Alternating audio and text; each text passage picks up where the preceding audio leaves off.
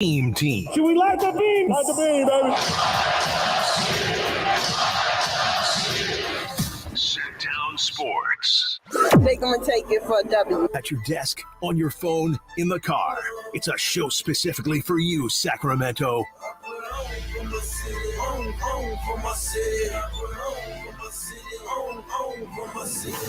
Whitey. She got a new song out of this anyway. Hoops. I did it again.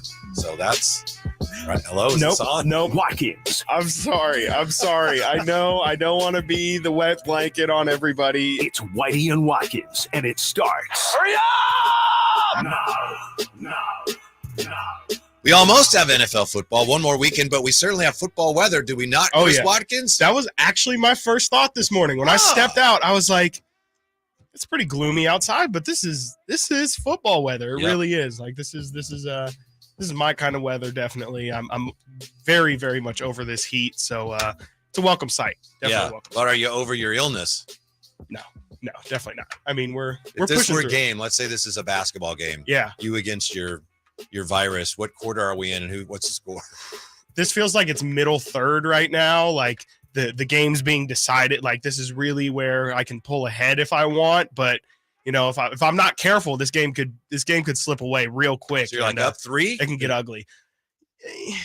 Yeah. Down 6? I mean, it feels like it's probably like I'm up 1 at the free throw line right now. And like I can make free throws and a lot of turnovers. Yeah. You feel like you should be ahead by more. Exactly. Definitely feel like I should be ahead by more. But, you know, I have, you know, we as a collective, you know, we've got the talent to, you know, overcome this. If we focus up, if we lock in, like it should be an easy victory. But, you know, the other team's fighting. It's a lot like Montenegro. You know, I don't know if you saw this morning, but you know, they gave Team USA a nice little fight, and that's pretty similar to how my battle with illness is going right now. I guess the final score didn't really tell the whole story there, right? Not really. Winning by I think 12. I think they won by 12. Yeah, but it was like a 3-point game with under 3 minutes to go. Something like that. Yeah, I don't think I didn't. Well, I didn't wake up for the game, but I was able to watch some of the extended Fortunately, highlights. they did finally. Yeah, exactly. It seemed like they were asleep for a good majority of that one, but yeah, we're able to pull through. So, you know, good for Team USA. I guess. Tyrese Haliburton as well. Mm-hmm. A nice little he is on the verge of emerging as a true star in the league.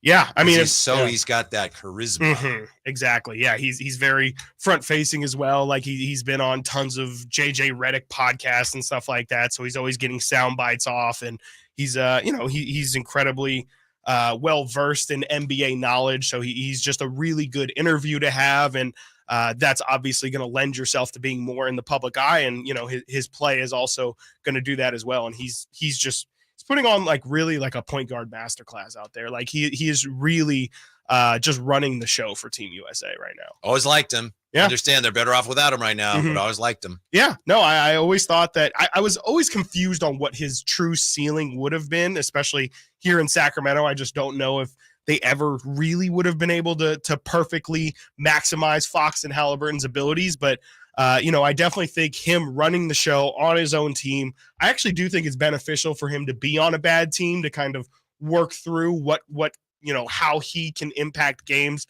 to the best of his ability. But yeah, I definitely think I'm going to go out on a limb and say that kid's got a bright future. Now, you were at the Vezenkov media conference yesterday? Yes. Showed up right after early, they lifted. Didn't it start They started on time. Whitey. Like, what was it? A couple weeks ago, they had a press conference, or maybe it was a month or so ago, they had a press conference. They were like 15, 20 minutes late. So I was like, yeah, I skipped out on crosstalk yesterday to get over there. I figured, you know, I'll get there right at 2:00, but they'll probably start 2:15, 2:20. No, I walk into the press conference. Sasha's putting his jersey down and starts talking to media. I was like, what is going on here? So yeah, I mean, they started right on time, and yeah, it was nice to actually see the man in front of my face. Like, you know, we've been hearing and talking so much about him, and you know, he become almost a mystery man. Really, who is this guy? Yeah, is he going to come over? Is he ever going to come over? And to actually see him in the practice facility right in front of us, sitting next to Monty McNair, it was good to see. It was just a welcome sight. And, you know, De'Aaron and Keegan also in the building as well. Yeah. How significant do you think that was yesterday? Will we look back on that day as the beginning of something? Was there anything that he said yesterday that stood out to you? 0 to 10, how significant do you think yesterday was for him and for the Kings going forward? I think it's at least a solid 6. I was going to say a 6 or a 7. Like, I don't know if we'll. And most of these things, let's face it, they're kind of like just, it's a formality you go through. The one thing that really did stick out to me most about Sasha, I guess, like I said, I'd give it about a 6 or a 7 in terms of significance, but just like his maturity, I guess, it shouldn't be a surprise because he is already one of the oldest players on the team at 28 years old. But just how he talked, his professionalism, which makes sense because, he's been a professional in Europe for so long now. Yeah, he wasn't the least bit camera shy. Nothing. Or reluctant with his English, which is clearly better than my English. Anything like that. Absolutely. And his Bulgarian's way better than my Bulgarian, too. 100%. Way better. Yeah, he probably, absolutely. He was really well-spoken, really confident in his answers. Someone asked him a question in Spanish, and he answered and he comprehended it. That wasn't you? I thought that was not me. No, okay. I'm still working on Espanol. So yeah, no, it was just really impressive to see him up there. And like you said, just have a level of confidence. I think a lot of the times when Europeans come over here, it is a little bit of culture shock. And then, they feel insecure about their ability to speak English, and just none of that. Just very, very confident. He's a big guy.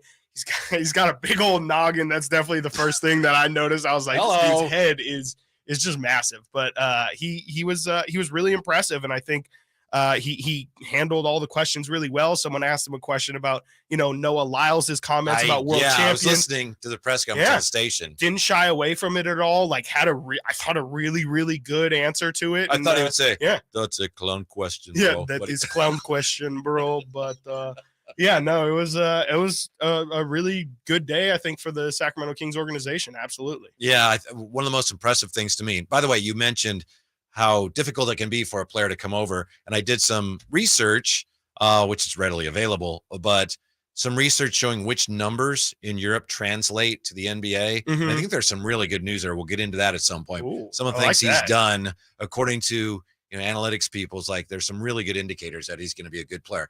Not a surprise, but it's just more evidence that this is going to be a great move for the Kings. And I really appreciated the fact that when he was asked about what he liked about why he came here, what he liked about the team, he said all the right things about the way they play, but he said he wanted to win. Yeah. And that's it. Yeah, absolutely. Why he didn't come before? He's here now. Why? Because he wants to win. Wanted to win. Good. Yeah, absolutely. He looked at last year. He could have came over last year, and he was like, not really sold, especially on the roll. It was like, hey, you can compete for a starting spot, but you probably won't get it. And it's like, why would I volunteer when I mean, Sasha ended up being EuroLeague MVP. Why would I give that up for a potential starting spot on a team that he had no reason to believe would have any success last year? Was HB there? He was not. No, it was just Keegan and because on one of our bowl predictions, somebody said HB and Sasha are going to be like the best of friends. Yeah, it's still going to happen. Okay. Yesterday wasn't that was the right you that said that, wasn't it? Yeah, it was, and I'm still sticking by it. I just think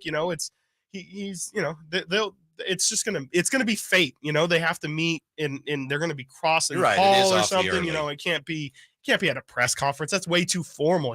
How many of your best friends have you met at a press conference, Whitey? Fewer than a handful. Exactly. You're right. Yeah. Exactly. So, still wait on that. Okay. I know you've gotten one of your bold predictions right. One of mine will come around soon. I've gotten 2 of my bold predictions right after yesterday. Because yesterday when Frankie was here, it was part of my bold prediction on JaVale McGee, but I said he is coming here. You did say sign, but you also added a whole lot to the back end of we'll that. See. So we don't know about that yet. Step but I did one, say he is going to sign. Yes, that is absolutely true. And I kind of pushed back on it too. I was like, I'm not so sure. And sure enough, you made a good point. You said, we're not really sure. Yeah. The sourcing on this is a little iffy, but absolutely. There's the announcement. JaVale McGee is Sacramento King. Yeah. And so I'm excited for that. And I don't know. I don't think we're going to get a JaVale McGee press conference, but who knows? Maybe he's a 3-time champion, Whitey. I don't know if you've heard or not. I did see that mentioned a couple of times. Yeah. So who knows? Maybe he'll bring his rings out or something like that. And we can all just look at that and be like, wow, that's what that looks like. The impressive thing to me about that is, 1 championship's impressive, but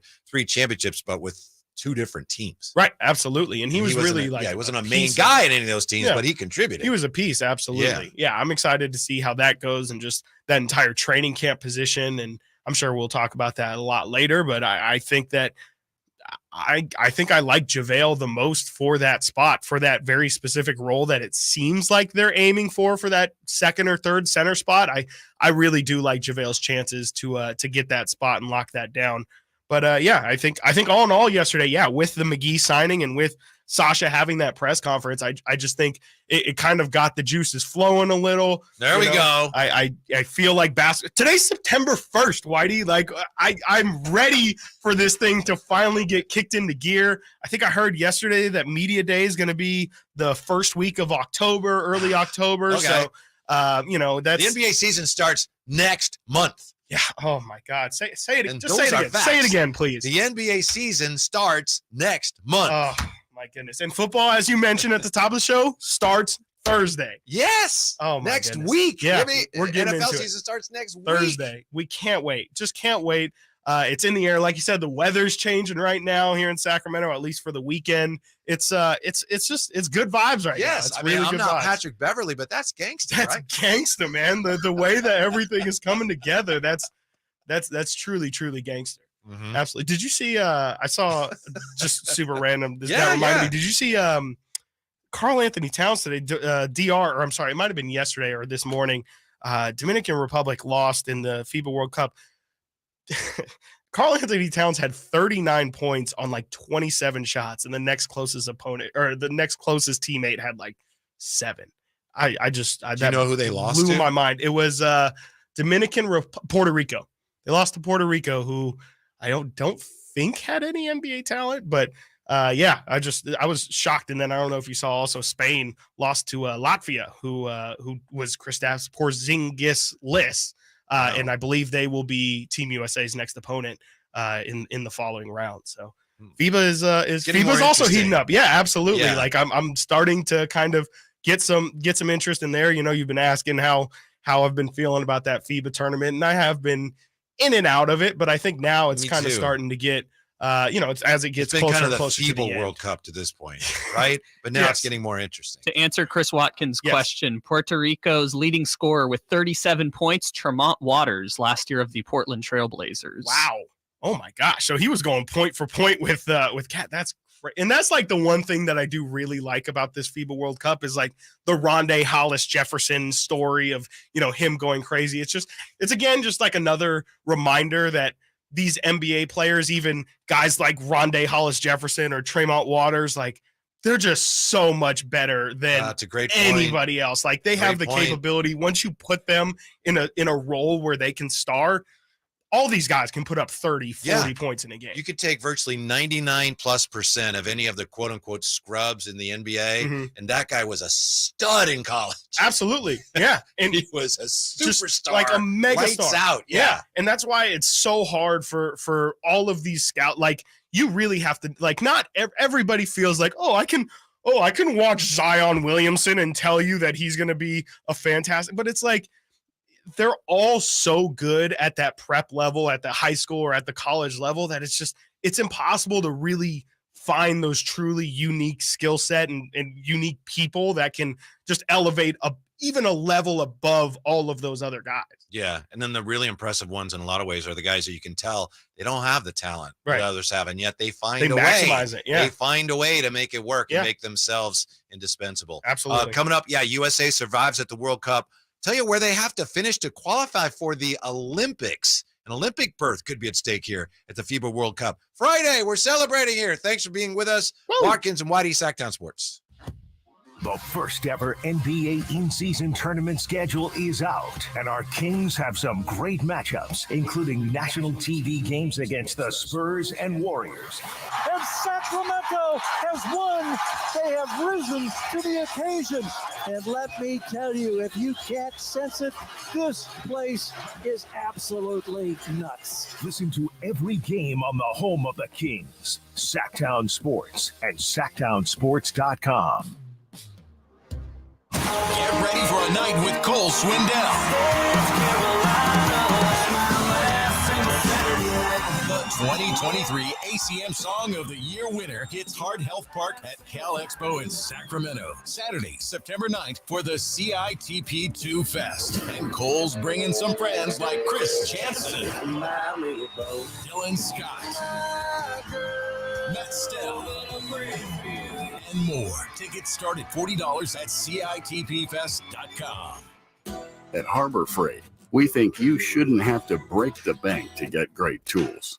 Because we know that for some of you, tools are part of the job. And for others, they're just the beginning of making, fixing, restoring, and building. That's why we make high-quality tools that are priced affordably. Because we love being the start of all of your working, making, fixing, restoring, and building. Whatever you do it for less at Harbor Freight.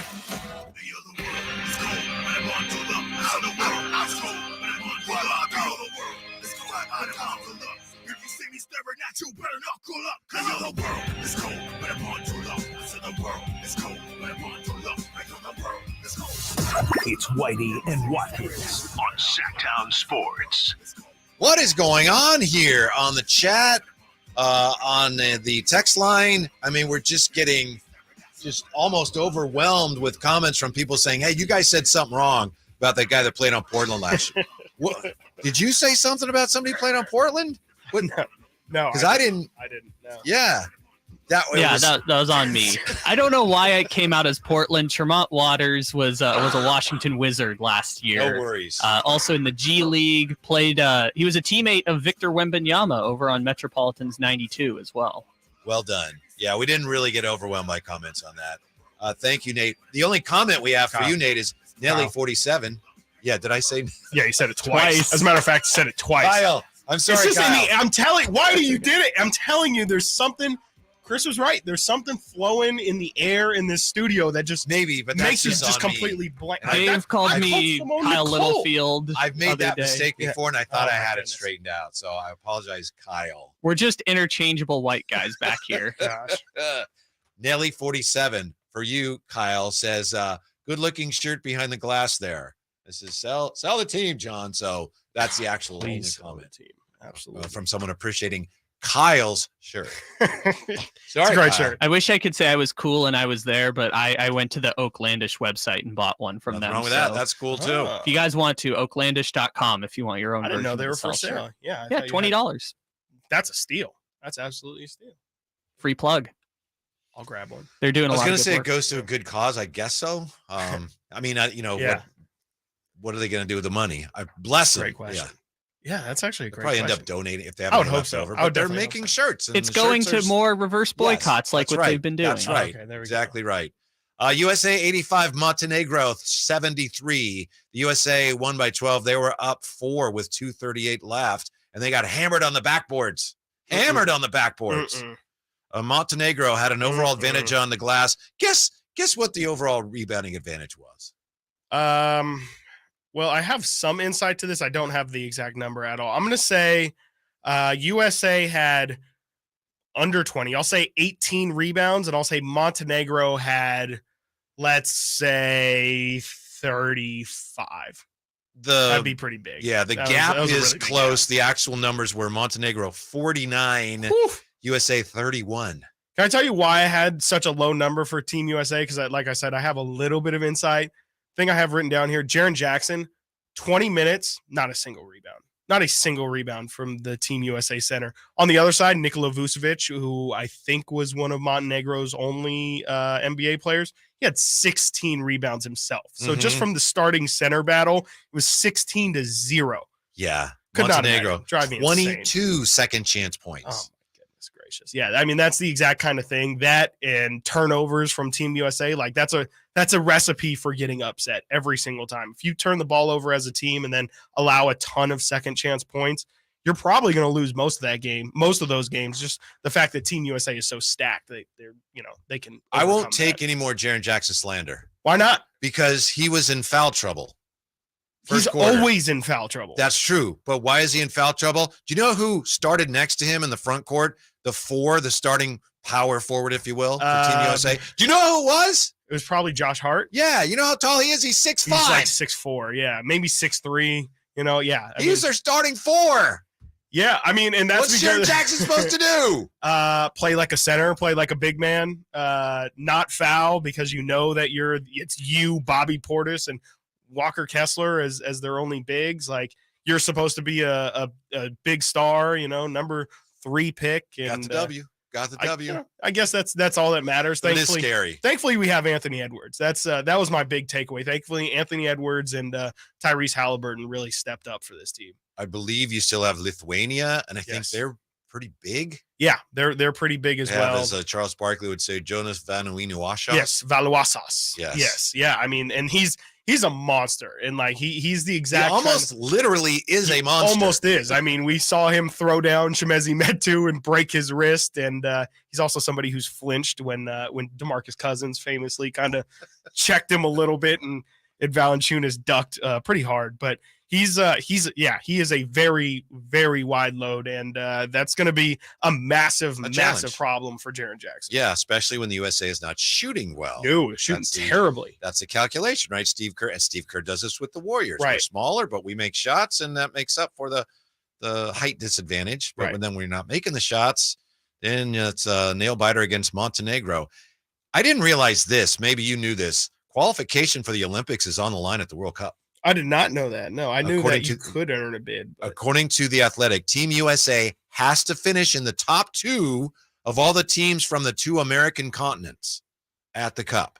Top 2 from all the teams at the Americas. So at present, and I think this needs to be updated, but Canada's still there. They got eliminated today. Okay. Puerto Rico, DR, but DR got knocked out. DR got knocked out by Puerto Rico. And Brazil. Brazil won today. The Brazil beat Canada. Shout out your guy Guy Santos.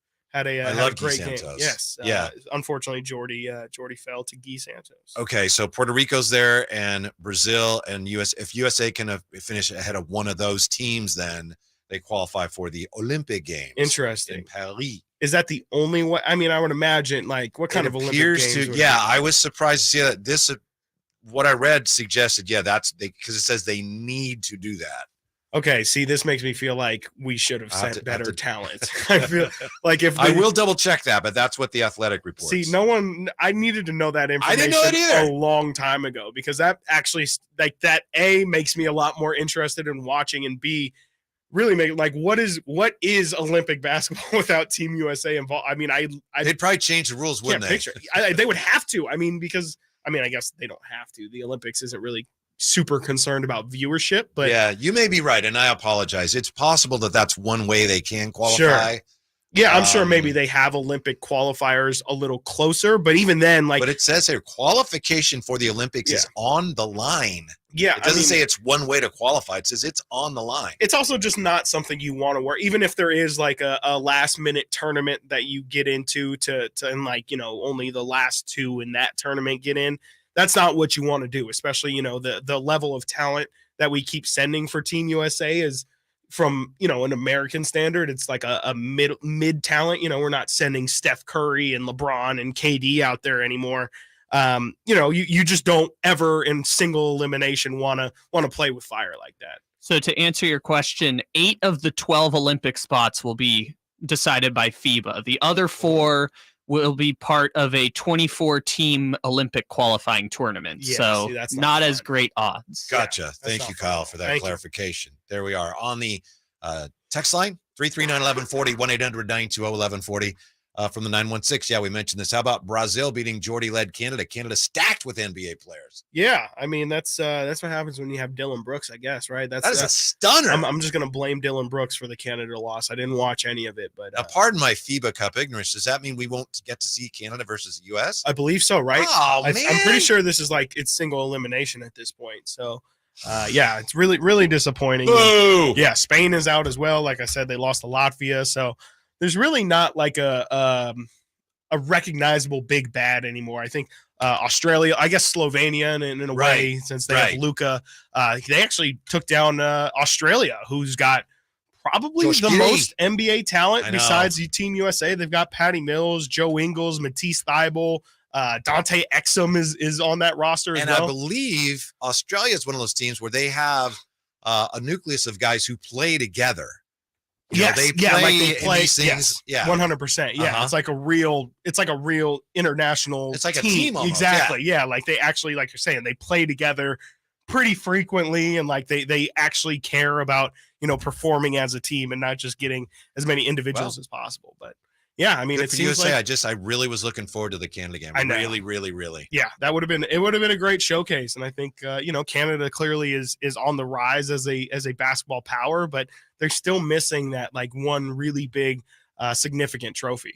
Hey, coming up next, we have good news for Cal and Stanford, I think. I don't know. You tell me. Next, Whitey and Watkins, Sactown Sports. Whitey and Watkins, Sactown Sports. What's up? We're talking to Chad Hoblet of Hoblet Dodge Chrysler Jeep Ram in Woodland. Chad, tell me why we should drive to Hoblet for Chrysler's Labor Day sales event. Because if you go somewhere else, you're paying too much. No one beats Hoblet when it comes to price and service. Right now, save up to $16,000 off MSRP on new 2023 Ram 1500 crew cabs. Wow, you're really going all out. And we're not done yet. You can also save up to $10,000 off MSRP on new 2023 Ram 2500 heavy-duty crew cabs. No one in California has a savings this good on a selection this big with over 300 heavy duties available. That's why we're consistently California's #1 Ram truck dealer. Stop by the Hoblet Ram Truck Center for a test drive today or see their whole inventory at HobletDodge.com. Unbeatable prices, unbeatable selection. Nobody beats Hoblet, period. 16,000 total net savings on select 2023 Ram 1500 Limiteds after 94.33 factory rebates and 65.67 dealer discounts. 10,000 total net savings on select 2023 Ram 2500 Longhorns after 3,000 factory rebates and 7,000 dealer discounts. Rebates may include $1,000 case construction cash. Must have purchased qualifying case equipment and $500 first responder cash for qualifying first responders only. 5 each net savings. See dealer for details. In this market, you'll find Fisher Investments is different than other money managers. Different how? Aren't we all just looking for the hottest stocks? Nope. We use diversified strategies to position our clients' portfolios for their long-term goals. You don't just provide cookie-cutter portfolios? No, we tailor our clients' portfolios to their goals and needs. But you still sell investments that generate high commissions for you, right? No, we don't sell commission-based products. We're a fiduciary, the highest standard of care for a financial advisor. It means we're obligated to act in our clients' best interest. So when do you make more money? Only when your clients make more money? Yep, we have one transparent management fee structured, so we do better when our clients do better. Sounds like you really look out for your clients. We do, because our priority is helping them achieve a comfortable retirement. That might be why most of our clients come from other money managers. Visit FisherInvestments.com to find out why investors like you switch to us. Fisher Investments. Clearly, different money management. Investments in securities involve the risk of loss. The summer patio sale is here at Amy's Outdoor Living in Sacramento and El Dorado Hills. Save from 40 to 70% on all in-stock furniture. From their top brands like Brown Jordan, Tropitone, and Woodard, all umbrellas also priced to move, and you can save hundreds on all in-stock Traeger and Weber grills, plus those scratched and dented floor models. Stop by and sample pizzas cooked on the big green egg. That's all this Saturday from 11 to 2. Listen, this is Amy Outdoor Living's biggest sale of the year. Do not miss these great savings. Amy's Outdoor Living, El Camino near Watt. That's the one I grew up going to. And inside Amy Ace Hardware in the El Dorado Town Center. This Saturday, 11 to 2. Biggest sale of the year. Don't miss it. Get down to Amy's today and you tell them Carmichael Dave sent you. If your family depends on your income and something happened to you, what would happen to them? You need life insurance, and SelectQuote can help you get it at a price you can afford. SelectQuote found Jacob, 40, who's in excellent health, a 10-year, $500,000 policy for only $19 a month. Not in perfect health? Don't worry. SelectQuote found Tanya, 40, who has type 2 diabetes, a 10-year, $500,000 policy for only $32 a month. We shop companies like Protective, Prudential, American General, and others to find you the company with the best rates. Give your family the security they need at a price you can afford. For your free quote, call 1-800-885-5959. That's 1-800-885-5959. Or go to SelectQuote.com. That's 1-800-885-5959. SelectQuote. We shop, you save. Get full details on the example policies at selectquote.com/commercials. Your premium could vary depending on your health, issuing company, and other factors. Not available in all states. California, the Ford Labor Day Sell-a-thon is back. It's bigger, with inventory on the ground and ready for you now. It's bolder, with the hottest models and latest technology. It's better, with offers so good you can't pass them up. And now's the best time to get behind the wheel of your brand new Ford truck or SUV and drive it home today. Get incredible prices on our newest electric vehicles. Come celebrate this Labor Day with Ford and get low APR and amazing deals on Ford Edge, Escape, Explorer, Expedition, Bronco Sport, Mustang, Mustang Mach-E, F-150, and F-150 Lightning. Don't wait. Take one home now before summer ends. We have the inventory, We have the offers, but they're not going to last. It's the Ford Labor Day Sell-a-thon, and it's bigger, bolder, and better than ever. Hurry, it all ends September 4th, so go to your California Ford dealer today. Sactown Sports headlines. Good morning, Sacramento. My name is Kyle Ledbetter, and these are your Sactown Sports headlines. Sacramento Kings general manager Monty McNair joined the Carmichael Dave Show with Jason Ross this morning. You can listen to the full interview up right now at SactownSports.com and the Sactown Sports YouTube page. Also this morning, the ACC extended invitations to Cal, Stanford, and SMU to join the conference, meaning there will now be 18 teams in the Atlantic Coast Conference. For more on that story, let's throw it back to Whitey and Watkins. Last night, Sacramento was a clue on password. Was it really? Yes, that password with Do they Jimmy have Fallon. Yeah, they have a new password? Yeah, and I'd been watching the Giants, and I would turn to Channel 3 before I turned off the TV, and it was password, Jimmy Fallon and whoever his partner was against Heidi Klum. And the clue, well, I'll give you the clues, then see if you can get the word. Okay, so the first clue was Southern, and Jimmy Fallon said Bell. It's like, no. Then the next clue was Sacramento. Southern Sacramento. Southern California. The word was California. There might have been one other word in there too. One other clue. Yeah. So the first one was like Southern. Who said Southern?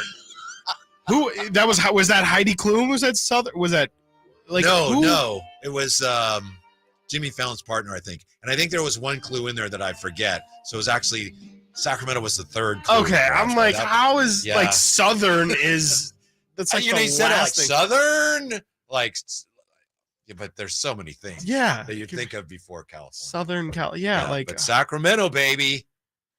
Yeah, I mean, we made it. That's the official sign that we're on the map, and that's thanks to your Sacramento Kings. You better believe it. Okay. On the chat here and on the text line, got some comments. We'll clean up here before we look at Cal and Stanford.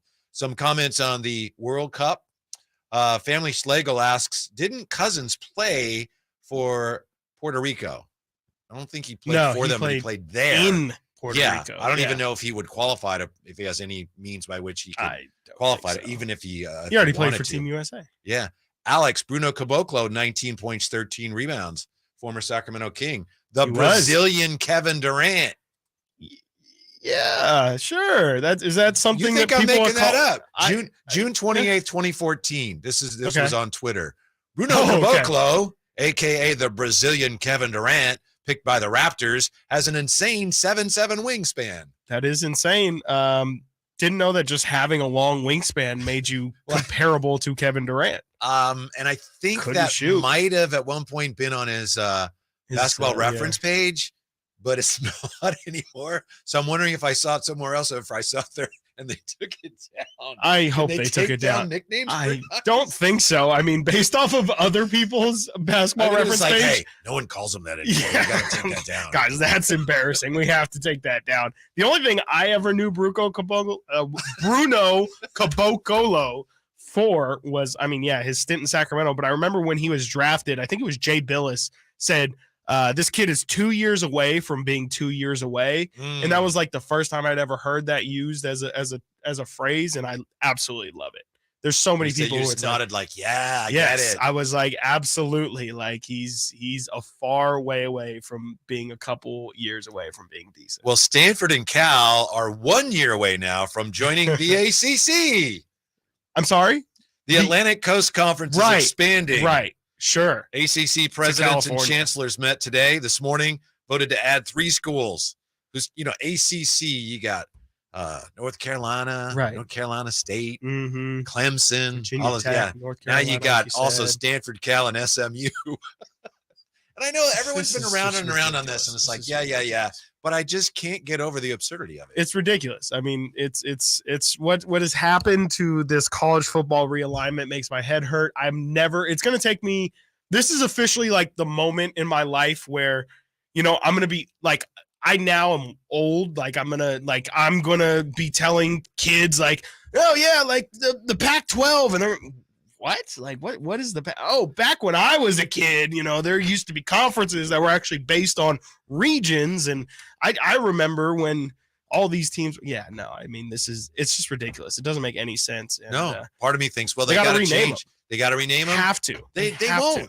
I'll bet you anything No, they won't. Yeah, the brand is too big. Right. Yeah, and also, you mentioned when you were a kid. When I was a kid, I remember when the NFL went to divisions, and in the NFC West, they had San Francisco, they had Los Angeles, and they had New Orleans. I'm sorry. And they had Atlanta.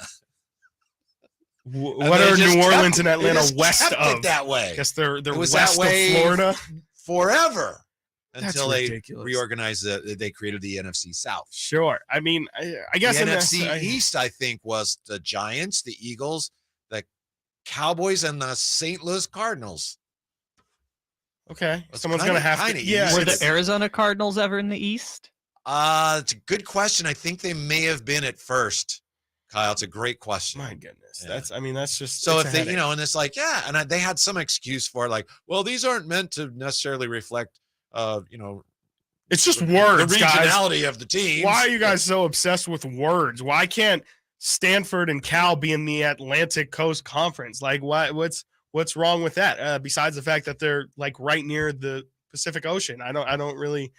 It's just I don't. Maybe this is like the first time that I'm really feeling old. But like it just makes so much sense to do it regionally.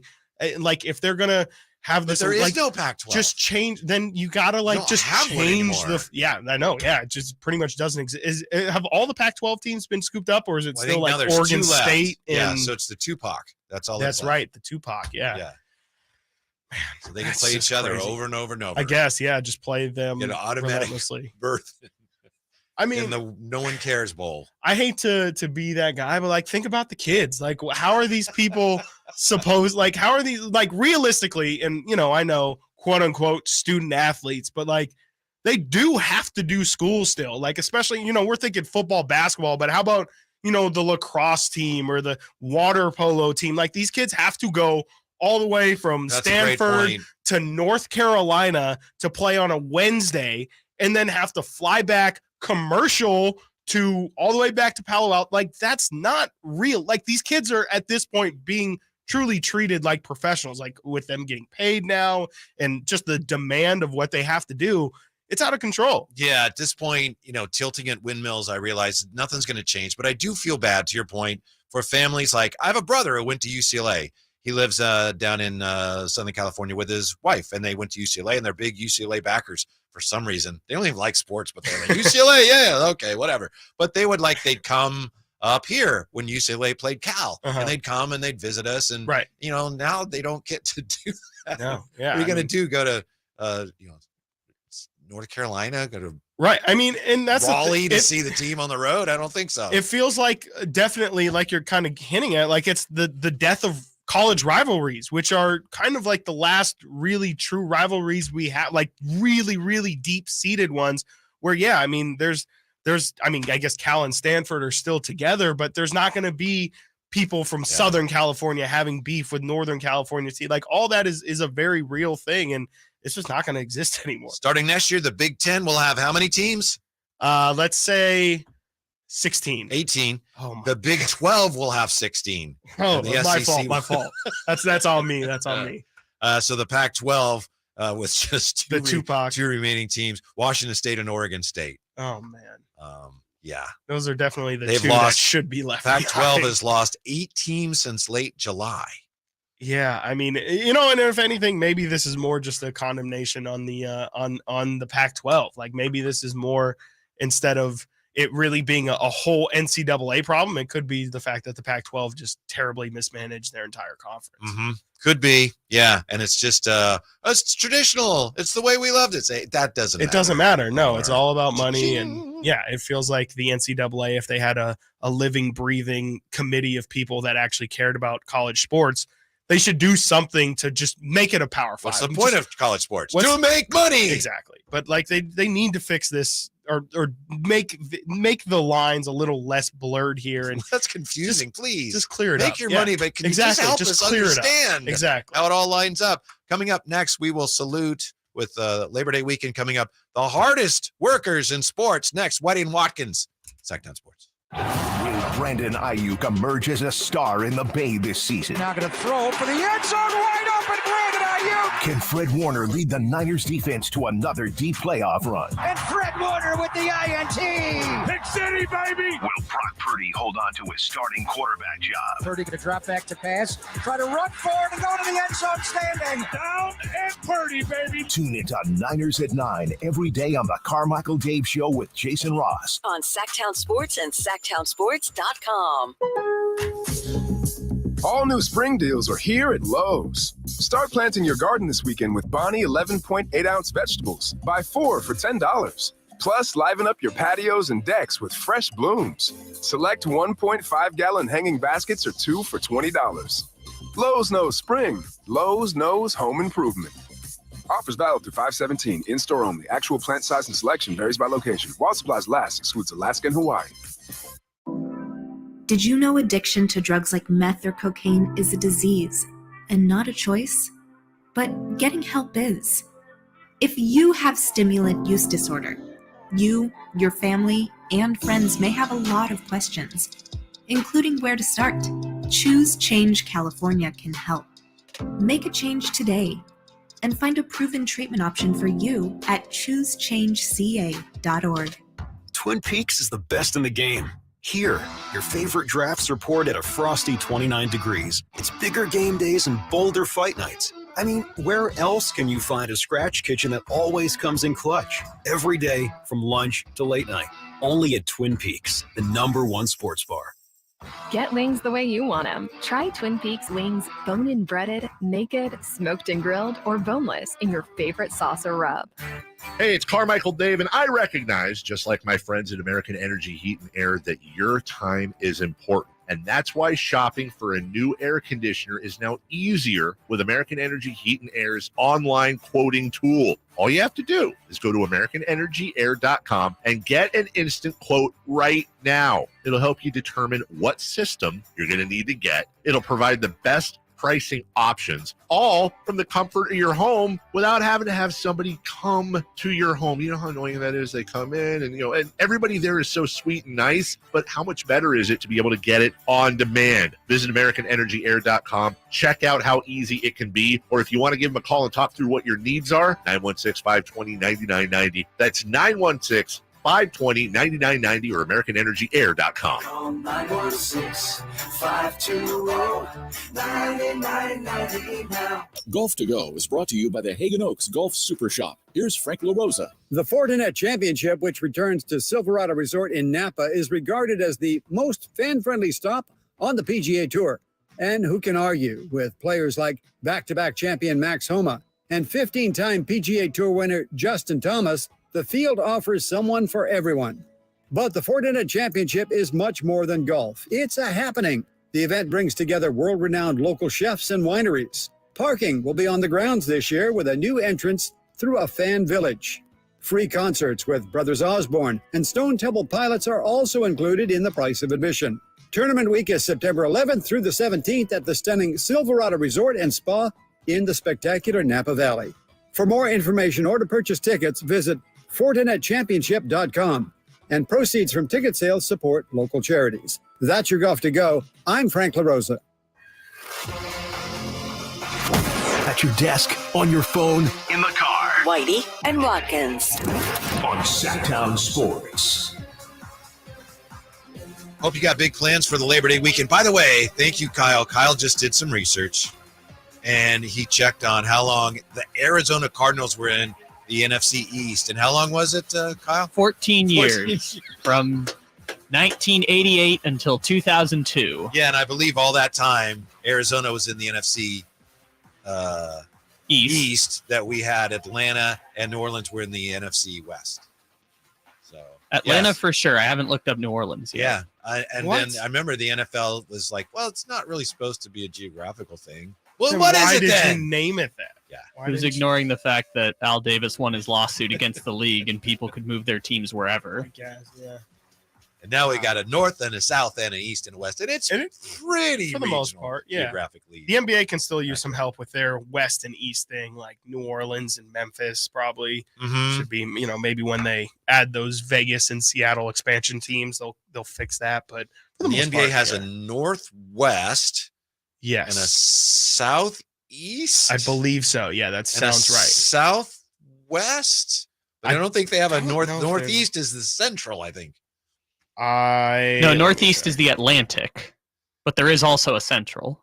Yeah, it depends on how. Goodness. You got Boston and Philly and the Knicks in there. Well, the NBA is even there is an Atlantic, Central, Southeast, Northwest, Pacific, and Southwest. And Oklahoma City is Northwest. And it just doesn't make. I mean, the NBA divisions especially are the things that matter the least of any sport because there's no incentive. You don't earn a play, like it's not an automatic playoff bid. I think in the past, I swear. Yeah, they changed the rules. I believe. You used to it was a guaranteed top four, like it was home court advantage. Yes, because you won a division. Right, exactly. And 2015 was when that changed. Really? Yeah, because Portland won like 51 games and got the 4 seed, but the Spurs won 55 and got the 6 seed or something. And I know last year was kind of cool. Hey, the Kings win the division, but that's the last. I don't remember before that when the last time was that anyone cared. No. It was probably when the Kings won the division. It was probably when in 2002, 2003. But you never look at the standings as, hey, forget the divisions. I need to see the conference standings. Right. That's what matters.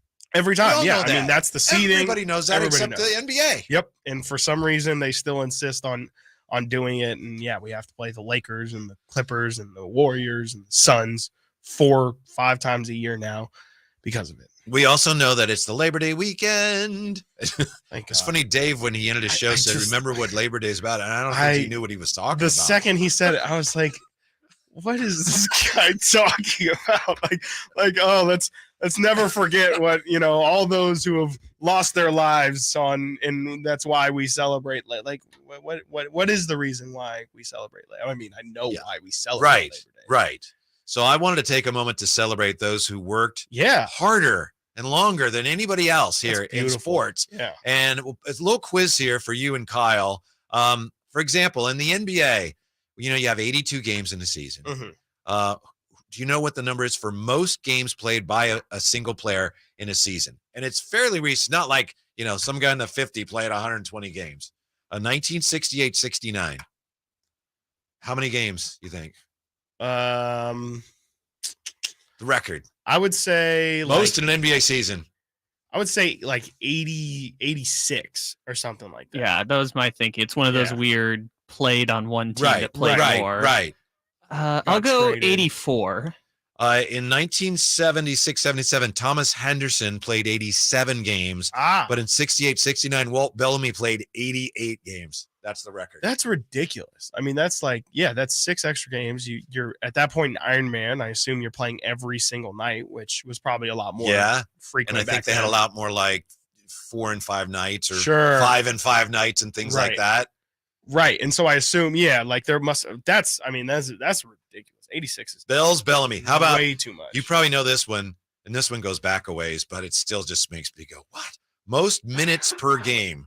Who averaged in NBA history the most minutes per game? And what was the minutes per game average? I'd probably say a guard. Maybe, let's say Jerry West played 46 minutes a game. I like your thinking, want any of Chris. that? I'll go Bob Cousy that's another good one. 45. You guys are close, but in the 1961-62 season, Wilt Chamberlain averaged 48 and a half minutes per game. I'm sorry, what? And for a 48-minute game, he averaged 48 and a half minutes per game. You play every game, and he played every minute, but that's ridiculous. Like, that means that you had to have played every single minute of every single game and then some. I'm not sure he played every single minute, but obviously he played a lot. He played more times than not. 48 and a half minutes. Went to the bench 28 seconds later. He's back in. One of my favorite records in all sports. I mean, that's actually incredibly impressive because me and Kyle, I think we're on the same wavelength of thinking a guard, for a big man, especially back then, they don't have, modern medicine. It's not like to he keep sat his back there knees just, and stuff. rim protector. Right. No, he was getting buckets. I think that's the year he averaged 50 points a game. He better have. That must have been one of his 50-25 seasons. Like his numbers must have been out of control that year. This is a little more recent. Most minutes played in one game, 1989-90. So we're saluting the players, NBA players, and I have some baseball players here too, who worked the hardest with this Labor Day weekend coming up. I'll say 60. I'll say 60 minutes. 60 minutes. Yeah. Full hour of gameplay. With Morley Schaefer. How about you, Kyle? How many overtimes? Let's go 65. 65. You guys are both short again. Close, but Dale Ellis in a 155-154 5 overtime loss at Milwaukee. Dale Ellis of the Sonics scored 53 and played 69 minutes. And lost. 5 minutes in each overtime. You said it was 5. Maybe it wasn't 5 minutes in each overtime. Yeah, I guess it could have been. Like, it was like the first, at a certain point, did they just shorten it to 3 minutes or something? And I think, was it the X-Man? Somebody else played 68. I think Xavier McDaniel played 68 minutes. Okay. So 69 minutes in the game is the most. And that's ridiculous. Lost. What did you say the final score was? 155-154, 5 OTs. Okay. That's Kings Clippers-esque right there. Yes. Wow. Yes. But it wasn't, there was some random game in the 80s that was the only game that had more points than Kings and Clippers. Right. I can't remember what it was now. I would assume the Nuggets were involved. They I think you're right. used to put up ridiculous. Oh, that was like totals. the Nuggets and Pistons in 80 something, but that was 3 overtimes or 4, and it was 188, 186 or something. Yeah, like that. Yeah, and the Kings only scored 165 in there, 166 in there. So 170. When didn't they get? Was it 170? It was 170 something. 176, 175. I gotta watch that game again. All right, baseball. Most innings pitched in a season. Oh my goodness. You know, nowadays, well, I'll tell you this: the last guy to pitch 250 innings in a season, was Justin Verlander, 2011. He threw 251 innings. That's the last guy who's even threw 250. So this is kind of crazy. Go back to 1879. That's what I was going to say. A guy named Will White. How many innings do you think? And if you look it up, this is considered the most innings anyone's pitched in a baseball season. I mean, back in the day, people used to literally pitch like every day, right? I mean, it was, or like every other day. Well, the ball was just like an old sock. You So know, it you did- fling yeah. it over the place. Somebody squares it up, and it might be a line drive to the shortstop. Let's say yeah, 100, Kyle, take it. 150 games. I'd say an average of 6 innings pitched, maybe. So let's say 900 innings. We're doing innings pitched? Yeah, for Will White. And I'll tell you, Kyle, that's a great guess. He's actually high. Okay. I mean, Oh, well, I and so ruined is the his game. guess. My bad. Yeah. No, Um, that's okay. It's Man, yeah, let's say I'll tell you, it's Okay, yeah, I mean- 680. 680 innings. Yeah. Wilbur Wood, 1972. He was a knuckleballer. He threw 376 and 2/3 innings. The next year, he threw ridiculous. 359. He would start like both games of a doubleheader, stuff like that. Oh my God. And then Randy Johnson, 1999, 271 and 2/3 innings. And that brings us That to was the like NFL. a ridiculous amount. Yes. There's no fun Yeah. batting against him. NFL, most games played. The top 4 are kickers. This is all-time career. Do you know who the career next games, 2 okay. are? I'll tell you, you got Morton Anderson, 382 games. Yeah. Vinatieri, 365. Gary Anderson, 353. Didn't you have some story about? Don't do that. Don't know. No, there's some story about you and Gary. I don't want to hear that name. I don't want to hear. Well, Gary he's Anderson. third on the list. I'm sorry. 353. There was one in particular that stands out, but that's for another time. You know, I actually watched something on that recently, and I didn't realize the Vikings were up 7, and that kick would have been to go up 10. I always thought that it was like a game-winning kick that he missed, and so that was fun information to learn. Jeff Fiegel's 352, but the next 2 were non-kickers. Got to be Brett Favre. It's That's not Brett good. Favre. It's not really Right. It's George Blanda, 335. And how about Tom Brady? 6th most all time, 327 games. Jeez, that's absurd. It is. My goodness.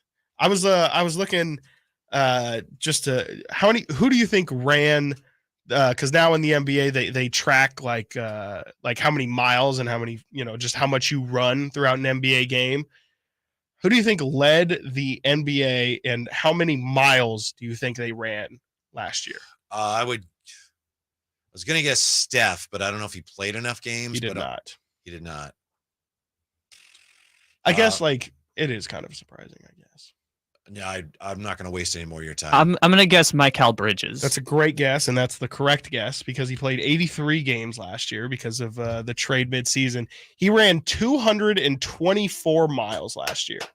Also, shout out Domantas Sabonis, who ran the third most miles in the entire NBA last year, 207, followed by Harrison Barnes, who ran 204 miles last year. Salute to them. Salute to you, because I can't run one. So. By the way, just to answer your question about Favre, all-time most games played, NFL, Morton Anderson 1, Vinatieri, Gary Anderson, Jeff Fiegel's a punter, and just Blanda 5th, Brady 6th, Jason Hanson, a kicker 7th, Phil Dawson 8th, Jerry Rice 9th. Wow. And then tied at 10th, 302 games, John Carney and Brett Favre. Wow. I'm surprised. How did Favre end up? I guess he must have missed some games, but Brady even missed like that entire season when he blew his knee out. He played for 57 years. I mean, for sure, but so did Brett. I guess, yeah, he played until he was 45 years old. I guess that makes sense. Brett only played until he was like 42. Coming up next, we got the good, the bad, and the ugly news for the 49ers with the opener just 9 days away. Next, Whitey and Watkins, Sactown Sports. It's the Carmichael Dave Show with Jason Ross. So, Mark Davis is bald now, and he's thinking differently. Is that what That's happened? what it is. This is bald Mark Davis. Mark Davis shaved off the Chucky lettuce and was like, this is Dark Mark. All right. This is what he is. This is Darth Mark. This is who he is. I mean, they look like they play in that Battlestar Galactica starship. The Carmichael Dave Show with Jason Ross. Weekday mornings from 6 to 10 on Sactown Sports. Hey, Whitey here with some good news. If you own a business with more than 5 employees, you could have money waiting to be claimed. Innovation Refunds has been helping small businesses that qualify to get a business payroll tax refund through the Employee Retention Credit, or also known as the ERC. See, it's a tax refund for businesses that kept employees on payrolls for parts of 2020 and 2021. The ERC tax filing is complex. Innovation Refunds is dedicated to helping business owners navigate the process. Innovation Refunds does not provide tax or legal advice. They work with an independent network of tax professionals and will share information with them to evaluate and process your claims. Terms and conditions apply. Go to innovationrefunds.com to determine eligibility. If you qualify, you could be on your way to receiving money for your business. There's no upfront charge. They don't get paid unless you get paid. Go to innovationrefunds.com or dial 1-843-REFUNDS. That's innovationrefunds.com or 1-843-REFUNDS. Get ready for a night with Cole Swindell.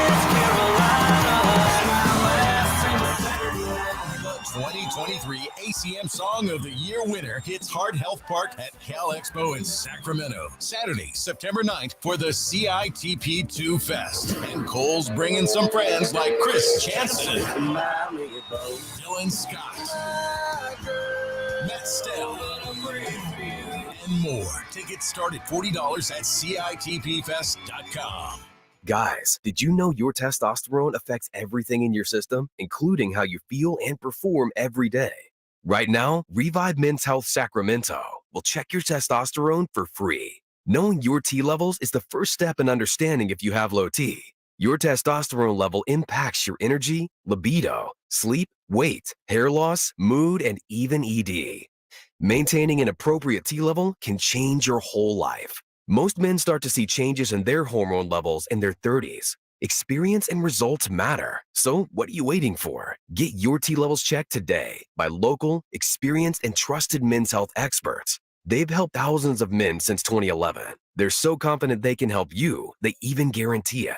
Call Revive today and schedule your free testosterone test, free exam, and free consultation. Call Revive Men's Health at 916-277-8599. That's 916-277-8599. Or visit ReviveMen'sHealth.com. It's the Labor Day Sell-a-thon at Folsom Lake Ford, and we're back with big discounts and 0% financings available with approved credit. Plus top dollar for all trades. Shop FolsomLakeFord.com.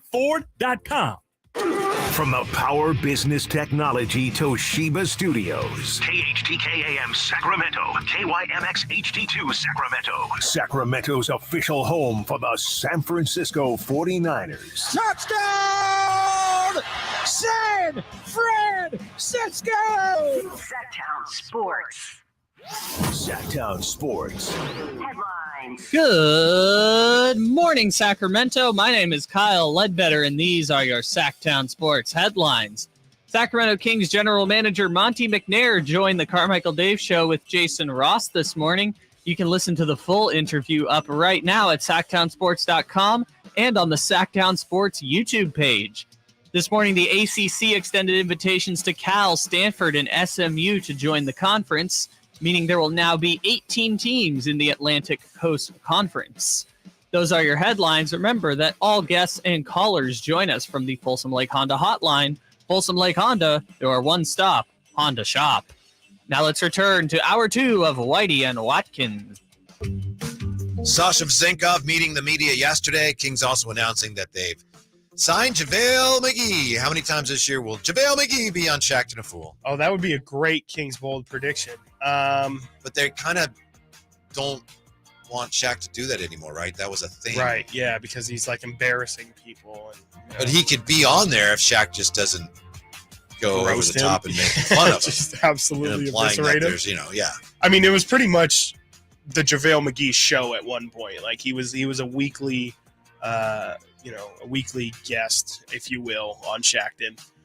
Let's say, I mean, he's at least going to get on once. He always just, JaVale's brain sometimes just kind of short circuits and he'll just do insane things. Like I actually remember one time he was on Shaqton. It was for something he did here in Sacramento where he tried to throw like a self alley-oop off the glass and he threw it like incredibly hard to the point where it like went to the 3-point line and he tried to dunk it from the free throw line.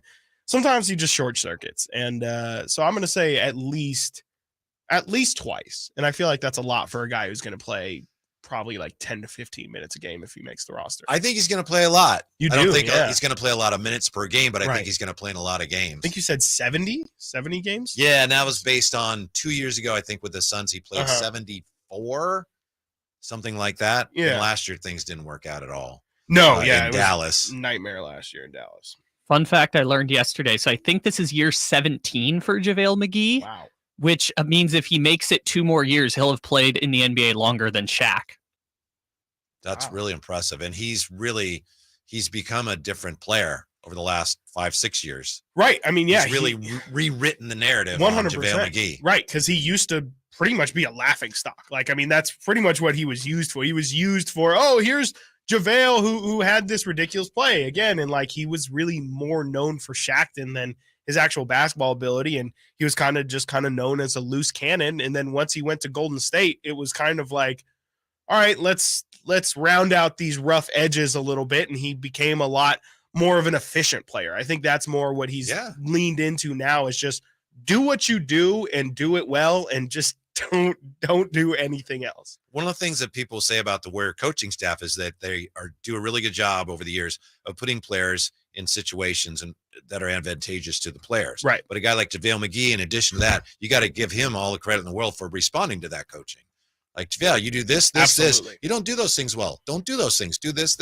Absolutely. Yeah. I mean, look at guys, like Nick Young and J.R. Smith, who kind of also are from that brain short circuit kind of collective of, those guys are almost uncoachable. It's like, you just got to kind of live with the bad a lot of the times with those guys. And JaVale, to his credit, like you mentioned, he's really cut all of that stuff out of his game. And that's why he was able to be on 3 championship teams. I mean, those Warrior teams and that Laker team, like when you're playing with that at that high of a level with guys like Steph and LeBron, what they require out of their role players is so, like, what they demand from them is so high that you can't, like, if you're messing around or, you're not locked in, you're not focused, they'll pull you off the court and you won't see the floor again. And it's, again, just like you said, it's credit to him for being able to kind of really change that about himself, the person. I know Joe Lacob, the owner of the Warriors, just said this week that he saw some similarities in James Wiseman's case and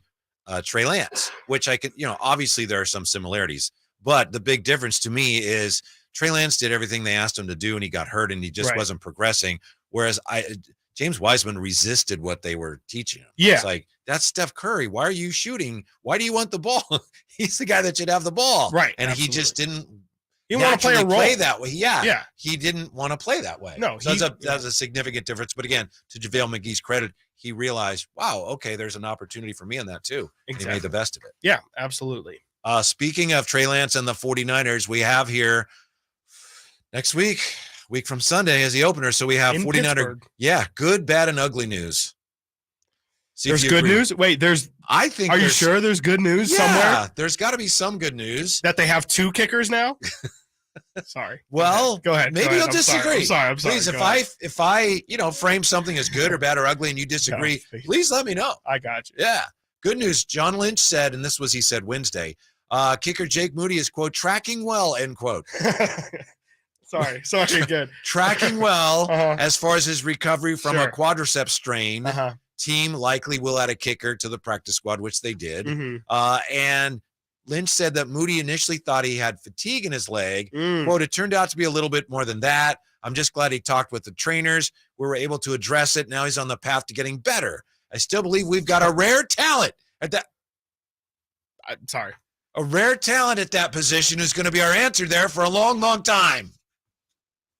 What is so fun?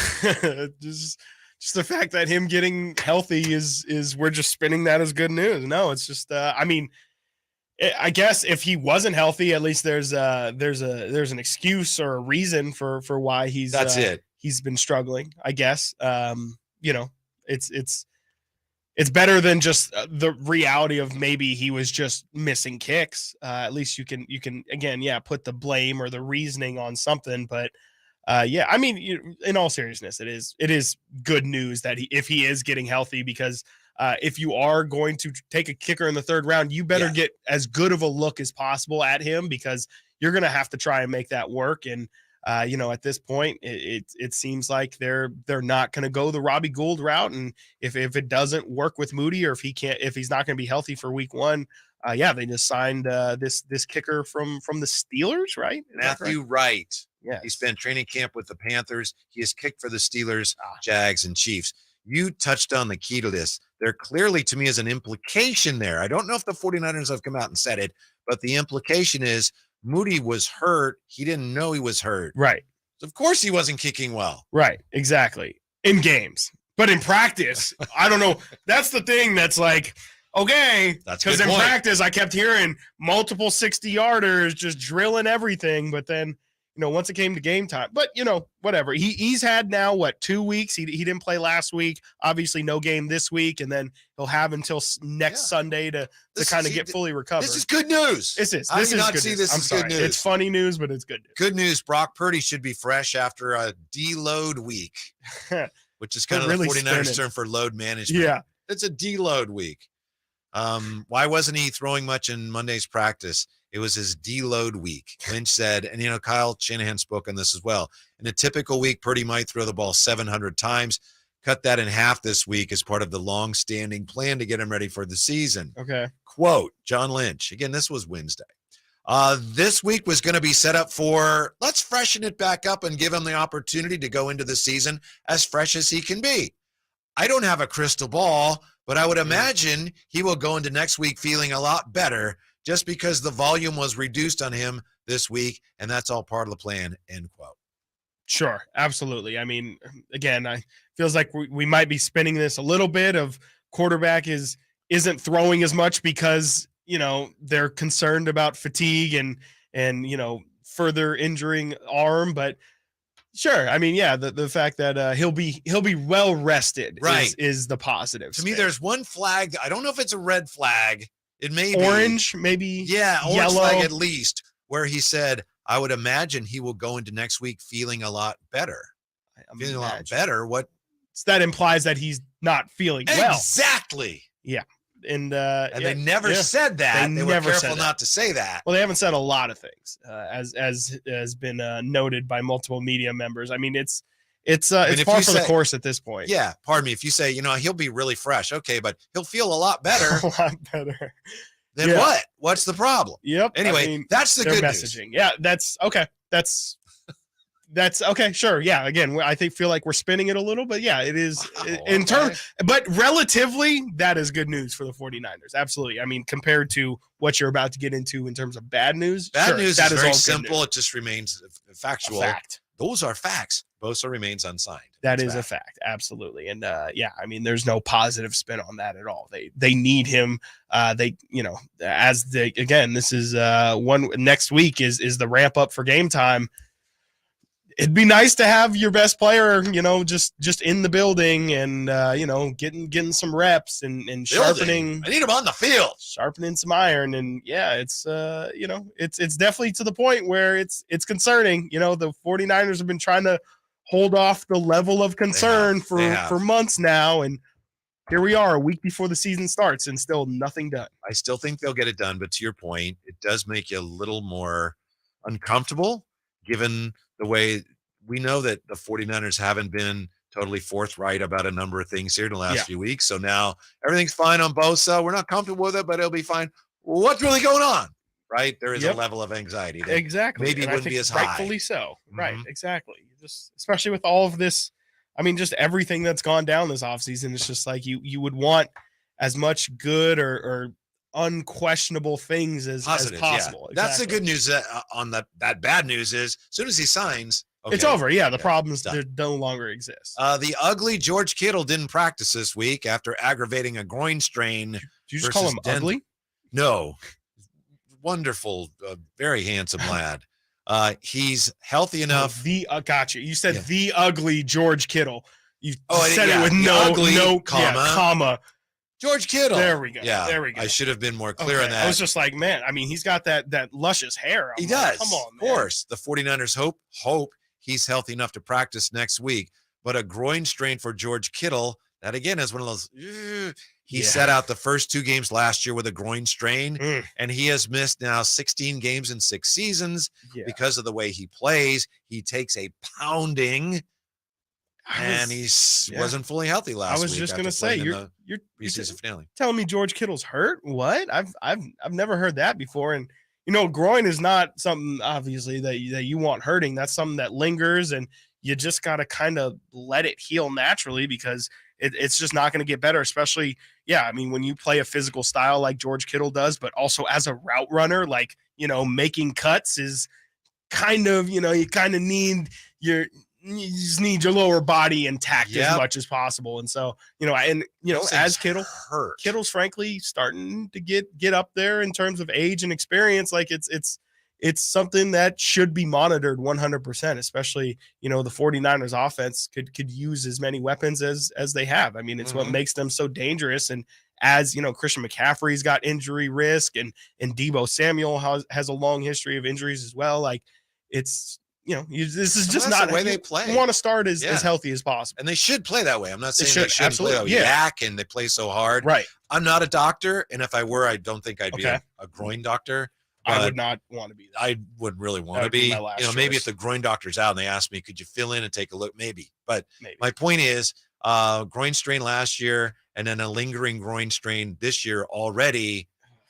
It's just not good. I mean, it's just not about, especially as we've seen the 49ers backup tight ends have been less than ideal. Cameron Latu as well is hurt as well. So in a position in which they already felt like they needed some depth. If this were week 6 or something, you'd be, these things happen, but the season hasn't started yet. Hasn't even started yet. And the fact that's a concern. And again, groin is something that just kind of lingers. It's something that you gotta let heal naturally, or else. Sounds like you're a groin doctor now. Nope, definitely not that. Definitely not. You're GDMD, groin doctor, medical doctor. Nope. I'm staying away from there. No, absolutely not. There's got to stay away from there if you want to be the groin doctor. You're gonna have to. I would rather do. I can be a brain surgeon. I'd rather probably do like feet than a groin podiatrist. Doctor. I'm good. I'm so good off that. Gotcha. I'm okay. All right. Yeah, I'll keep that to you. I didn't mean to make you uncomfortable. No, I'm not. I'm just not doing it. I'm just not doing the level of expertise that you were speaking from. I'm very comfortable in saying I'm not doing that. Gotcha. Yeah. All right. Well, somebody's got it, and whoever's doing it, I hope they're able to fix up George Kittle. I hope so. Up next, is this the easiest who would you rather be ever? Something about this I'm not quite fathoming. Next year with Whitey and Watkins on Sactown Sports. Whitey and Watkins. Sactown Oi. Sports. What's up? We're talking to Chad Hoblet of Hoblet Dodge Chrysler Jeep Ram in Woodland. Why drive all the way to Hoblet for Chrysler's Labor Day sales event? Because if you go somewhere else, you're paying too much. No one beats Hoblet when it comes to price and service. Right now, you can save nearly $16,000 off MSRP when you lease a new 2023 Jeep Wrangler 4xe. There are so many to choose from, and even more purchase options. This Jeep will get you where you need to go and save you money on gas getting there. Oh, Chad, you got any deals on something a little sportier? Yes. You can save up to $7,500 off MSRP on new 2023 Dodge Charger SXTs. You can't beat this mix of technology and American muscle. Plus, no one beats Hoblet service and overall selection. There it is. Stop by Hoblet Dodge in Woodland today for a test drive or see their entire inventory online at hobletdodge.com. Unbeatable prices, unbeatable selection. Nobody beats Hoblet, period. 15,900 total net savings for lease option only after 12,250 factory rebates and 3650 dealer discounts. Rebates include $7,500 federal tax credit. Consult your tax professional for details. Lease offers subject to approval through Stellantis. 7,500 total net savings on new 2023 Dodge Charger SXTs after 3,500 factory rebates and 4,000 dealer discounts. Rebates may include $500 first responder bonus cash for qualifying first responders only. 5 net savings. See dealer for details.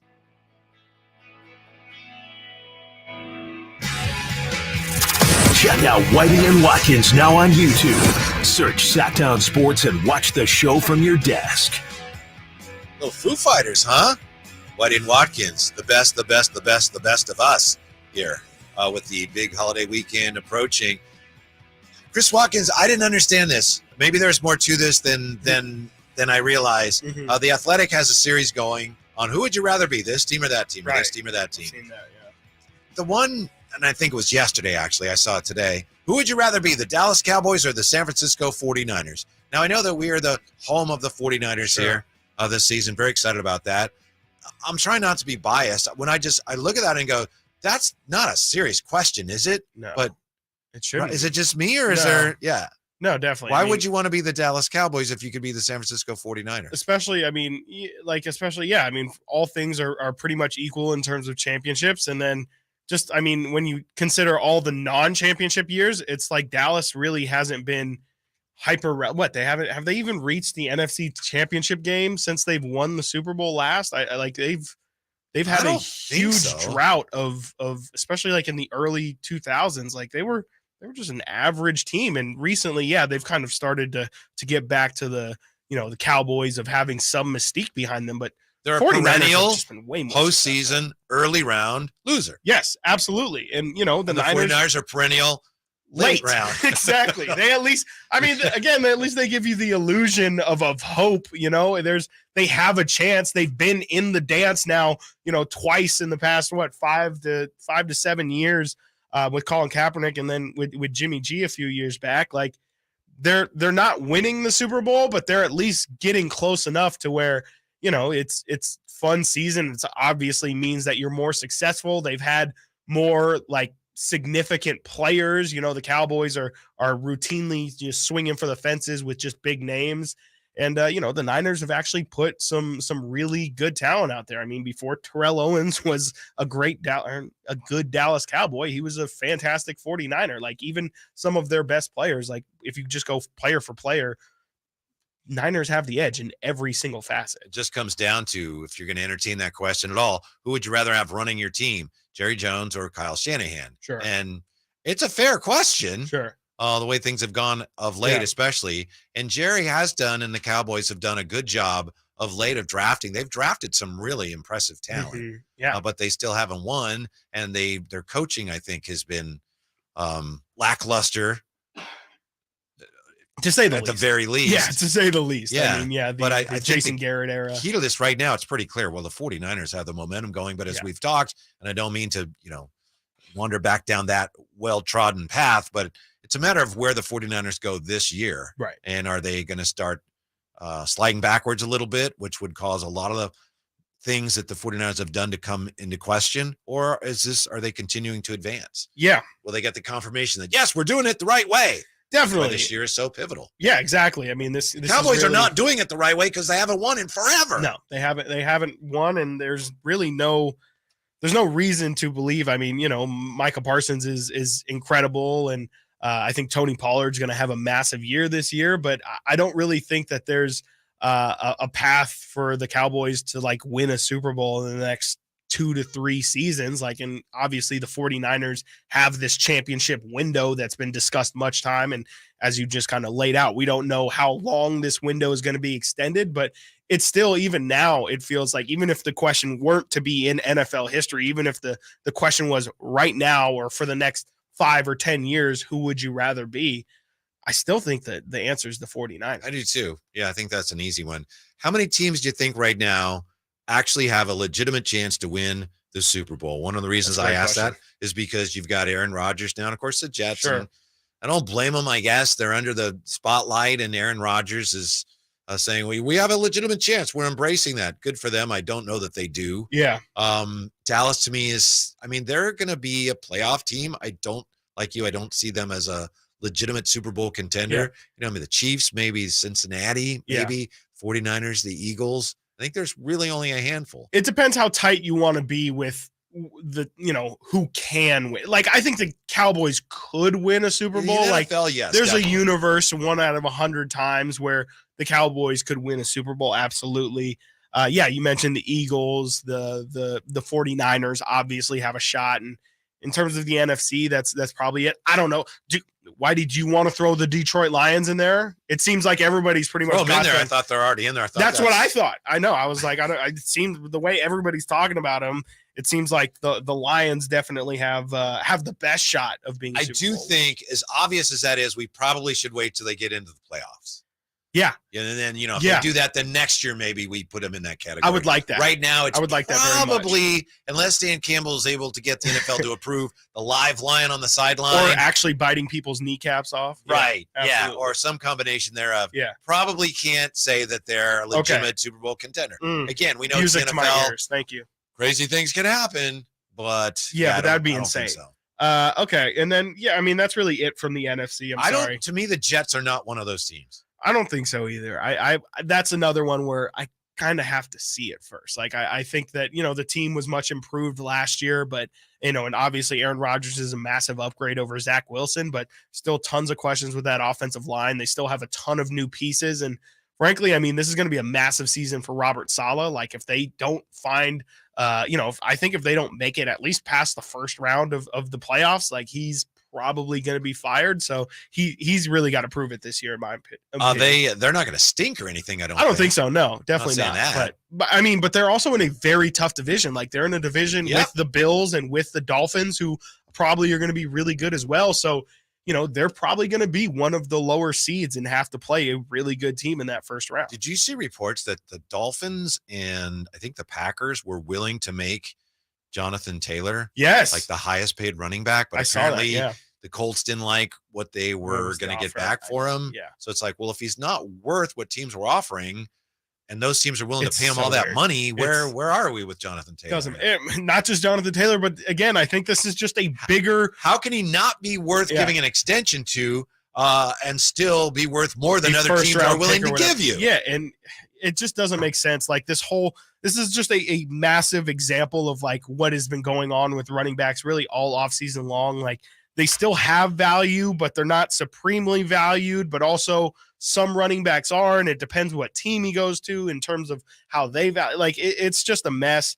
And I mean, that whole situation, the Packers kind of emerged as random late addition to the Jonathan Taylor sweepstakes. Yeah, I mean, they have 2 running backs who I thought they were really fond of, and AJ Dillon and Aaron Jones, but I guess with a rookie quarterback, or not a rookie, but Jordan Love kind of getting in there for the first time, I guess it's not a bad move to have a decent run game to fall back on. Miami, to me, the fact that, if that's true, the fact that they were that interested in Jonathan Taylor tells me they think they have like a puncher's chance or better. Yeah. I think they feel like we've got a shot now. We don't know how long we'll have that window open, but they feel like they have a chance right now. Definitely. I mean, they made the move for Bradley Chubb. They bring in Teron Armstead. They bring in Jalen Ramsey, and Tua. I don't know if you've heard, they've made a big thing of Tua learning how to fall now. So he's taking jujitsu or something, and they've taught him how to land properly so he doesn't bang the back of his head on the turf.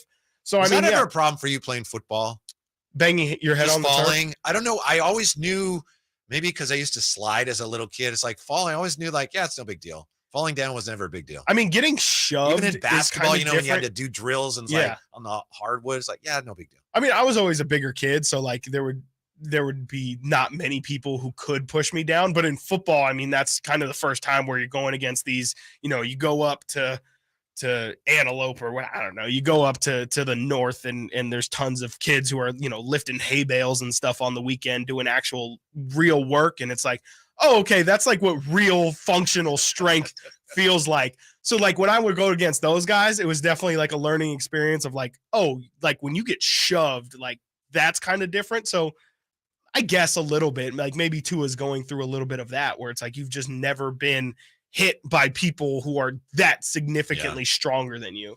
And then quick here, talking about the Jets. We know that Robert Saleh had the speech for them about the Crow and the Eagles. Yeah. Still trying to figure I know that you one saw out. the video yesterday. Verlot sent it to us. Video of a seagull flying with a 100%. seagull standing on its back. Yeah, it was wonderful. It was like very Titanic-esque. Yeah, It and was that just- seagull's just like, what's up? Yeah, and it was just like a launch pad almost. Yeah. And he was, or I don't know, maybe the seagull got tired. It was never seen anything like Guys, that. the only seagull that will ride on the back of a seagull is a seagull. Another seagull. And we need to be that seagull. Which one are we? Coach, I don't understand. I still don't understand what he was trying to say. Coming up, what if I told you the league that's very anti-gambling just released their own slot machines? That story's next here on Whitey and Watkins, Sactown Sports. The first ever NBA in-season tournament schedule is out, and our Kings have some great matchups, including national TV games against the Spurs and Warriors. And Sacramento has won. They have risen to the occasion. And let me tell you, if you can't sense it, this place is absolutely nuts. Listen to every game on the home of the Kings, Sactown Sports and SactownSports.com.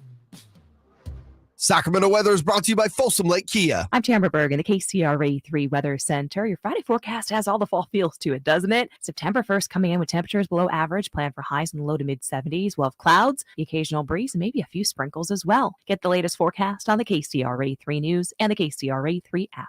Get Labor Day savings and special low finance rates, even zero down deals with approved credit. Right now from Folsom Lake Kia, it's the Labor Day sale at Folsom Lake Kia. Your trusted dealership, my trusted dealership for over 20 years. If your family depends on your income and something happened to you, what would happen to them? You need life insurance, and SelectQuote can help you get it at a price you can afford. SelectQuote found Jacob, 40, who's in excellent health, a 10-year, $500,000 policy for only $19 a month. Not in perfect health? Don't worry. SelectQuote found Tanya, 40, who has type 2 diabetes, a 10-year, $500,000 policy for only $32 a month. We shop companies like Protective, Prudential, American General, and others to find you the company with the best rates.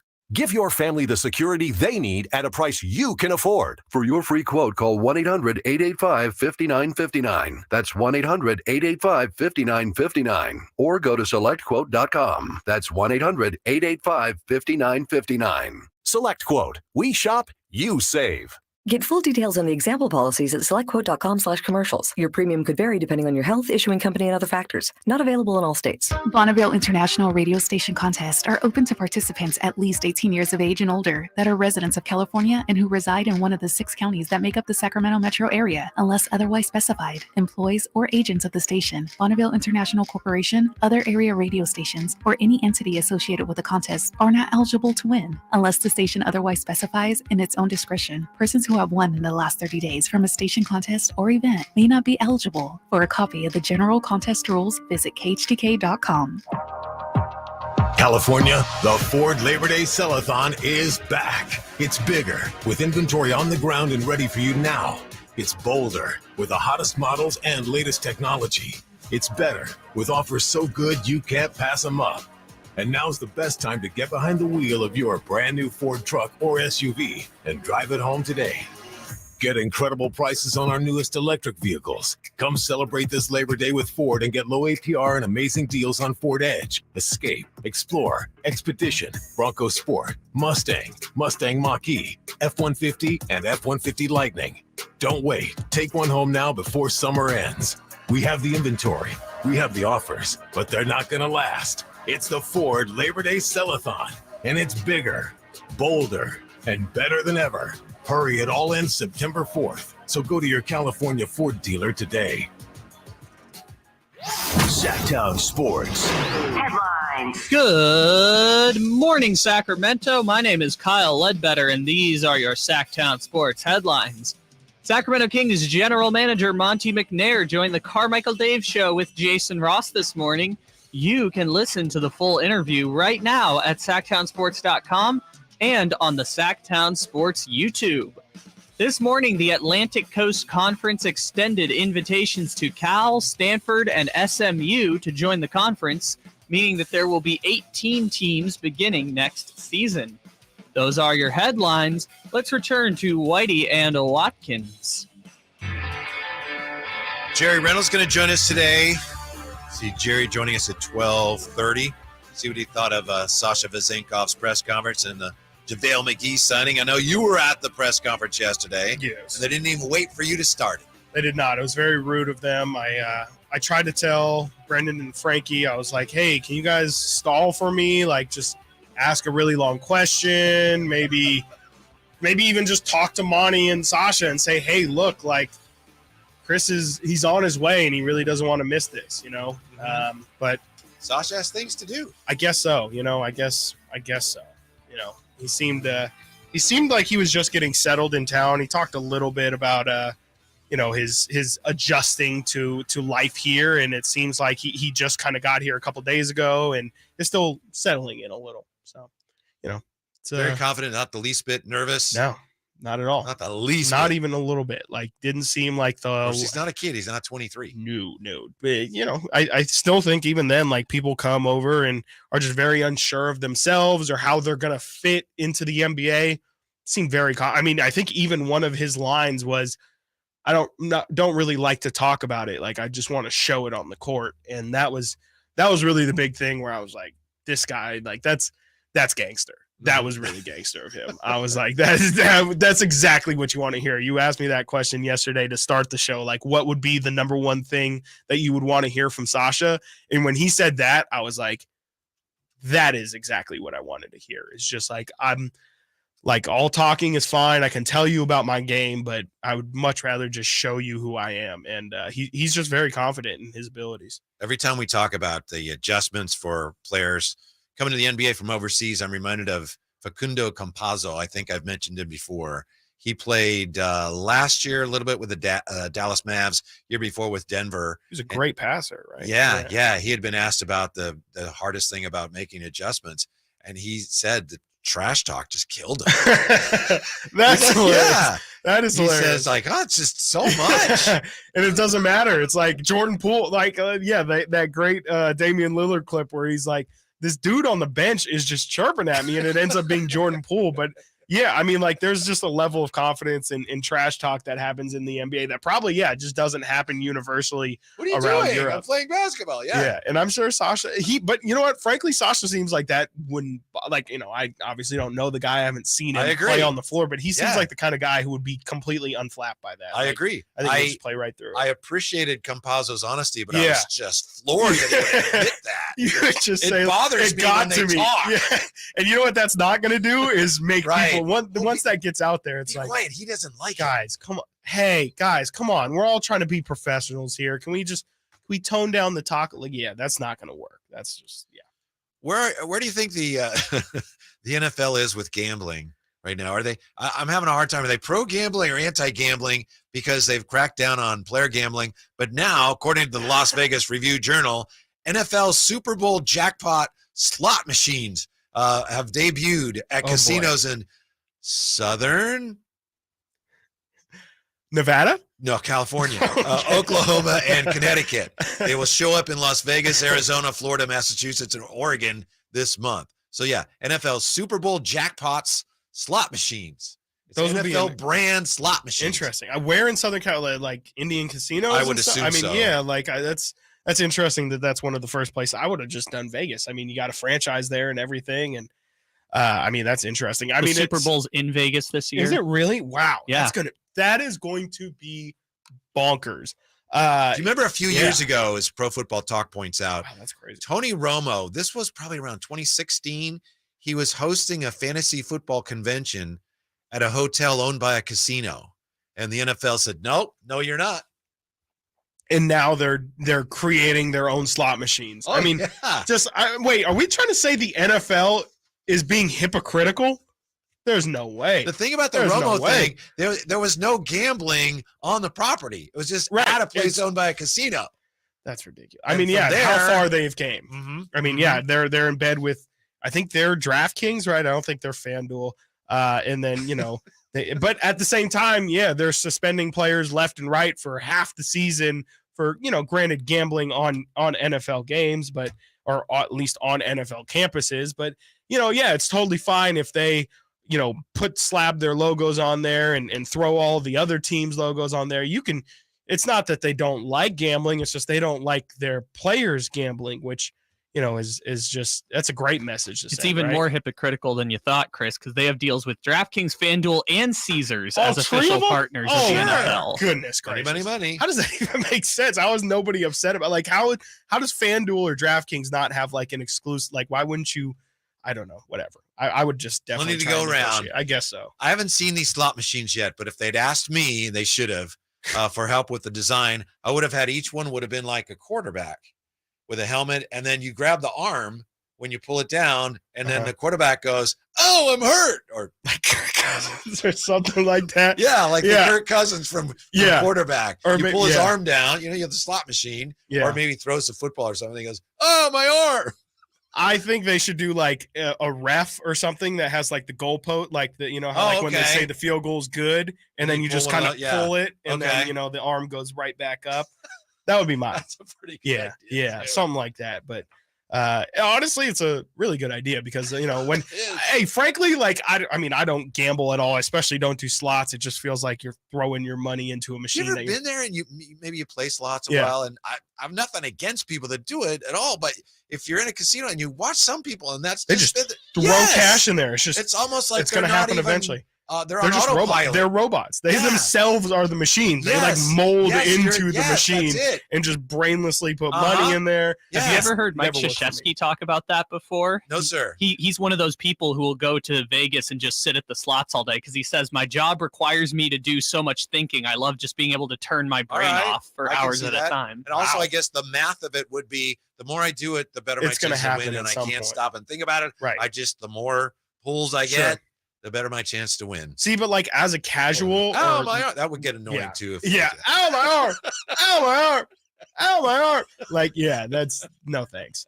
I mean, when I go, if I were to do a slots, like I would traditionally go to something that's like, Wheel of Fortune or Game of Thrones, or I mean, definitely NFL. Like, I mean, if there was an NBA one, it would be a wrap. I would just sit there all day. Yeah, it's all just cosmetic. But exactly. The NFL slot machine. I 100%. I like, almost want to go just to play. I do too. I really, really do. I mean, I don't understand what happens either. Like, it's the fives, and are you trying to match them up? And sometimes if you have crowd noise on it and you have logos.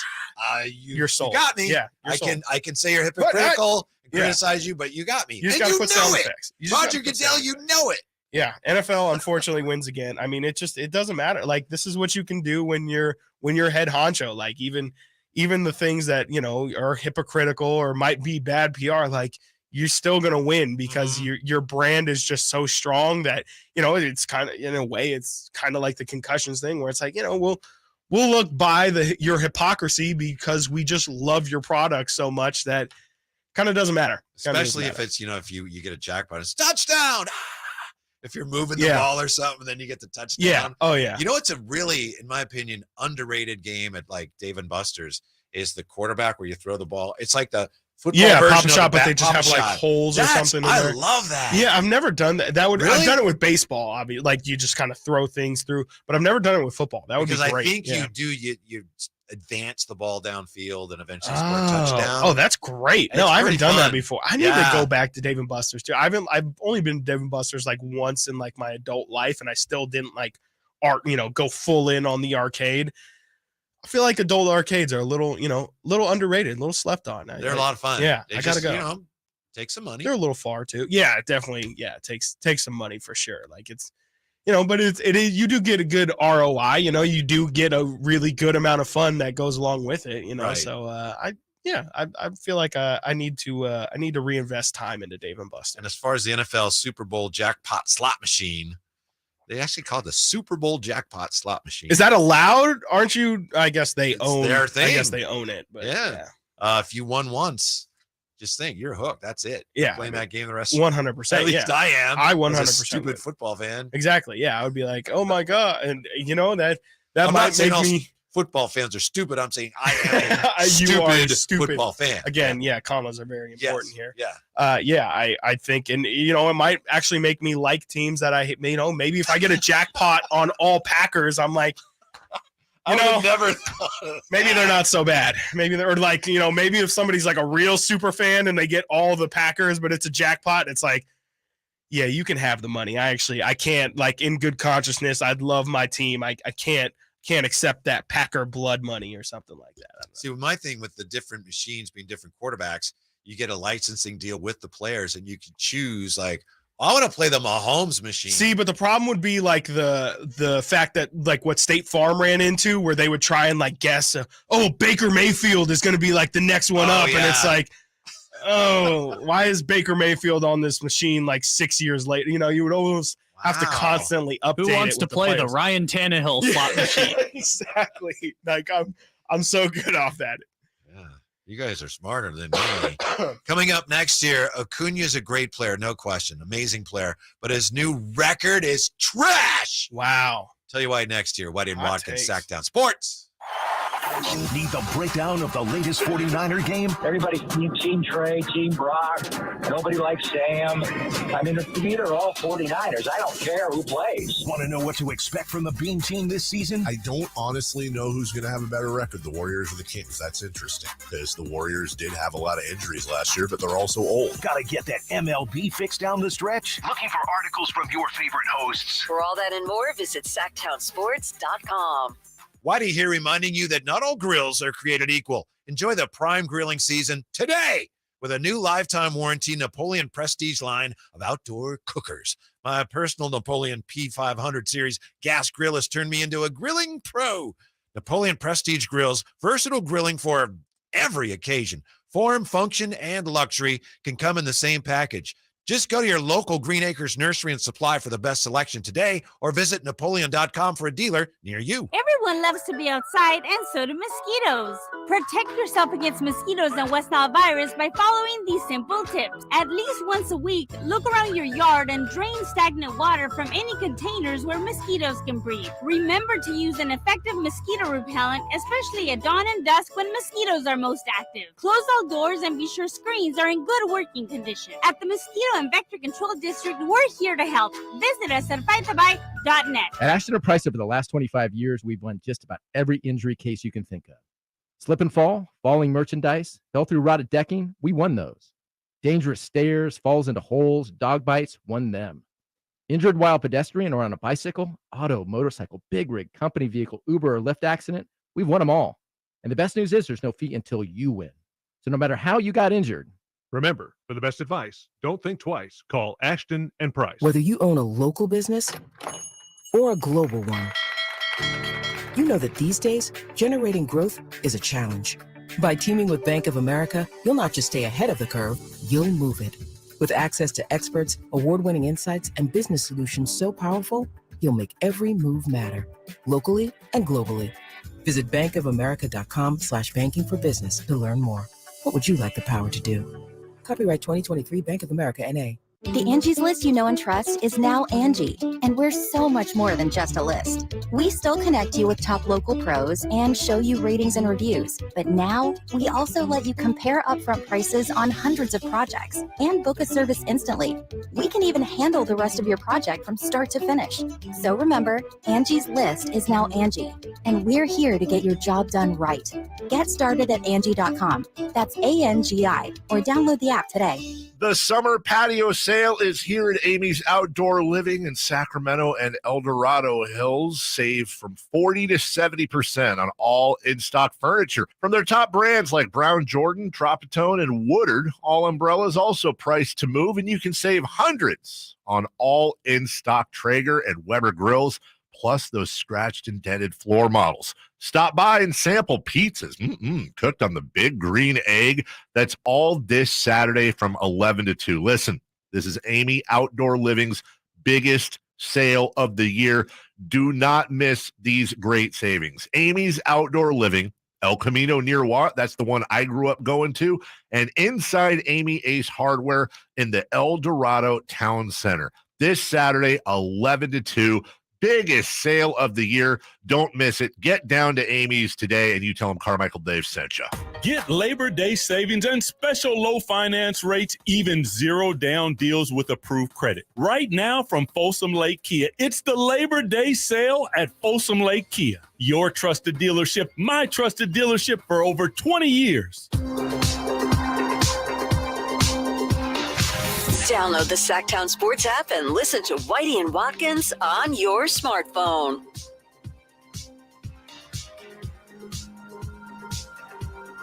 Well, I've already gotten a complaint from a Braves fan. Whitey Watkins on Sactown Sports. We need a security guard out there, man. I happen to mention that Ronald Acuña is an amazing player. Everybody knows that. Great game last night. The Braves, they don't win very often at Dodger Stadium. They had a big lead. I think it was 6-1, and they held on, beat the Dodgers 8-7. So a huge win for them. In the process, Ronald Acuña became, second inning grand slam. Made him the first player in AL/NL history. First player ever to record 30-plus homers and 60-plus steals in a season. Wow. Never been done before. That's incredible. Anytime that anything can be a first in baseball is just, you gotta tell me, Whitey, how is it it's trash? How is it trash? Like in today's day and age, if something hasn't happened in the game of baseball, how are you gonna say it's trash? I mean, you are the guy who said that, Shohei Ohtani isn't the greatest player of all time. So I guess not right now, but I did back off on that a little bit. You definitely did. You thought definitely about did. it. Maybe you'll back up on this too. No. Okay. Here's why. All right. Okay, if you had way back when you had home run records being broken by players on steroids, it's like, well, allegedly. right? Hold on, sprinkle that allegedly on there. We don't know. No, I mean for who? It's just, Which player needs the alleged? Barry Bonds never failed a drug test. He admitted that he took steroids. He said he didn't know that he was taking steroids. I'm just saying you got to sprinkle. And that was, that's wrong too, because that was like sealed grand jury testimony. It's like, well, how's that getting out? Hey, how did that happen? I'm but just he saying, did, yeah. Got to sprinkle allegedly on there. I'm not trying to get in trouble. Okay, when a player who failed a drug test at a home run record, wasn't that a little iffy, right? So, yeah, I broke the record, but yeah. Okay, well, Acuña never. I'm not suggesting he failed any drug test, but this is what's not being pointed out. Because, of course not, because baseball's wants us to celebrate. The game is the best it's ever been this year. This is great. He's amazing. No one's ever done that. They changed the rule. They literally made the bases bigger. Yeah. Literally did. They changed the rules so that I can only throw over 3 times. Sure. Why? Because they wanted to make it easier to steal bases. Right, 100%. Yeah, and this is so this it's is kind still of impressive, but right. let's keep that in mind before we go, no one's ever done that. Sure. It does make it slightly less impressive. It's still, it still is an incredible accomplishment, an incredible achievement. It's all right. Wild. You're right. It is great. I just have a hard time celebrating something that's never been done. Sure. But this is the first year we've had these current rules. Absolutely. And this is what, this is kind of I don't want to say the death, but this is the first sign of, what baseball has had over pretty much every other sport is just how important the records are and how you could truly compare cross eras, because the game was the same pretty much universally with, the exception of the color barrier being broken and all that stuff. But this is kind of the first indication that some of these records that have made baseball so universally through time you might have to kind of view these differently. And, there was the dead ball era and things like that, which already kind of contributed to that. But, it seems like moving forward, I don't want to say this is going to be the new norm, that records are just going to constantly be being broken, but this is kind of a domino falling because of the effects of the new rules. Truly great player and probably going to be the MVP this year. So I have no issues with him, what he's done, how he's done it. Just, I think we might be overreacting a little bit to the historic nature of the record when they have changed the rules. That's all I'm saying. Sure. I mean, but still, it's impressive. I don't know if people are losing their minds over it. I think, well, and that's the other thing. I haven't heard anyone say, like, this guy is the 30-plus homers, 60 steals. That it's true, but, it's not, like a 40-40, whoa, the 30-30 club, the 30-60 club. What? Sure. Yeah, I mean. Now I'm nitpicking, but still, it doesn't seem like it's really a thing. Right, absolutely. I mean, and maybe, I'm not enough of a baseball purist to care about these things in the first place, but, to me, it's, again, just more of a something that you can throw out there as a baseball fan or as an Acuña fan to say, like, I mean, just pointing at how, unique or special his abilities are. I mean, the ability to have power, but still have elite speed, like that's always something that's been coveted, as you mentioned, like the 40-40 club, the 30-30 club. Like, it's just kind of an extension of that, and it should just more be used as an example of how unique this guy is. Now, I will say this for Ronald Acuña, he's probably going to be the only player to accomplish this in one day. No matter what happens from here, no matter what happens to the rules from here, he's probably going to be, I would bet he'll be the only guy in baseball history from now till the end of time to accomplish a 30 home run, 60 steal season on the same day he gets married. Because he actually got married yesterday. Yeah. Day began with a hurried yet captivating wedding ceremony and ended with him hitting a grand slam and leading the Braves to the 8-7 victory over the Dodgers. First off, that's in contention for best day ever. 100%. I mean, hitting a grand slam, getting married, and beating the Dodgers in Dodger Stadium. That's a pretty fantastic day. Don't know if it gets better than that. But, like, again, like, y'all know the season's going on, right? Like, how does that slip through the cracks? How does Acuña not have a conversation with his now wife about, hey, like, can we just maybe do it in good question, January, February, under the terms of her Venezuelan visa? Okay. Maria Acuña had to leave the U.S. by the end of the week and wouldn't be allowed to return for another 3 months. There we go. Very important. Keeping her, and they do have children, away for a stretch run, and he didn't want that. So let's get her done. Getting married sooner, solve the problem, and had a pretty big day. Sure. I mean, it was a great day. Can't argue with the decision when you have that kind of day, but now it's like, I mean, that's I mean, it's all downhill from here, I guess, in terms of, you can't really have a better day than that. That's just ridiculous. Acuña is the second player in Major League history to record 150 homers and 150 steals at age 25 or younger. The other player to do that, Mike Trout. Never heard of him. Barry Bonds, Eric Davis reached 30 homers and 50 steals, but nobody until yesterday had ever combined 30 and 60. Wow. And I mean, there's still some juice left in the season. Like, could he get 10 more? Could he be a part of a 30-70 club? Like, maybe. Is that any more impressive to you? Like, if maybe he. No, my objection still would apply no matter how many steals he ends up with. They changed the rules. 35, 70, no. 47, no. I mean, what about 10 more would probably be 36, 52. Whoa. No, he's already 60. That's ridiculous. That's the thing. That it's would like be these wild. numbers just become so. I mean, it's like arbitrary. triple-double. Your problem with it is that other players in the past would have gotten to this had they played under the new rules. Almost certainly.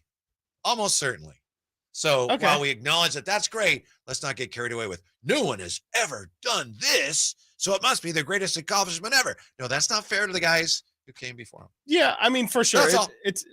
Sure. That's all. It's that's the last I'm going to say. You just want to put a little asterisk on it. That's fair, but it's still we don't need to go that far. Still to be seen how many people will do it moving forward, though. I mean, I still think it's a pretty ridiculous accomplishment, nonetheless. Yeah, I would agree with that. I don't know how many people are even capable of hitting 30-60. Like, even now, like, even with the new rule changes, like, how many people are even above 50? And getting married on the same day? I mean, I'm telling you, that's ridiculous. I hope they didn't do the ceremony. I hope it was just like a church thing, or a courthouse thing, because it was the fastest wedding imaginable. It needed to happen in Los Angeles. Let's see. Acuña arrived at the team hotel at 2 a.m. Thursday. Awoke 5 hours later, was driven 35 miles north to tie the knot, expediting a wedding that was initially supposed to take place in Venezuela over the winter. So I don't know. I'm not sure where exactly they had it or how it went, but I'm sure it was great. I'm sure it was. I mean, it must have been absolutely fantastic. And I mean, I wish obviously all the best for him. But again, it's tough to have a better day than that. Coming up next, do EuroLeague stats tell us how much a player will perform, how much he'll accomplish in the NBA? Turns out they do, and we have some good news on that. We also have an update on a former King back in the NBA. Next year, Whitey and Watkins, Sactown Sports. Will Christian McCaffrey lead the NFL in rushing? Can Sacramento's own Eric Armstead bring his game to another level? Prescott back steps up in the pocket. He gets sacked. Back on the 15-yard line. Get in my belly! Get in my says belly! Eric Armstead. Will rookie Jake Moody pick up where veteran kicker Robbie Gould left off? Find out on Whitey and Watkins every day at 11 a.m. during the 49ers Focus on Sactown Sports and SactownSports.com. All new spring deals are here at Lowe's. Start planting your garden this weekend with Bonnie 11.8-ounce vegetables. Buy 4 for $10. Plus, liven up your patios and decks with fresh blooms.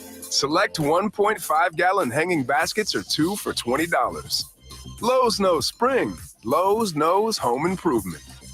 Offers valid through 5/17, in-store only. Actual plant size and selection varies by location. While supplies last, excludes Alaska and Hawaii.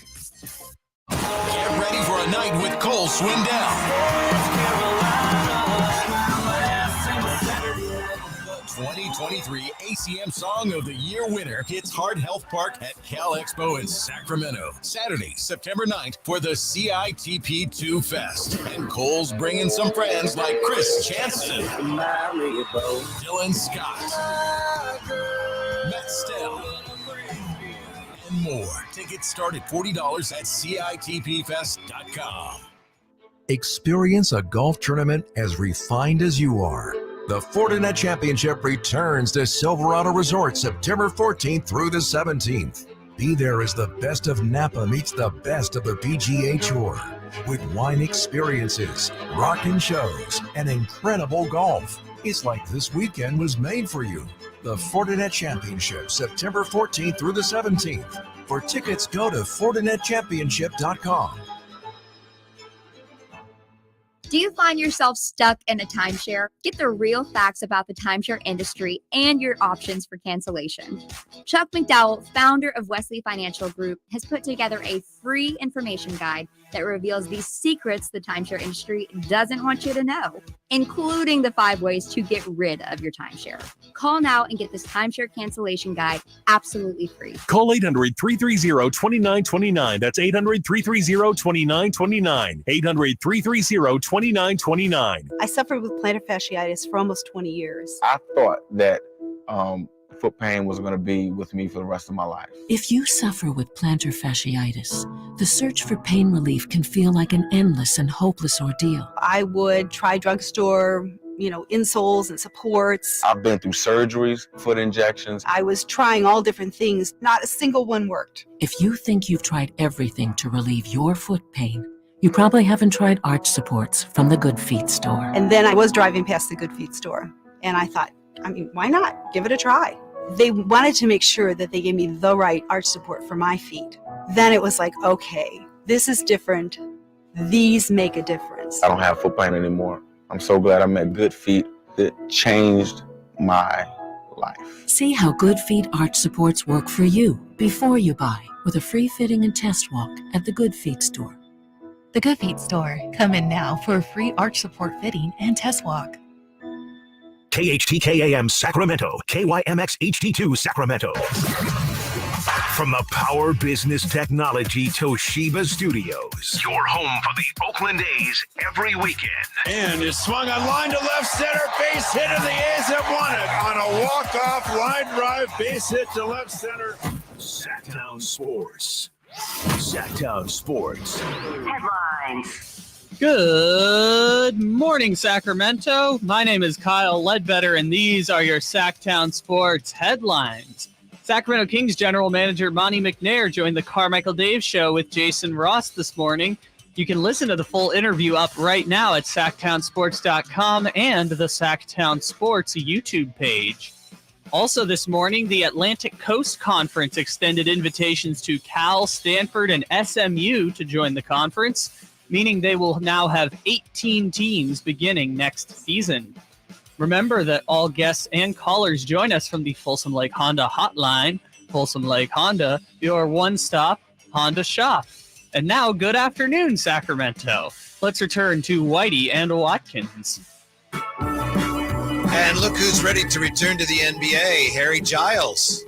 Last played in the NBA during the 2021 season when he was a member of Portland Trailblazers. That is correct. He has signed with the Brooklyn Nets, according to... It's a good spot for him. Yeah, according to Chris Haynes, of Bleacher Report in the NBA on TNT. Not sure how many details we have here. It's just a 1 year Harry deal. Giles has reached an agreement on a 1 year deal with the Brooklyn Nets. So, Imagine vet minimum. Maybe it's even like a training camp invite. Maybe it's just could be more of like a G League kind of thing too, where maybe they're, Harry hasn't even he didn't even play G League last year. Like at least Scal Labissiere was in the G League, playing games. I think Harry's pretty much been completely removed from like organized basketball for a couple years. We don't have any details on the deal yet. I'm sure you're right. I know a lot of Kings fans had been hoping that he might find his way back here, but happy news for Harry Giles nonetheless. Yeah. Back in the NBA, Brooklyn Nets. I'm a proud owner of a Harry Giles jersey, actually. So I'm a big Harry Giles fan. Autographed or just no, just actually. I mean, it's not an authentic one at all. It's like one of those jerseys from overseas, let's say. So yeah, it was they weren't just slinging those things out at the Kings team store, so of course had to get creative with how I was going to get it. And proud owner of a Harry Giles jersey, so definitely rooting for him. He was a fantastic guy, just really lighthearted and just seemed like a great teammate. And I'm just hoping that he can figure it out, because he's got a really sad story of, obviously a lot of people here in Sacramento know it, but went through a lot of knee injuries in high school and just never really worked out for him, never was able to fully recover and be that top recruit like he was in high school. Certainly seemed worth the gamble at the time when the Kings took him 2017 with the 20th pick. I didn't realize, and he hasn't taken a lot of threes, but let's see, 142 games. Oh, I'm sorry.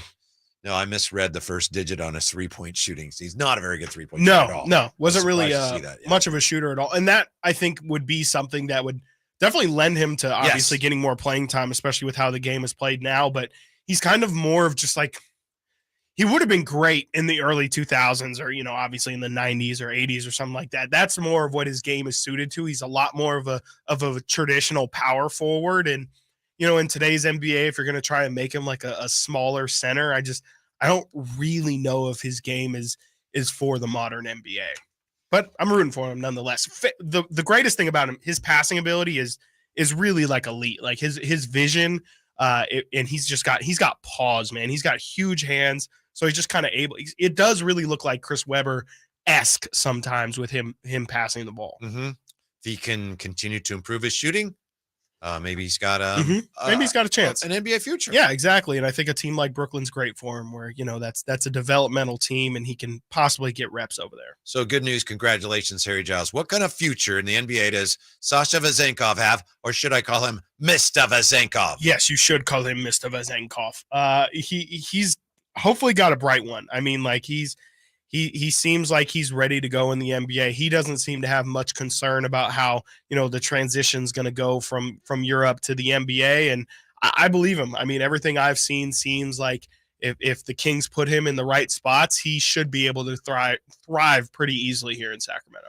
I found some research here from a guy named Fry Lavi, former NBA data analyst, and I think he went to Harvard and computer guy. Okay. So he's done some research here on how well EuroLeague stats translate to the NBA. Okay.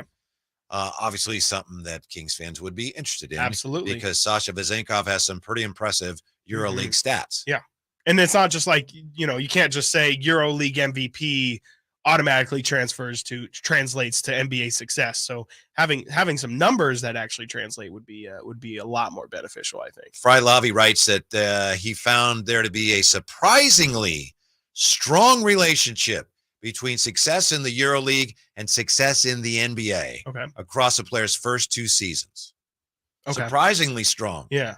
This was particularly the case with stats like 3-point shooting. That helps. Absolutely. Field goal percentage. That's great. That's good. Rebounding. Okay, Sasha was actually a really good rebounder relatively for the league. And block rates. Okay. Well, I mean, that doesn't apply here. But NA. Yeah. That's fine. Yeah, exactly. That's an NA. But those other ones, those are all hyper relevant to Sasha. Right. And I mean, yeah, those are kind of the key elements in which they're hoping to see from Sasha is his ability to rebound, because that's gonna, provide him a lot of time to play next to Sabonis. And the Kings were one of the worst rebounding teams besides Sabonis in the league last year. And the 3-point percentage, I mean, to hear that translates, I think is the best thing to hear for Kings fans. Like, if he can shoot the way he shot in Europe, I mean, that's why I feel like with even more shots and probably more open shots, he could really be a 40% shooter from three. Yeah. So in what areas do European players, according to this research, tend to struggle a little bit when they come to the NBA? European players appear to struggle drawing the same volume of fouls during their time in the NBA. Really? They don't get the whistles. Okay, that's probably what it is. So I was like, I feel like Europe is probably, if anything, a more physical game, and it'd be easier to get whistles in the NBA. But that would make sense because it is kind of, refs do have a respect thing, quote unquote respect thing, where it does seem like the stars will get calls and rookies and guys that they just don't know won't get them. This is interesting. Fry Lavi's research showed that there's not much of a correlation when it comes to free throw percentage in Europe. Guys who are good free throw shooters in Europe come over and they're not necessarily in the first couple of years as good shooting free throws. 3-point shooting, oh yeah, that's so great weird. correlation. Free throw shooting, this guy's research showed that maybe that's comfort. Like, again, free throws are a lot. It's not necessarily about form and brain all is a that. powerful Exactly. thing. It's just kind of the only time in the game where it slows down and stops and you're to your thoughts. So maybe that's kind of when, not that, NBA crowds are better or louder than what we've seen in Europe, but we've also got the trash talking. Maybe that's really what it is. That's when you can really start to hear the trash talking. Composites at the lines like, hey, they're saying not nice things about me. Yeah, and that's where he's thinking about it, on his follow through, and it just clanks off. I guess that's really strange. That doesn't make any sense. I also read there was some research here that showed that 3-point shooting. It's interesting. He says 3-point shooting translates. 2-point shooting, sometimes players struggle a little bit more in the NBA, and I think that's because they're probably not used to having guys close out as well as they do. They're probably not, when they go to the basket, the defense tends to be better at the rim than bigger what they guys see. Too. Yeah, more athletic guys. Absolutely. Fry Labby says the best indicator of some of the differences between the European and the NBA games is turnovers. A lot of players have issues. They turn the ball over more when they first get here, having to do presumably with the speed of the game. And again, the defense is a lot better than anything they're used to facing nightly. Yeah, and it could be the strength as well. Like, sometimes they're not used to guys being able to kind of get into their body as much as what they do in the NBA. And yeah, you're completely right in pointing out the speed. I think the speed's probably the biggest thing, where it's kind of like the, quarterback transition from college to the NFL, where it's like in college, you have a little bit longer to sit on that throw and make it. Whereas in the NFL, you got a safety just flying over that, you've just never seen anyone close out like that before. However, this looks to improve slightly by a player's second year. And then there's not much correlation with assist numbers, but that's not really, again, that's an NA. Yeah. But the theory is some of the guys in Europe, they have the ball all the time. So then they come here, they don't have the ball as much. Right. The usage percentage goes down, so they don't have the opportunity to make the passes. But again, I don't think that's going to apply to Sasha Vezenkov, who is a master of playing off the basketball. Yeah, and he's not putting the ball on the ground anyway. So, he's either, if he's getting the ball, he's either putting it up or he's moving it around. So yeah, I don't really think assist is like you said, it's kind of an NA in this example, but that's great to hear. I mean, all of the things that I think the Kings are really looking for him to do. I'm sure the Kings are to translate acutely aware of all those things, and I'm sure they know a lot more about all of that. Yeah, absolutely. And I think it's going to, again, I've said it a couple times, but I think it's just going to be a seamless fit. I think year one is going to be a massive success for Sasha. And yeah, I mean, you pointed out there, I think year two is going to be even better. It makes sense. You have that level of comfortability, being a professional for as long as Sasha has. He already kind of has that part down, but it's just knowing what to expect. All of this, everything he's going to get right now is going to be brand new. There's also nerves that play along with that as well. You're just trying not to mess up. You've been so comfortable in Europe. You kind of feel like you know what to expect. And then you come to the NBA and, your mind is just all over the place. You're trying to fit in. You're trying to prove yourself. And, by year 2, you should be comfortable in your skin and feeling like the guy that you were in Europe. And I just think this is going to be huge. Like, I just think Sasha is going to come in. I think he's going to surprise a lot of other teams across the NBA. And I really do think that he's going to be a big part of the Kings closing lineups this year. This is very good by Manny Too Legit on the YouTube chat. And as far as I know, this is the first I've seen it. Mm-hmm. Maybe Manny got it somewhere else, but Vezenkov with a 7 where the Z goes. Oh, that's fantastic. Isn't that? That's got that's got to be his logo. That's big league. That is right 100%. Like that's some like marketing genius right there. Mm-hmm. So yeah, we got to Simone likes it. Kyle likes it. Yeah, that's Nate's fantastic. not here, but I'm sure Nate likes it.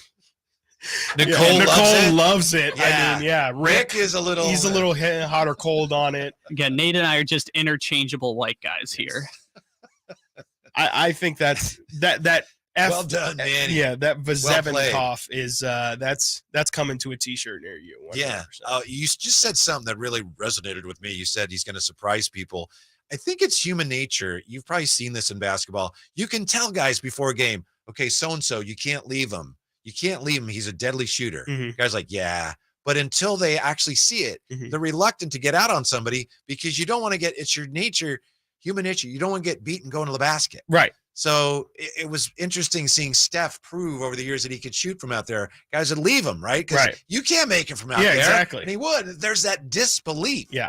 And I think even going back to Peja, sometimes it's just natural for players to have this kind of, if you want me to guard you out there, you're going to have to prove to me that you can make it. Yeah. I think he's going to do that. Not just NBA, but just the game of basketball in general is a lot, especially defense, is a lot about respect and like how you feel about your opponent. And like a lot of it's earning respect. Like me personally, when I play pickup, I'm not covering someone from 3 until they make, if they hit the first one they take and it looks nice, I'm going to step out. But until you make 2 or 3, I'm going to play the percentage game. I honestly think to a degree that happens all the way up the levels. 100%. Yeah. And I think, definitely. Like guys are told on, coaches are always badgering. Scouting report. Like I'm telling you, I've done the research. I've watched the games. Like you're saying, don't leave this man no matter what.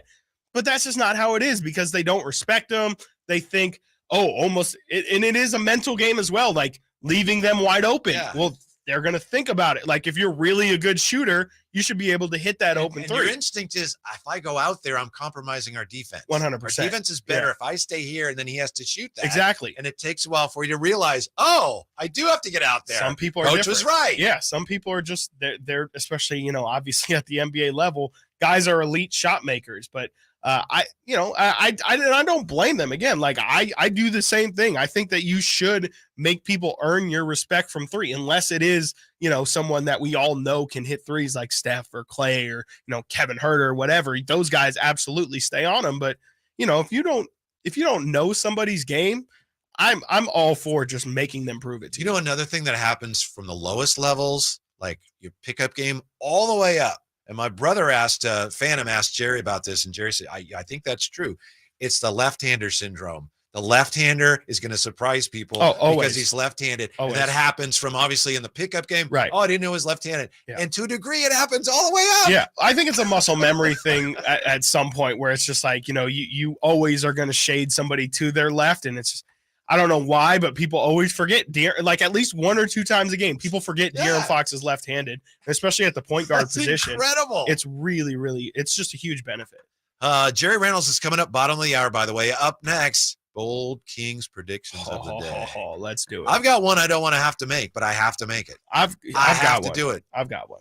We'll be right back with those next year. It's Whitey and Watkins, Sactown Sports. Will Brandon Ayuk emerge as a star in the Bay this season? Now going to throw for the end zone, wide open, Brandon Ayuk. Can Fred Warner lead the Niners defense to another deep playoff run? And Fred Warner with the INT. Pick City, baby. Will Brock Purdy hold on to his starting quarterback job? Purdy going to drop back to pass, try to run forward and go to the end zone standing. Down and Purdy, baby. Tune into Niners at 9 every day on the Carmichael Dave Show with Jason Ross on Sactown Sports and SactownSports.com. everything that you've ever seen with Miranda Lambert on it. I have my finger on the pulse of what it is. Idlewind, I've seen every article of clothing. I've spent hours and hours sending inspirations. I've sent clothes that I love and fabrics, and I'm involved in every single garment that you see. It's important to me that it is an extension of my music, and it's an extension of who I am. I always want it to stay as honest as my music. Idlewind at Boot Barn. Dawn or dusk, I'm on the hunt. Skeeter here, Sacramento Yellow Mosquito and Vector Control District, and I'm wearing Skeeter Vision, night vision goggles that light up skeeters at dawn or dusk like the 4th of July. Mosquito, 12 o'clock. Got him. So fight the bite by wearing long sleeves and pants at dawn or dusk when they're most active. Apply insect repellent and drain stagnant water. It's a breeding ground. Dawn or dusk, the Sacramento Yellow Mosquito and Vector Control District reminds you to fight the bite. For more information or to report problems, go to fightthebite.net.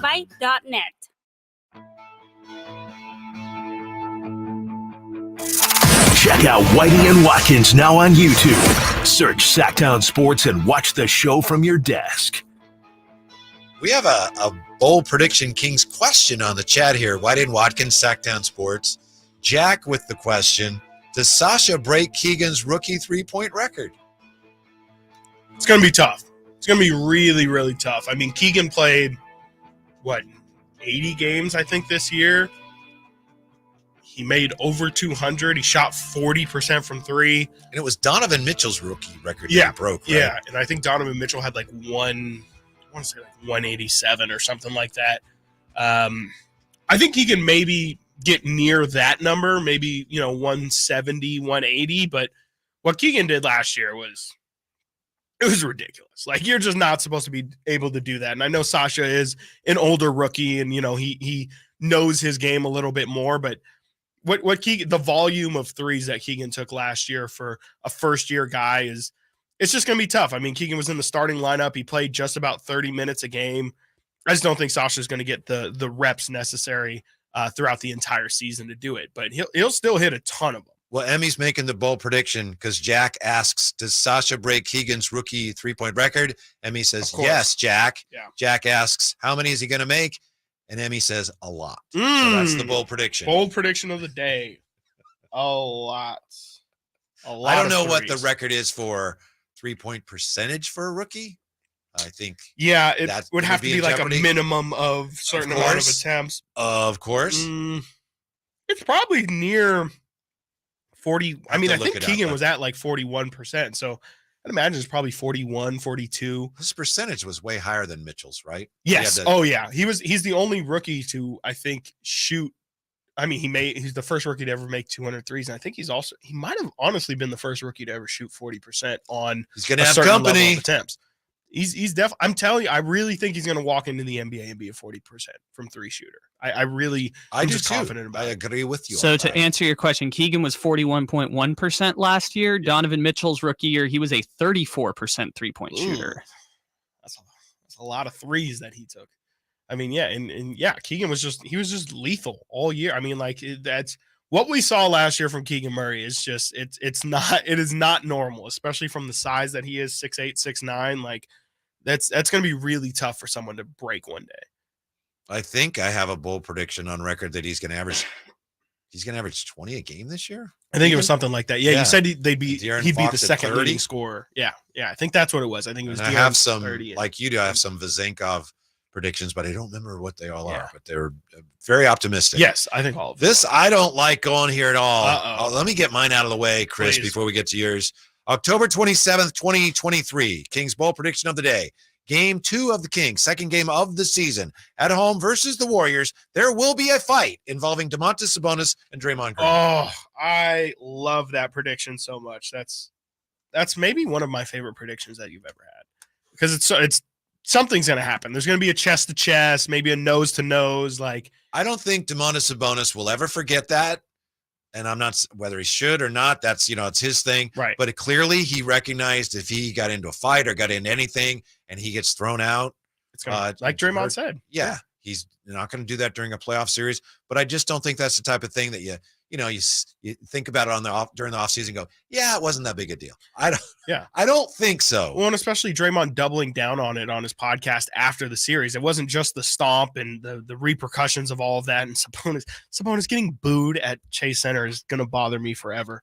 But it was the fact that after the series, Draymond is like, there's some guys that you get more respect from at the end of a series, and there's some guys that you have less respect for at the end of a series. And I think he specifically called out Domantas Sabonis on that end. And yeah, like that's just not something that you're going to forget. And Sabonis really isn't someone to just kind of take that and, like you said, just kind of forget about it and say, oh, it's fine. It was just in the heat of competition. Like I really think that that's the kind of thing that would kind of get under his skin and might show up in that second game. Now I'll stand by my prediction, but that's I'm on record with that. But I wouldn't be surprised if I don't know if everyone's going to be playing in the preseason games, but I wouldn't be surprised if we saw kind of a Rick Fox, Doug Christie situation in the preseason. That would be fantastic. And those games are going to be on national TV. So I think just like that Rick Fox and Doug Christie game was on, if I'm not mistaken, that was on national TV as well. So I mean, maybe history is doomed to repeat itself. And, I don't condone violence, but I would really, I would love to see that. I'm not saying I want to see it because, someone gets hurt, whatever. But I just think given how upset we know Sabonis was about that and given what human nature is and given that it's Draymond Green, that's my prediction. What classifies as a basketball fight these days? Two guys squaring off, and then whether there are actually punches thrown or not, they square off and are challenging each other, physically confronting each other. Okay, to me, that's what I'm talking about. Right, because I mean, there's been levels of NBA fighting. A little bit of a shove, feels here, like there, it's a push. Yeah, a lot more of a hold me back league now than the league has done. They've done a good job of making sure the players realize you punch somebody, it really is going to cost you. Yeah, you're pretty much done at that point. I can't even remember what was the but okay, I love that prediction. My bold Kings prediction of today.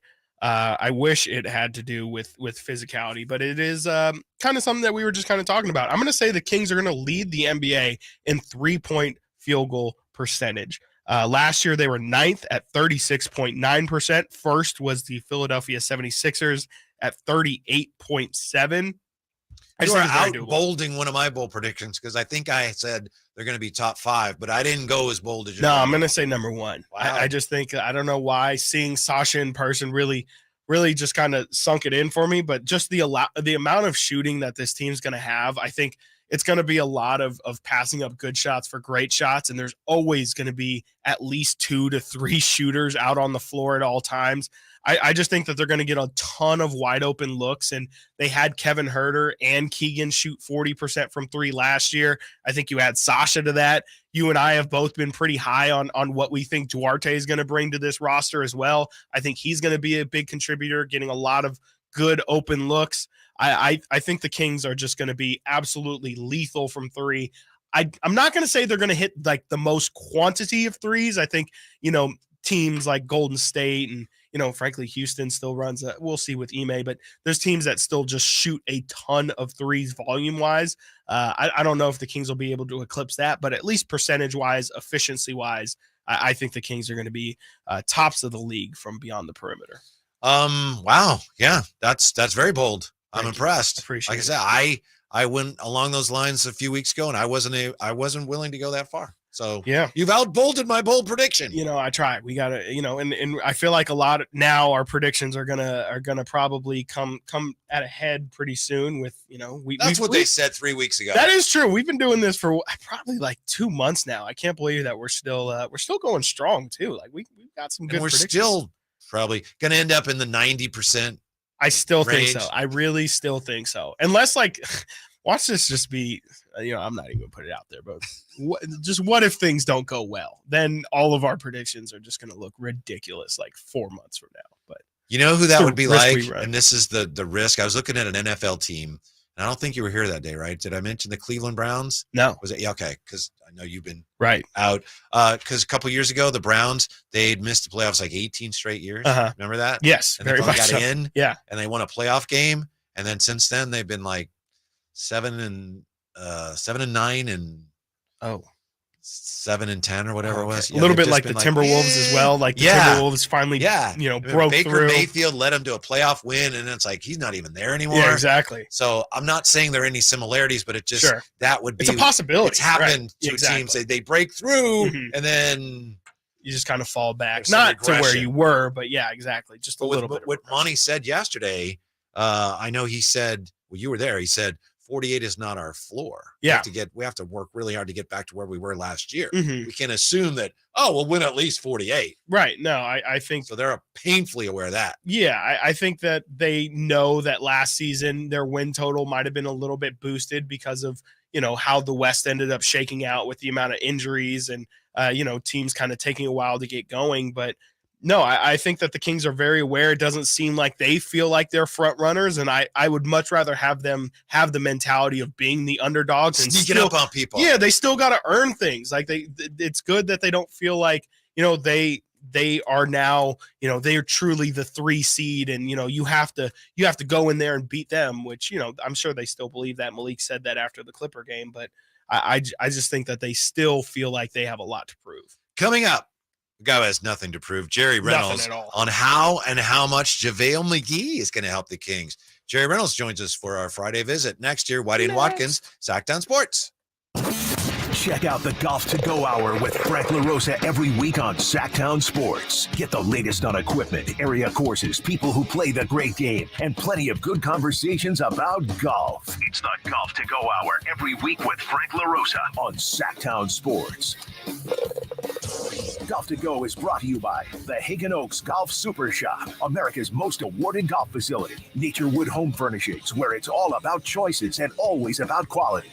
Ron had a tax problem he just couldn't handle on his own. I owed the IRS taxes for over 5 years, but I didn't have any money to pay the taxes. Those years cost him dearly. Most of it was fees and interest. It was horrible. Ron finally called in the pros. I called Optima Tax Relief, and boy, am I happy I did. The leading tax resolution firm, Optima, is A+ rated by the Better Business Bureau. They've resolved over $1 billion for their clients. Ron was overjoyed. They settled my account with IRS. I was ecstatic. They are a lifesaver. They are. I am so happy. Take Ron's advice and call Optima now for a free consultation. Yeah, don't do like I did and wait. Call Optima Tax Relief. Do it now. You'll be ecstatic like me. Call 800-343-6460. 800-343-6460. 800-343-6460. Optima Tax Relief. Testimonial from an actual client. Some restrictions apply. For complete details, please visit OptimaTaxRelief.com. Twin Peaks is the best in the game. Here, your favorite drafts are poured at a frosty 29 degrees. It's bigger game days and bolder fight nights. I mean, where else can you find a scratch kitchen that always comes in clutch? Every day, from lunch to late night. Only at Twin Peaks, the #1 sports bar. Select Twin Peaks for your fantasy football draft party. Stay cool under pressure with 29-degree draft beers, plus a $50 bonus card for the commish, and an additional $5 bonus card for every drafter. Visit TwinPeaksRestaurant.com/fantasy draft for more info. Guys, did you know your testosterone level impacts your energy, libido, sleep, weight, hair loss, mood, and even ED? And right now, Revive Men's Health Sacramento will check your testosterone for free. They've helped thousands of men since 2011 feel and perform better. They're so confident they can help you, they even guarantee it. Schedule your free testosterone test, exam, and consultation today. Call 916-277-8599. That's 916-277-8599. Or visit ReviveMen'sHealth.com. At aimyourdigital.com, we'll help you find the right customers, spread awareness of your product or services. We can help build trust in your brand and services with a digital marketing campaign, increase leads, and get more customers. We create tailored digital marketing campaigns that deliver results. Don't wait. Get started today. Contact aimyourdigital.com. That's aimyourdigital.com and start seeing results.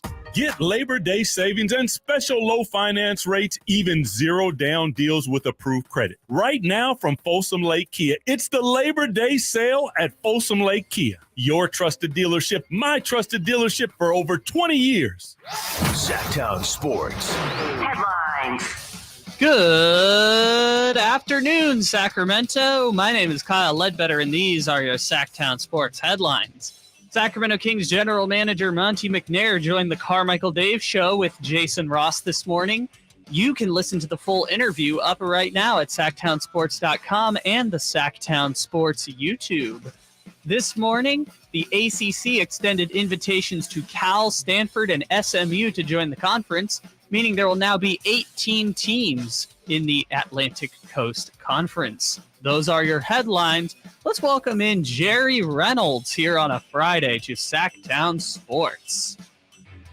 Yeah, coming to you via the Folsom Lake Honda hotline. Folsom Lake Honda, your one-stop Honda shop. Whitey and Watkins, and it's a pleasure to welcome back to the show the one, the only all-time Kings icon, a great Jerry Reynolds. How are you today, Jerry?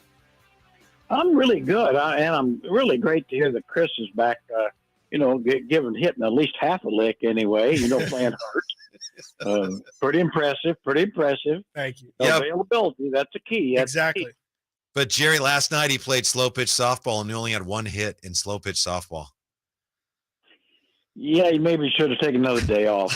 I really should have. Honestly, that is I about the third inning, I was like, I probably shouldn't be out here. The air quality was bad. I was bad. It was just I think I've actually done more of a detriment to my team by being here. So lesson learned. My guess is, Chris, that they were feeling the same way.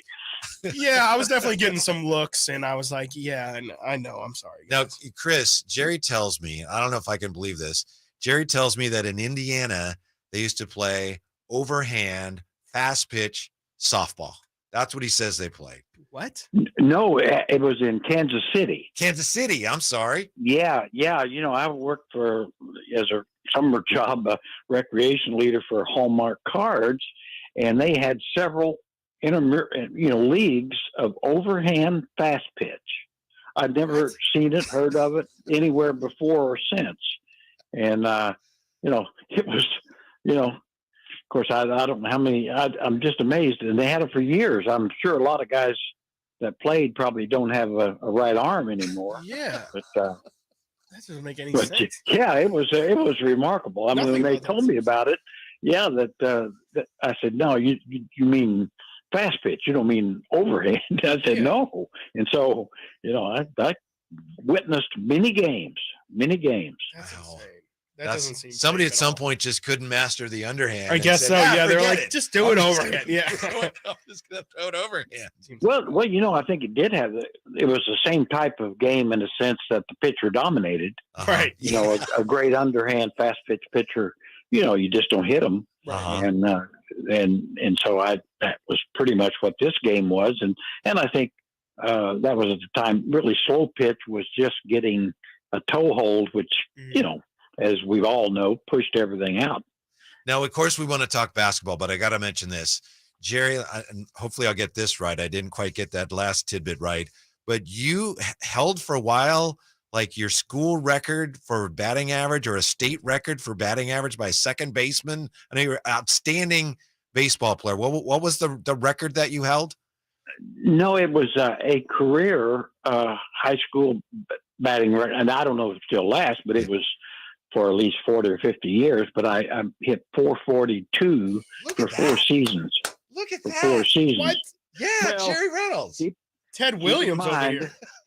And I said, keep in mind, it was Indiana baseball. It's not California baseball. You just play who's in front of you, Jerry. There's nothing you can do about that. Well, no, all you can do is hit the ball thrown to you by whoever. I mean, if they can throw it 75 mile an hour, okay, that's all. That works. That's incredible. Most interesting man in the world. Absolutely. I want to ask you about Sasha yesterday, Jerry, and of course the big press conference. And I know we've talked about Sasha a lot. What do you think is the most important thing Sasha Vezenkov can bring to the Kings this year? I think he's a real pro, and I mean, he's an experienced guy, and skilled, so he'll be able to fit in, I think, seamlessly. I think that's the best thing as opposed to a 19-year-old rookie, unless you really are lucky and get a Keegan Murray type thing. But, I think I just can't imagine him not fitting in extremely well quick. And, and then given the Kings, the ability to score is probably better than anybody in the league.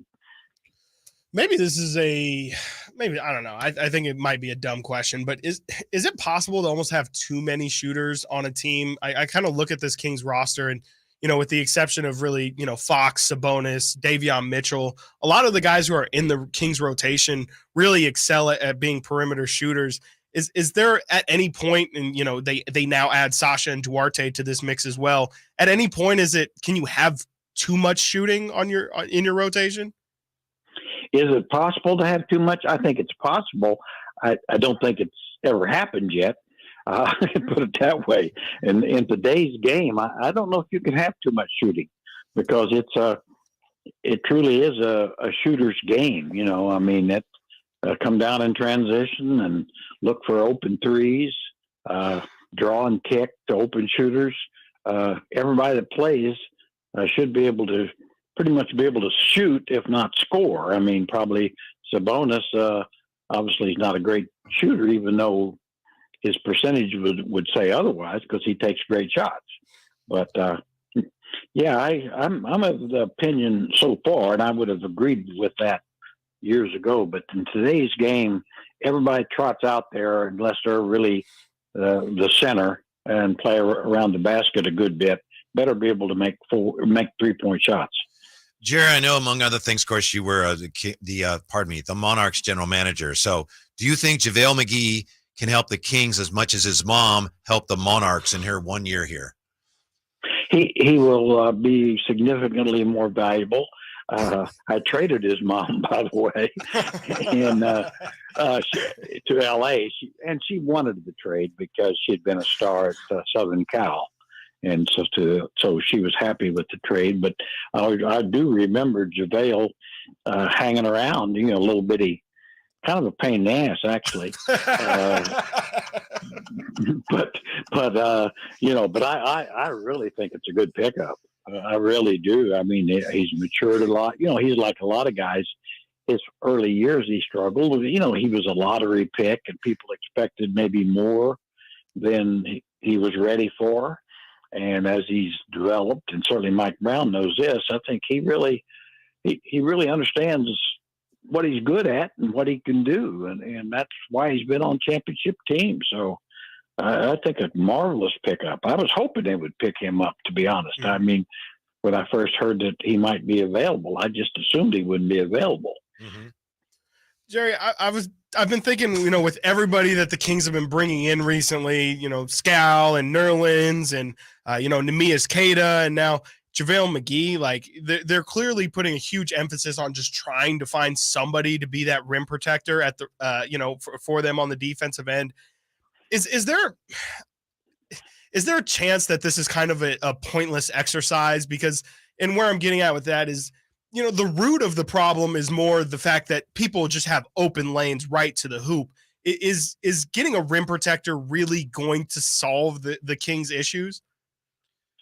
Well, it's a great question. I think this can help a little, but you hit on it. I don't care unless you're Bill Russell back there. If you're gonna have guys straight line drives to the basket, all you're gonna do is get big guys in foul trouble. Right. Now, what it does do, I think it gives Coach Brown more fouls to give to try to protect things.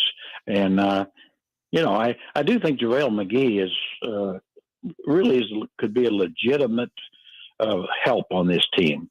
And I think of all the centers they got, I think he might be the one that emerges. I'd be surprised if he doesn't emerge as the consistent backup. Yeah. Speaking of players trying to find their way, Harry Giles back in the NBA. Jerry, 1 year deal with Brooklyn, terms not disclosed. What do you make of that? How good is that for Harry Giles? And where do you think, where does he need to get his game to be a contributing member of an NBA team? I think, just probably a little more consistent and everything. He's a very skilled guy passing and, a little smallish for a center. So he's going to have to shoot the perimeter shot better, that sort of thing. I think he's of course, I'll say this for Harry. He ranks as right at the top of the best guys, nicest guys to ever put on a Kings uniform. So, boy, wish him nothing but best. I think maybe he could find a limited role there, and that's what you hope for at this stage.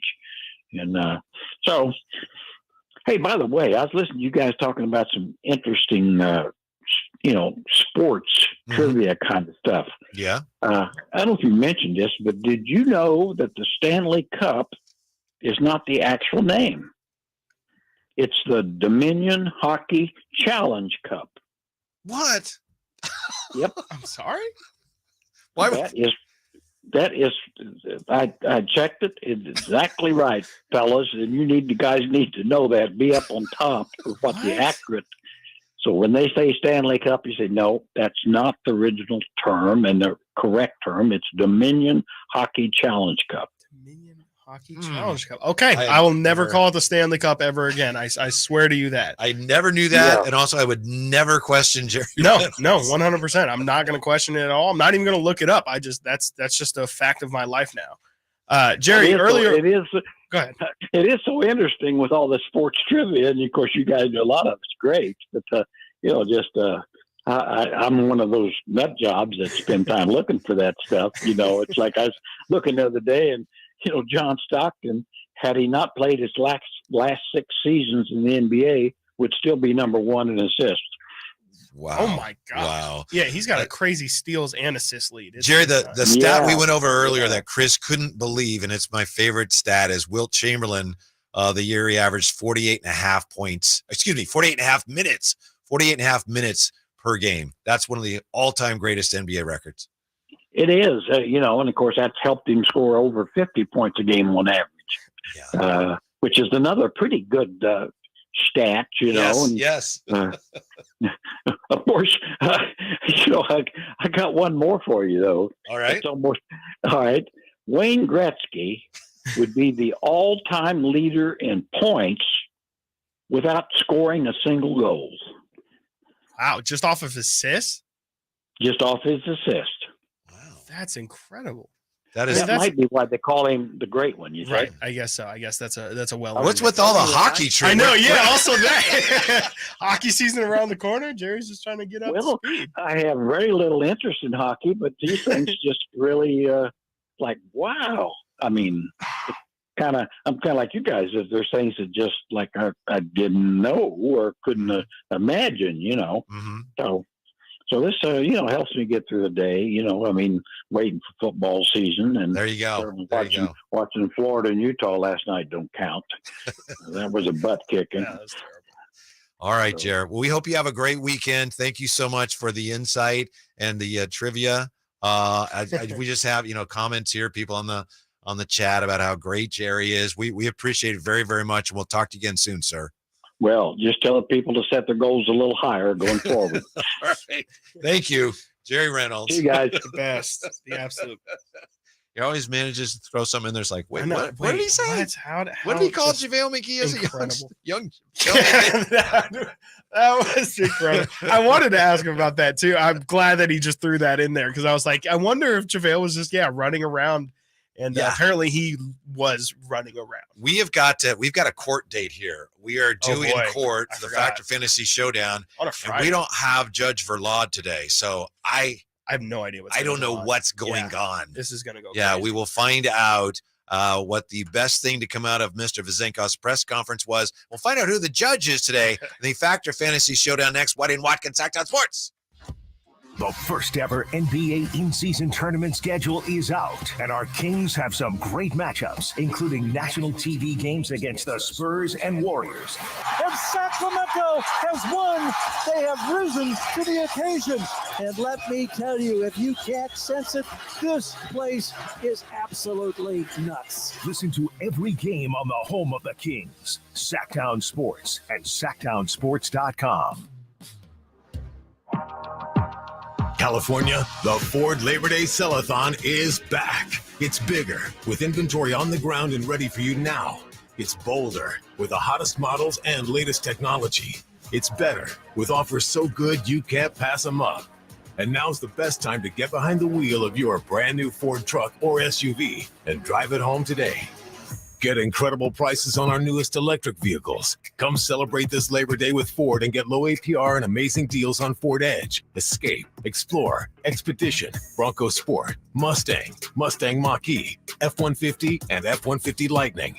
Don't wait. Take one home now before summer ends. We have the inventory. We have the offers, but they're not going to last. It's the Ford Labor Day Sell-a-thon, and it's bigger, bolder, and better than ever. Hurry, it all ends September 4th. So go to your California Ford dealer today. I like daffodils, tulips, the big dinner plate dahlias. I loved being in the garden, but I wasn't going to be able to because I couldn't not only walk, but I couldn't really stand on my foot without being in pain. It was excruciating. So my husband said, let's go to the Good Feet store. For over 20 years, we've helped people like Terry live the life they love without letting their feet get in the way. This nice young man said, I think I can help you. He got the arch support and I was fitted. And I kept walking back and forth across the store. And I looked at my husband and burst into tears because it was the first time in a year that I have not had any pain in my foot. I have had no pain since the day I bought them. Now I can do whatever I want. There isn't any place on my property that doesn't have flowers blooming 365 days a year. I still can't believe it. My name is Terry, and that's my Good Feet story. See what we can do for you with a free personalized arch support fitting at the Good Feet store. The Good Feet store. Come in now for a free arch support fitting and test walk. When you're young, life is full of choices. Don't let opioids like highly addictive and deadly fentanyl take away your life and your choices with just one wrong pill. Addiction is a disease that can affect anyone at any age, but there is a choice to get help for this disease. Find medically proven treatment options, including virtual, at choosemat.org. Get ready for a night with Cole Swindell.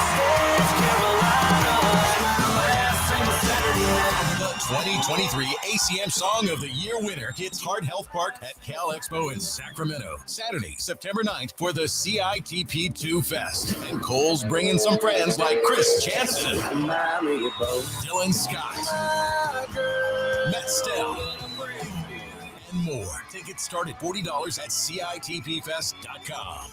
It's the Labor Day Sell-a-thon at Folsom Lake Ford, and we're back with big discounts and 0% financings available with approved credit. Plus top dollar for all trades. Shop FolsomLakeFord.com.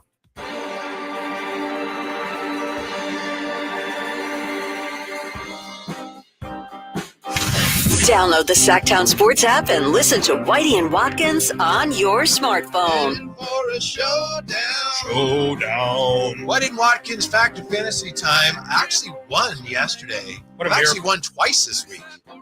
So I beat Frankie once and I beat you yesterday. You know, again, like, Surprisingly. does beating Frankie count? I think that's kind of that was a surprise. been the and debate of this week. I have a feeling we have Helmet's a on lot the of other side of you. lot of surprises coming today. All rise for the Honorable Judge Simone, who will be presiding today at the Fact or Fantasy Showdown. Oh, okay.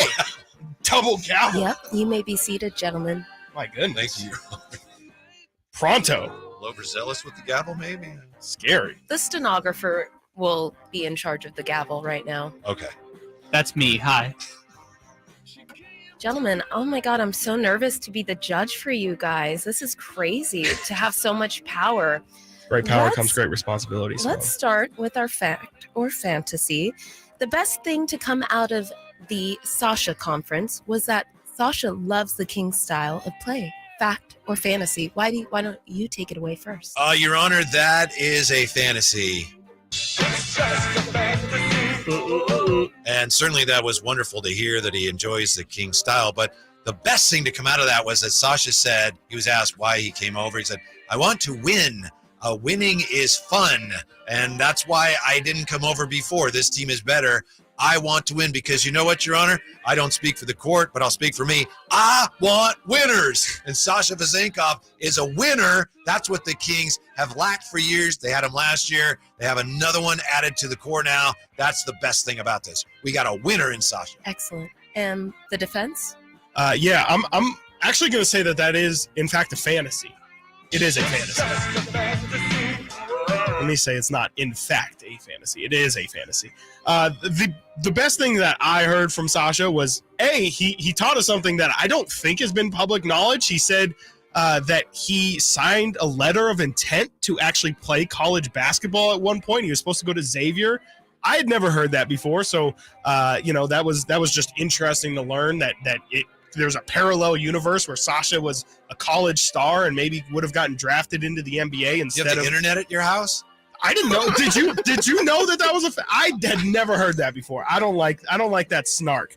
And the other thing was that he responded to Noah Lyles' comments of being the world champion and pretty much said what all the other NBA players have been saying that does the Denver Nuggets really need to play the Shanghai Sharks in order for them to be the world champions? Like, we understand that, this is the best basketball in the world and you don't have to, necessarily have a world competition in order for someone to be classified as the world champs. That was the best thing I heard out of Sasha. Wow. Powerful testimony on both sides, truly. I am going to have to give Mr. Watkins the point. Yes. I did think that was the most powerful takeaway from his presser yesterday, was kind of describing that Noah Lyles take, which was so incorrect. Yes. Your Honor, if I may ask, were you a clerk for Judge Berlad? Because there's a lot of similarities. To our judging styles? Yeah. No, okay. no. All right. Fair enough. On to the next question. Is Steve Young right? The 49ers should never trade anybody to the Cowboys. Fact or fantasy? I'm going to say that's a fantasy as well. Oh, cool. Stenographer. Look, I understand you don't want to trade with rivals, but frankly, yes, the 49ers and the Cowboys have a rivalry. They're not division rivals. They don't play them more than any other team. And also, if you have a good deal, I just think you have to take it. And the Cowboys gave the 49ers a fantastic deal. I don't think anyone else was going to give them a 4th-round pick for Trey Lance. I don't care if it's the Cowboys. I don't care if it's the Seahawks, the Cardinals, the Rams. If someone gives you an incredible deal, you should take it. Plus, Jerry Jones is old. You should take advantage of that old man as much as you can. Wow. Steve Young is right. The 49ers should never trade anybody to the Cowboys. Fact or fantasy? That is a fact. That's the fact. If it please the court, sure. Oh, they got a great deal. Yeah, now the 49ers and their fans especially have to live in fear that Trey Lance is going to become anything close to the quarterback he was supposed to be, and he would do so for the stinking Cowboys. Steve Young has PTSD, as he described it, because of when the 49ers once let Charles Haley go to the Cowboys, and Steve Young says that cost the 49ers multiple Super Bowls. So, yeah, they got a nice deal here, yeah. But the Cowboys, there's something special about the Cowboys from the 49ers standpoint. You must never do anything that might assist the Cowboys. Steve Young is exactly right. Wow. And again, powerful testimony, but you already know where my heart is going with this, and the court is very much pleased with Whitey's answer. 1 point to Whitey. 1 point, maybe 2 points? 2 points, Whitey. Oh, my gosh. Now I'm down. It was a faithful answer. I'm sorry. My gosh. Tugging at my heartstrings. That's ridiculous. What if they gave him a virus? What if it's like, yeah, go ahead and take Trey Lance. Trojan horse. Yeah, exactly. Trojan horse him. All right. Come on. Chris, this is going to be your last opportunity, I think. Oh, my gosh. This one better be worth 2 points to 1. 50. Yeah. It's another 49ers question, so now you know how to kind of, appease the judge here. Oh, geez. If the NFL could handpick their 2 Super Bowl teams this year, they'd pick the Chiefs and the 49ers. Is that a fact or is that a fantasy? That is as well a fantasy. Yes, it is. I'm sorry. I'm sorry. The Chiefs have been around. We've seen the Chiefs win. If the NFL could have it their way, they want Aaron Rodgers and the Jets in the Super Bowl. And that's really number one. That's the storyline. They put them, pretty much shoehorn them onto Hard Knocks because it's the most intriguing story. If Aaron Rodgers can bring a New York football team, specifically the Jets, back into prominence, that's massive. And, again, sorry, 49ers would be fun, but the NFL is always going to want the Cowboys in the Super Bowl as well. So Jets Cowboys would be what the NFL would want. If the NFL could handpick their 2 Super Bowl teams this year, they'd pick the Chiefs and the 49ers. Fact or fantasy? That is a fantasy. Chris is right. Yeah, I agree. The NFL would love for the Jets to get there. Jets. So sick of the Jets. But yes, the NFL would love to see them. But I do think there's a lot of intrigue and drama surrounding the San Francisco 49ers. That would be the team with everything going on with the quarterbacks and Brock Purdy and Kyle Shanahan and Bosa's holdout. That would be the team because they're an excellent team and they have great ratings as well. The NFL, if they could handpick teams, they'd have the Jets against the 49ers in the Super Bowl. Who knows? We may have that this year, Your Honor. Wow.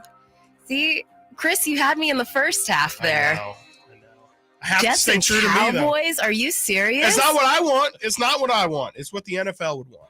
It's not a logo. It's a rating. And for that reason, it will be the 49ers and the Jets in the next Super Bowl. So I am awarding the next point to Whitey again. Thank you, Your Honor. And I believe it looks like our time has expired in court, Chris. I'm sorry. Are you sorry? I am very Doesn't sorry. feel like you're sorry. Wear the helmet, Whitey. I feel like he was The stalling bailiff there, said I so- could wear the helmet. I'm the stenographer. The stenographer, yes. Thank you. Thank you, Your Honor. You're well welcome. done. Happy Yeah. Friday, Bias. everyone. Happy Holiday Friday. weekend. The best part was when I asked for an extra point. And I'm like, Yeah, okay. sure. Go ahead and take it. Absolutely, I know. Didn't even need it either. He The ended up stenographer is not a snitch. However, we did have Whitey try and bribe the judge No, earlier. that's not true. Wait, what? That's not true. That is. Oh. I asked. Collusion. I did ask. This has been documented. No. I said, "Do you accept bribes?" That I asked. just the a question. I never offered a bribe of any kind. And This result is under protest. That's it. That's are it. we going to have a mistrial? You're gonna take this up with Judge This is- Verlade. Yep, Judge Verlade's going to hear about this Maybe one. you guys This have is to have ridiculous. a mistrial, and This you is guys can take ridiculous. this up This on is absurd. Tuesday. Once he recovers from a slaw-itis. Yeah, I told all y'all. the best to I him. told y'all not to eat the slaw. I had the and slaw and I was fine. had to learn a tough lesson, man. And I'm telling you, you didn't even have to eat the slaw to learn the lesson of don't eat coleslaw. It's gross. Thank you, Chris. Thank you, Your Honor. Thank you, You're not stenographer. welcome. You're not welcome at all. Coming up next, can a preseason stat be alarming? Tell you why the 49ers, who the NFL clearly wants to see in the Super Bowl, why they hope not next year. Whitey Watkins, Sactown Sports. All new spring deals are here at Lowe's. Start planting your garden this weekend with Bonnie 11.8-ounce vegetables. Buy 4 for $10. Plus, liven up your patios and decks with fresh blooms. Select 1.5-gallon hanging baskets or 2 for $20. Lowe's knows spring. Lowe's knows home improvement. Offers valid through 5/17. In-store only. Actual plant size and selection varies by location. While supplies last, excludes Alaska and Hawaii.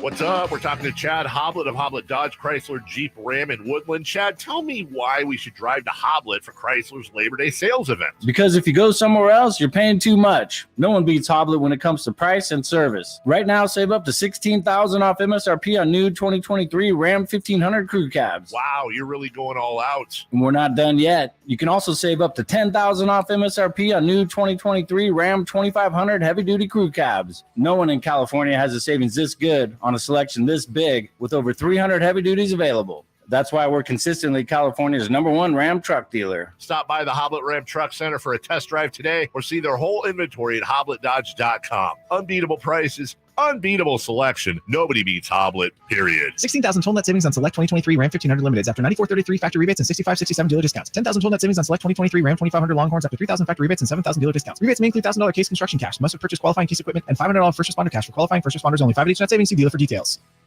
Kenny and Jerry here from Bell Brothers, and we're getting close to the end of the summer, but it's still plenty hot out there. And you've been running your AC hard all summer. That's why now is the perfect time to tune up your air conditioner. It's had months to pick up dirt and grime, for parts to wear out, for lubrications to cake up and dry out, and just not cool like it should. It would be a miracle if it's running even at 50% efficiency. Call Bell Brothers today for an $87 AC precision tune-up. It's a thorough 90-minute, 26-point process that will get you back to full efficiency. Keep your home more comfortable and have your AC in tip-top shape for next year. Pick up the phone and call Bell Brothers today to schedule your $87 precision AC tune-up. Our number is 916-444-1234, or find us online at thenosurpriseguys.com. That's 916-444-1234 or thenosurpriseguys.com. The No Surprise Guys, Bell Brothers. Guys, did you know your testosterone level impacts your energy, libido, sleep, weight, hair loss, mood, and even ED? And right now, Revive Men's Health Sacramento will check your testosterone for free. They've helped thousands of men since 2011 feel and perform better. They're so confident they can help you, they even guarantee it. Schedule your free testosterone test, exam, and consultation today. Call 916-277-8599. That's 916-277-8599. Or visit ReviveMen'sHealth.com. This is the Silver and Black Report, brought to you by ACR Solar and Home Services. How do you compete in a division where you have the least decorated quarterback and the coach with the fewest wins amongst the group? Well, the Silver and Black will attack it with some high-level talent. The 13th annual Top 100 Players, as voted by the players, featured 3 members of the Silver and Black, and the rankings were impressive. Max Crosby landed at 17, wideout Devontae Adams 13, and running back Josh Jacobs at 12. It will take more than these 3 to rack up wins, but this team did make the playoffs in 2021. That's your Silver and Black Report, brought to you by ACR Solar. Summer is so great for many things, but it's also a great time to get your home evaluated for solar. And while you're at it, make sure that roof on your house, it's in good shape. ACR Solar and Home Services would love to meet you and show you the kind of quality you can expect from ACR. I went to ACR Solar and I could not be happier with the work that they did on our roof. So go to acrsolar.com and start your savings today. ACR Solar and Home Services, quality, value, and integrity since 1979. From the Power Business Technology Toshiba Studios, KHTKAM Sacramento, KYMX HD2 Sacramento, the only station in Sacramento giving you local sports coverage from 6 a.m. to 6 p.m. Monday through Friday. Sactown Sports. Sactown Sports. Good afternoon, Sacramento. My name is Kyle Ledbetter, and these are your Sactown Sports headlines. Sacramento Kings general manager Monty McNair joined the Carmichael Dave Show with Jason Ross this morning. You can listen to the full interview up right now at SactownSports.com and the Sactown Sports YouTube.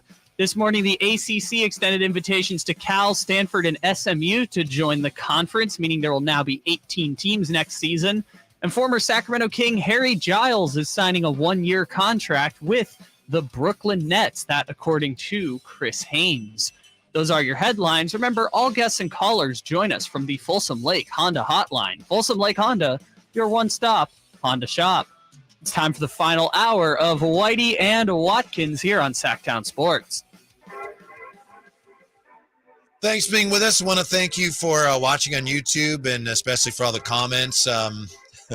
CK916 says, Jerry used to wear that helmet in fast pitch softball. You would need something like that. You would at least need a helmet in fast pitch ball. I mean, you obviously don't wear one in slow pitch, but I cannot get my mind like around a fast pitch softball league. Like nothing about that makes any sense. The only thing that makes sense to me is that at some point when they started it, somebody said, just do it. It's too hard. The underhand is too hard. Let's just throw overhand. But then to do it fast, like I would understand, like, okay, like, yeah, it's too hard to do it under. Maybe let's lob it in there. You just kind of chuck it a little. But like to do a full windup with a ball that big too, like I can't imagine you can get any, like it's got to be all just heaters. But well, I mean, no thanks. The pitcher's rubber in softball is so much closer if you're throwing overhand. Right. No one's getting hit. You'd have to start your swing. Oh my goodness! As the guys in the windup to even have a chance. And what if someone gets hit by a pit? Like I mean, I guess that's still a danger in slow pitch, but it's like or in underhand pitch. But I just feel like you get a little bit more velocity with the overhand. Absolutely, you got a guy who brings it, and I know I was told that ball is hard. When I was a kid in Vallejo, there was a lot of fast pitch softball, and they're really good. And I was told that. If a really good pitcher's on the mound, you have to almost start your swing before he lets go, or you can't catch up. That's underhand. 100%. Yeah, I mean, yeah, exactly. I think you mentioned how much closer the pitching mound is. It's way different. So I mean, they would honestly. I mean, I don't even think that they would even in the early 1900s. They probably wouldn't even have people go out there with leather helmets. You would need triple enforced helmets for any sort of fast pitch softball. And how about this? Jerry also very enthused about the Kings acquisition or the addition of JaVale McGee. Says he can really help. Yeah, said he was not a good kid, but said that now he didn't say he was a bad kid. He just said he was a pain in the ass was the quote. And yeah. So hopefully he's no longer a pain here in Sacramento. But I think that I agree with Jerry. I think he's going to be, or could be, I should say, since he's not officially on the opening day roster. But I definitely think I could see his skill set being really, really valuable to what the Kings are going for. At his best, he's a defender, and the Kings still need defensive help. Yeah, that's the one thing in the offseason. I kept waiting for them to do something to address the defense. That move apparently wasn't available to them. I mean, Harrison Barnes, but you already had him. It's like, when are they going to do something to help the defense? Vezenkov, great. He's not a good defender. He's going to add a lot. So finally, JaVale McGee. Right. Nerlens Noel maybe, but JaVale McGee, there's a better chance that he makes them better defensively. Right. Yeah. That's wonderful. That's the thing. Fingers crossed, but that's what I really like about the Nerlens or JaVale, whichever one of those two guys gets the spot, if one of those two guys gets the spot, is that both of those guys know their role and know that their role is not offense. Like, they're very low maintenance offensive guys. Like, they're just around the rim, and they don't try. JaVale's not over there taking corner threes. Like, I think there's been some videos of summer JaVale hitting some threes, but no, both of those guys are around the rim, high efficiency, low maintenance, and that's what the Kings need. They don't really need more offensive firepower. They need people who know their role and are going to try and excel in that role. Speaking of defense, the 49ers last year had the best run defense in the NFL. Seems good. Okay. Seems like a good thing that to have. 2023 preseason, however, they allowed an NFL high 552 yards, 5.5 yards per carry in 3 games on the ground in the preseason. That's not good. No, that's alarming. I would say that's alarming.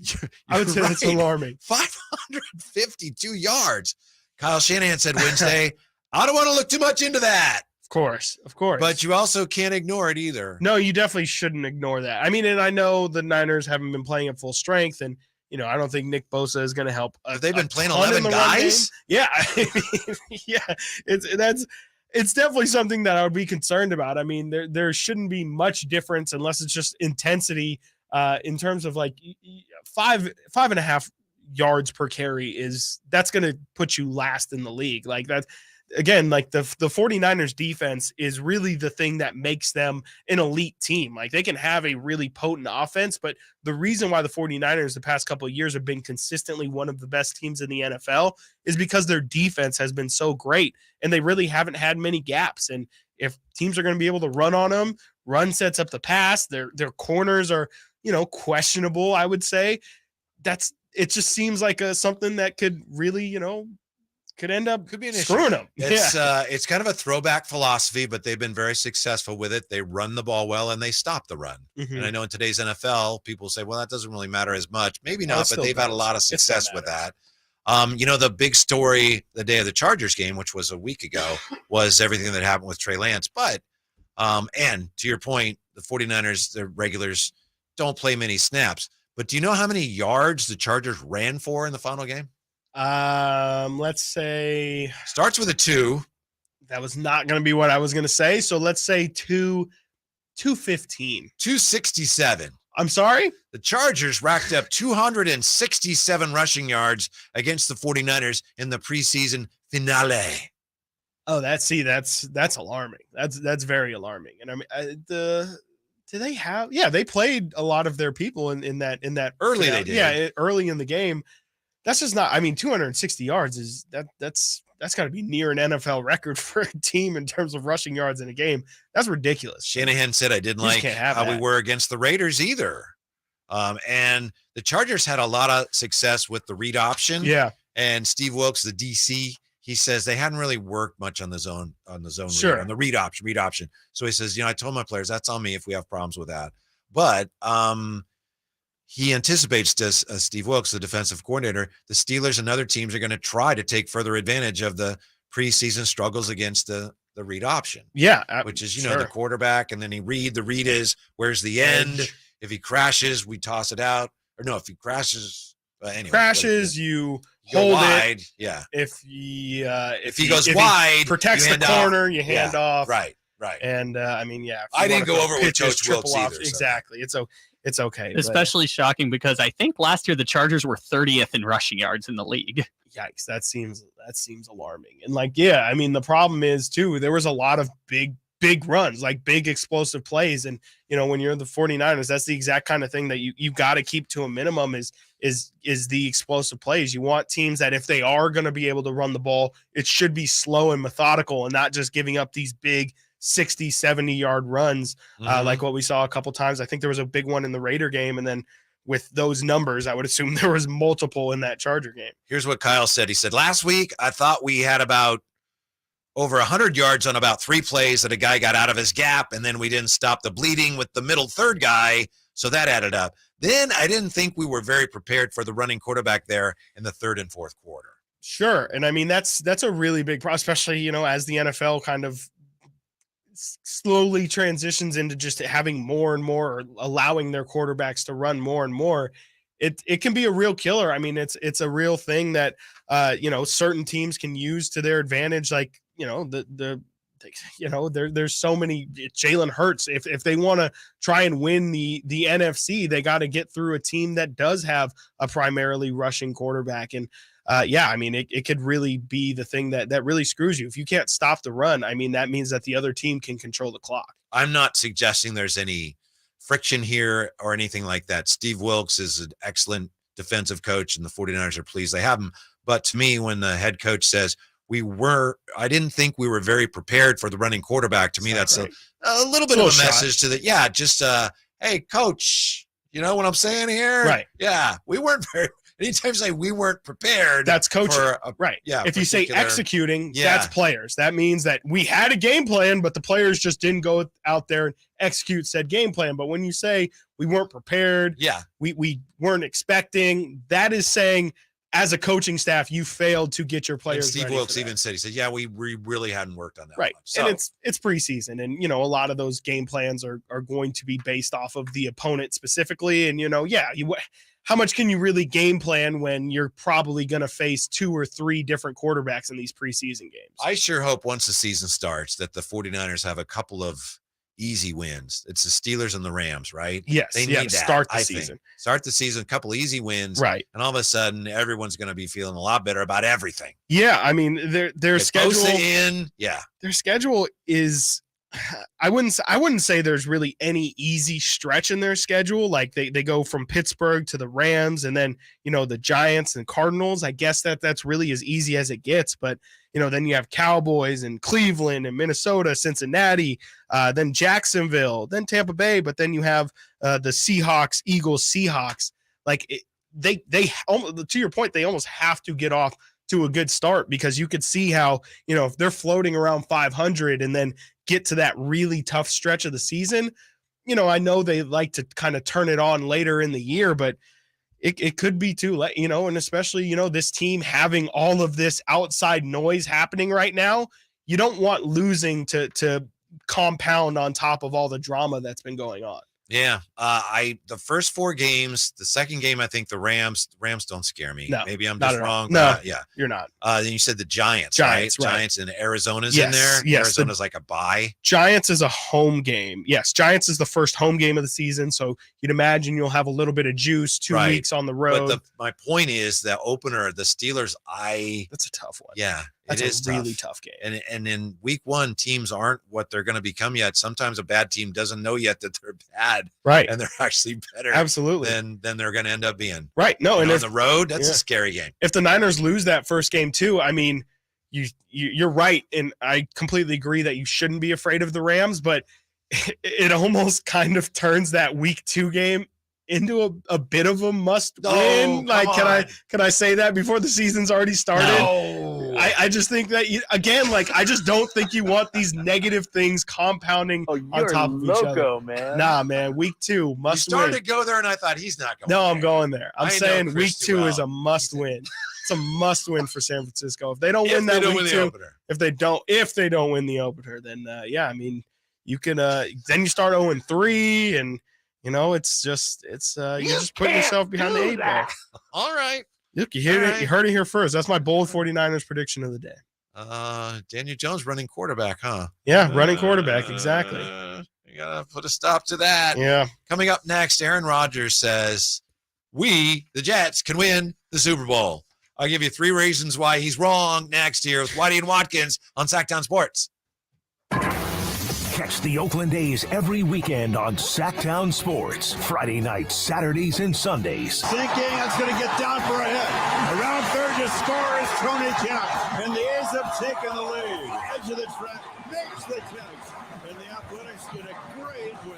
Sactown Sports, your weekend home for the Oakland A's.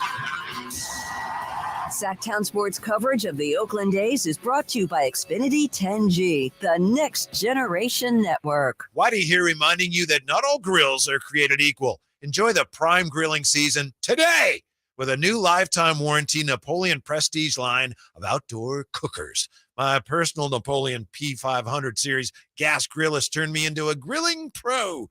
Napoleon Prestige grills, versatile grilling for every occasion. Form, function, and luxury can come in the same package. Just go to your local Green Acres Nursery and Supply for the best selection today, or visit Napoleon.com for a dealer near you. At Ashton & Price, we get injury victims to yes. Experience, yes. Ashton & Price has been around for over 25 years. No more insurance companies? Yes. Our clients focus on getting better, and we handle all the rest. Results? Yes. We've collected over $100 million for injury victims. No fee until we win? Yes. Our clients pay nothing until we win. Ashton & Price, the best at getting to yes. Remember, for the best advice, don't think twice. Call Ashton & Price. At your desk, on your phone, in the car. Whitey and Watkins. On Sactown Sports. Before we get to the Jets, there's something that we've been meaning to get to this week. We got so many things going on. So many people in here where we've been working with. We haven't gotten to this yet. So I just want to address it. I know we were going to talk about it on Fact Fantasy, and we got up against Glock a little bit.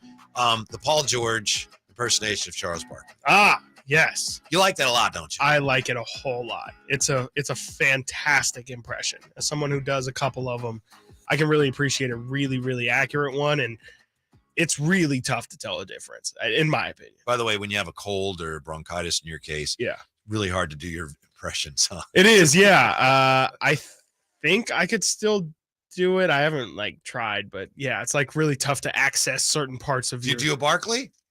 I could do one. I don't think it's very good, and I think all I could say is terrible. That's terrible, terrible, terrible, terrible. Pretty good. Demonis Sabonis. I don't know. It's like Kermit the Frog. It's a little bit. Yeah, Kermit that's the the problem. Kermit the Barkley. Yeah. That's about. But he has a cold. Exactly. Well, yeah, that's my excuse. So do you know Kermit has a cold? Do you know what pod this was on? I believe this was on the Gil. Oh no, I'm sorry. It was on Podcast P. Okay. Of course, it was on Paul George's podcast, which has all the best guests in the world. Mm-hmm. Here's Paul George doing Charles Barkley. Give us Charles, D. We know you got Charles. Jackie, to think about it, let me tell you. See, back when I played, you almost had to chuck a guy when he got hot or fouled him and put him on his ass. But these guys now are just too soft.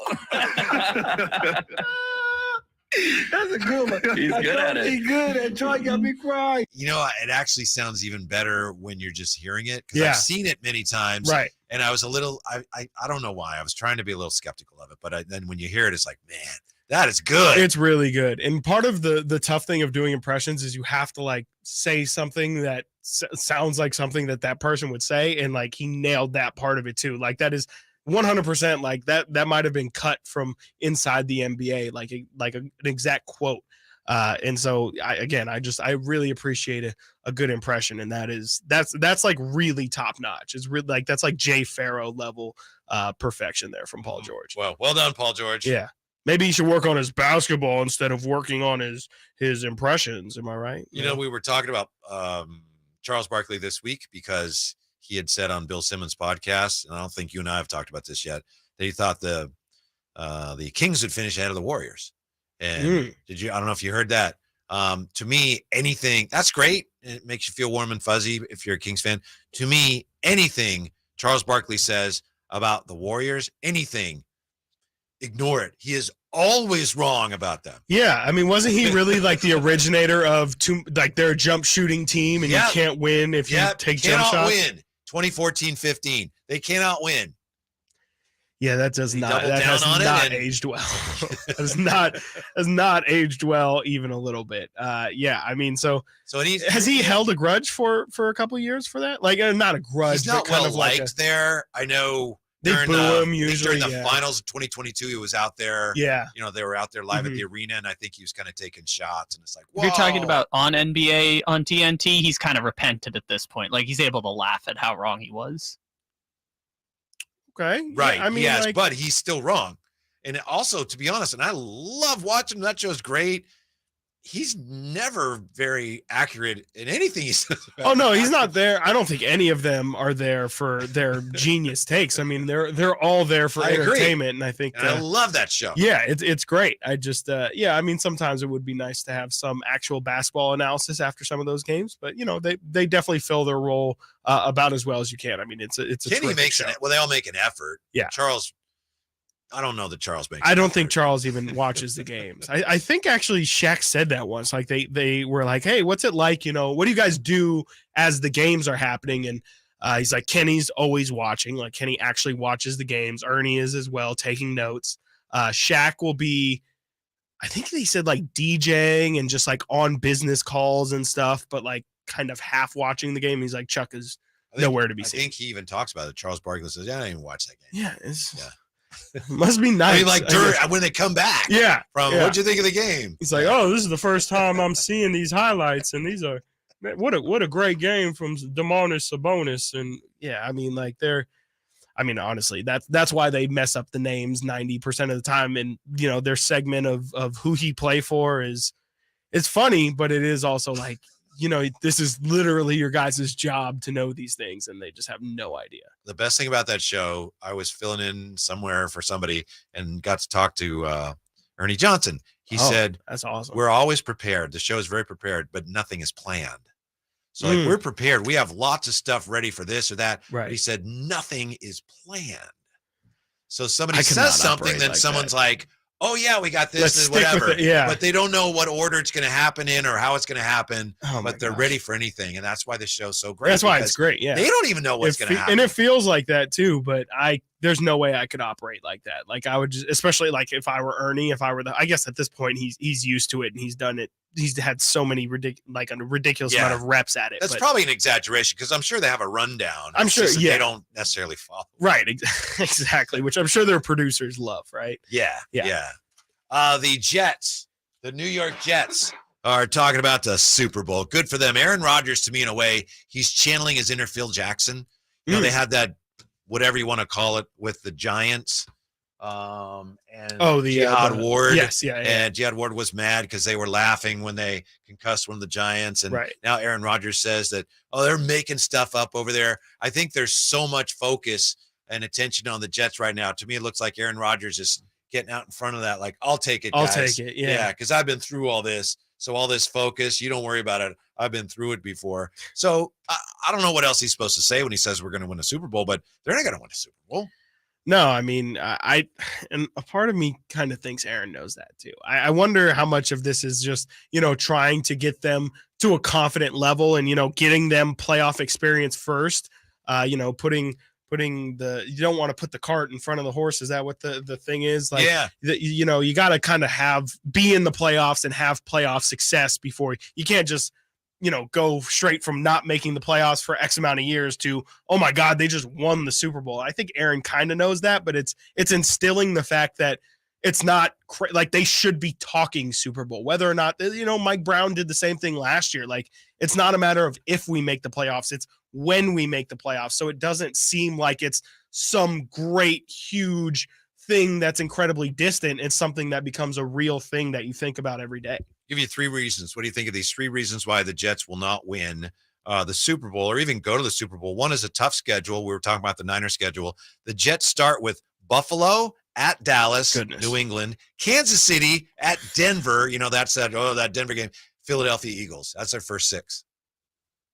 I don't even know if the Jets are they might have the first pick in the draft. Oh my goodness. That's ridiculous. Are any of these must wins, Chris? Yeah, I would say that that Chiefs game is a must win. I would say that Bills game is a must. That Bills Eagles game. at Dallas, New England, That's Kansas ridiculous. City, at Denver, Philadelphia. I mean, Eagles. if they lose to Sean Payton after all that mess. Yeah, Oh, yeah, that's yeah. definitely a must win. I mean, if we're gonna make that a bit, like one of those has to be a must win. That New England game is probably a must win. Like, you got to win the easy one of that. You know, if the Bills is going to be a tough test, like, you got to pick up the easy ones while they're there, and you know, you can hopefully maybe surprise a team or two. But that's incredibly tough, especially for a team again that doesn't have a history of success. You could see how if those losses start to stack up, maybe Mr. Rodgers turns a little bit more into Aaron Rodgers, and you know, that thing could go down quickly. And, you know, again, I think Robert Saleh could find himself on the hot seat really soon. Reason number 2 is and you alluded to it, there's just too many good AFC teams. And I think the Jets are a good team, and they're continuing to improve. But, I mean, the AFC is loaded with really potentially great teams. Yeah, the best teams. I mean, with the exception of really the Eagles and the Niners, like, all of the best teams reside in the AFC. And they got to get through them all. Like, there's no way around them. Like, oh, we dodged Patrick Mahomes. Well, that probably means that you're on the side of Joe Burrow and Josh Allen on the bracket. Like, there's not really any easy wins to come by, especially come playoff time. Are the Jets going to win the Super Bowl? I don't know. Are they even better than the Ravens? I mean, I don't know. I really don't know. Yeah, I don't think they don't have a better track record. And then thirdly, I don't think it helps them that they're in the spotlight like this, because now they do have a target. Teams want to beat them, and you can't sneak up on anybody. And it's like every time the Jets are in town, it's like, oh, boy. Yeah. These are the guys that say they're going to the Super Bowl, right? Oh, Hard Knocks, right? Aaron Rodgers. And I know you still got to get your job done, but that doesn't help you over 17 games. Well, yeah. And it makes everything you do harder. They're not like as you point out, I don't know if they're like even a Super Bowl quality team, but the fact that they're putting it out there, that means teams are going to give, like you're saying, like they're not going to sneak up. They're going to give them their best shot. They're going to treat them like, oh, these guys have Super Bowl aspirations, so we can't take this week off at all. It's not even a matter of like, oh yeah, like we're going to go out there and give our best. It's like, no, these guys, we got to tear them up. Yeah, people want to shut them up. It's not their fault they're on TV all the time, but they are. You know, you bring Aaron Rodgers in, that's kind of what you get. You know, you play that game. I guess Arlovsky was on the McAfee podcast yesterday, and somebody asked him, what's coming up on NFL Today or whatever. He said, oh, what do you think? We'll talk about the Cowboys and the Jets for the 3,000th day in a row. Yeah. I feel your pain, man. I feel your pain, just on a different struggle. But yeah, I mean, that's really all that they talk about, especially now with Trey going over to Dallas. It's like it's full steam ahead on the Jets Cowboys. And I'm telling you, I'm sorry, Simone, but that's what the NFL wants to see in the Super Bowl. Jets Cowboys. Get over it. Sorry. Are you appealing? No, it's under protest. The papers have already been submitted. Judge Verlaud, I know it's a weekend. I know it's a 3-day weekend, but they're already on his desk. Yeah, I'm sure it will. Chris is a diligent worker. 15 years here, man. Come on. That's right. Coming up next, PBev, is he right about the NBA small market reality? And if he is right, what does that mean for the Kings? Should we be worried? Next here, Whitey and Watkins on Sactown Sports. Whitey and Watkins on Sactown Sports. Sacramento weather is brought to you by the Arnold Law Firm. I'm Tamara Berg in the KCRA 3 Weather Center. Your Friday forecast has all the fall feels to it, doesn't it? September 1st coming in with temperatures below average. Plan for highs in the low to mid 70s. We'll have clouds, the occasional breeze, and maybe a few sprinkles as well. Get the latest forecast on the KCRA 3 News and the KCRA 3 app. The Arnold Law Firm has seen how a collision can turn anyone's life upside down in a heartbeat. So remember to be a little more alert on the road and stay safe. The Arnold Law Firm, providing real justice for you since 1975. Call 916-777-7777.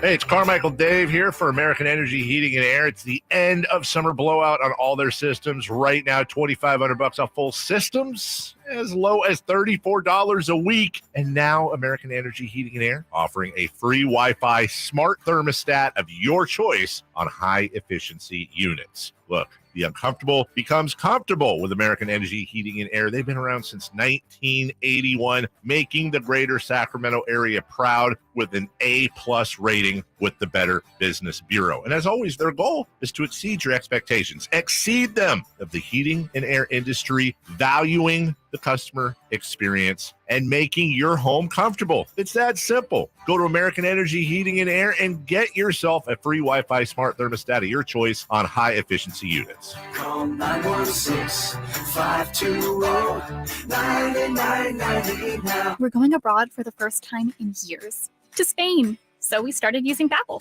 And started learning Spanish fast. With Babbel, you can start having conversations in another language in just 3 weeks. ¿Cómo te llamas? ¿Cómo te llamas?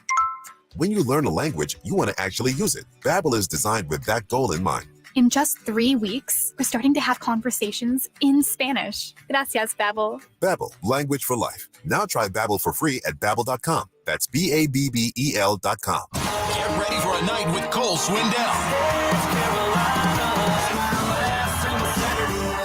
2023 ACM Song of the Year winner hits Heart Health Park at Cal Expo in Sacramento, Saturday, September 9th for the CITP2 Fest. And Cole's bringing some friends like Chris Jansen, Dylan Scott, Matt Stell, and more. Tickets start at $40 at CITPFest.com.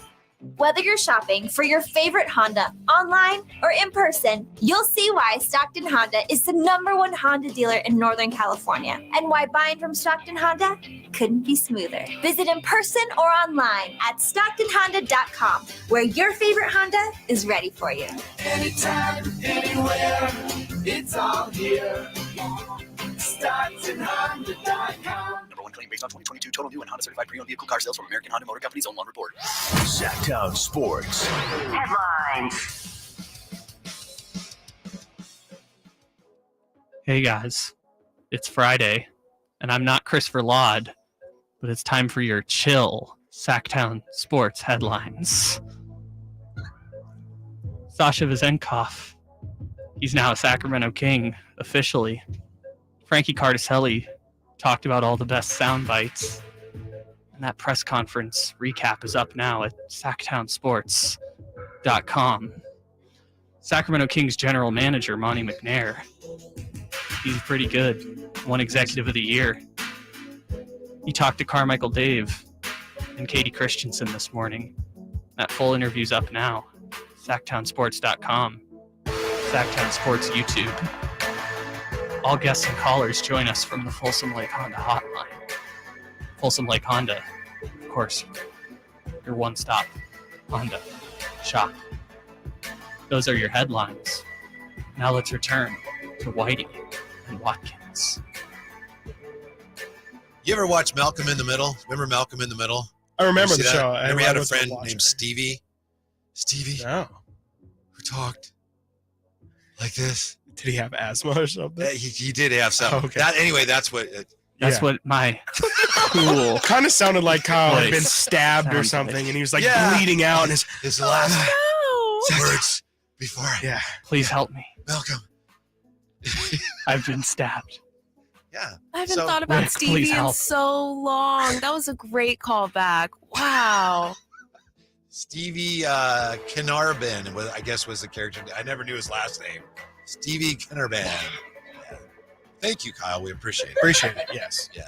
Got to keep the Friday chill vibes. It's the chill Sacktown Sports headline. I'll take that over the rock and roll 100 out of 100 times. Really? 100 out of 100. The hardcore one. It's yeah. just way too intense. It's like we're giving updates. We're not, I don't know. I just think the giving war chill ones updates. work better when it's 98 and today it's been raining. That's That true. also is It's almost a little sad. Yeah. It lends it. Yeah. It's so sad. It Yes. is. Yeah. Yes. This hopefully isn't sad. It's not necessarily encouraging for our small market teams or their fans if it's accurate. Patrick Beverly on the PBEV podcast. Another great podcast, right? I haven't listened to it, but sure. Yeah. I mean, it's great. I'm a fan of this quote unquote new media to an extent for certain things. But I think like for off-season content, like getting guys together, I think he was the one who had Karl Anthony Towns on there spouting all kinds of crazy nonsense on there. But yeah, I think that if you can get players to kind of open up and be themselves and not like their media personas, I'm all for it. And he's one of the better ones. Yeah, my pitch comm with Kyle is down here, so I didn't quite catch it. Kyle, and this is no big deal. I just want to make sure I understand. You kind of gave me a head shake. So either you were telling me you don't have the audio, which is fine, or you were telling me his podcast isn't very good. His podcast could be better. That's all. That's what I got. Thank you. I just want to make sure. Oh no, the sound is right here. I'm ready for that. Yeah. You kind of gave me a little like a head shake, and I wasn't sure which one it was. We had to call a mound meeting real quick. Thank you. Yeah, it's definitely not. He's not going to win any awards for his podcast. Patrick Beverley is just one of the more outspoken guys. It's pretty much like a Draymond light podcast, honestly. So Draymond's at the top. Yeah, in terms of like actual analysis content that he gives, yes, I would put Draymond at the top. Just in terms of clicks and like overall like virality, I guess, is that a word? Podcast P is the top one for just pulling out. It seems like every single week there's something from Paul George's podcast, and then honestly all the smoke as well with our very own Matt Barnes and Steven Jackson. Like that one gets a lot of really good guests, and again they do a really good job of like getting these people to actually open up and be like humans and not just media trained. Yeah, I know. Like we just heard the Paul George clip where he's doing Charles Barkley. He really sounds like someone's just coming in and is like, hey, well, yeah, we'll do a pod. This is just what we're doing anyway. Yeah, we're just chilling on the couch and these are my friends. And yeah, it's just a unique insight that's like we've just never really had before. We know that Anthony Edwards is the face of Team USA. I think he struggled a little bit today, but he had 17 in the second half, but those were all of his points. So yeah, he definitely struggled a little. He looks like he is a guy who could be on a track towards becoming one of, if not the biggest star in the NBA at some point. Patrick Beverley says, you know what that means? That means he's not going to stay in Minnesota long. Does he need to get out of Minnesota? He will get out of Minnesota. Okay.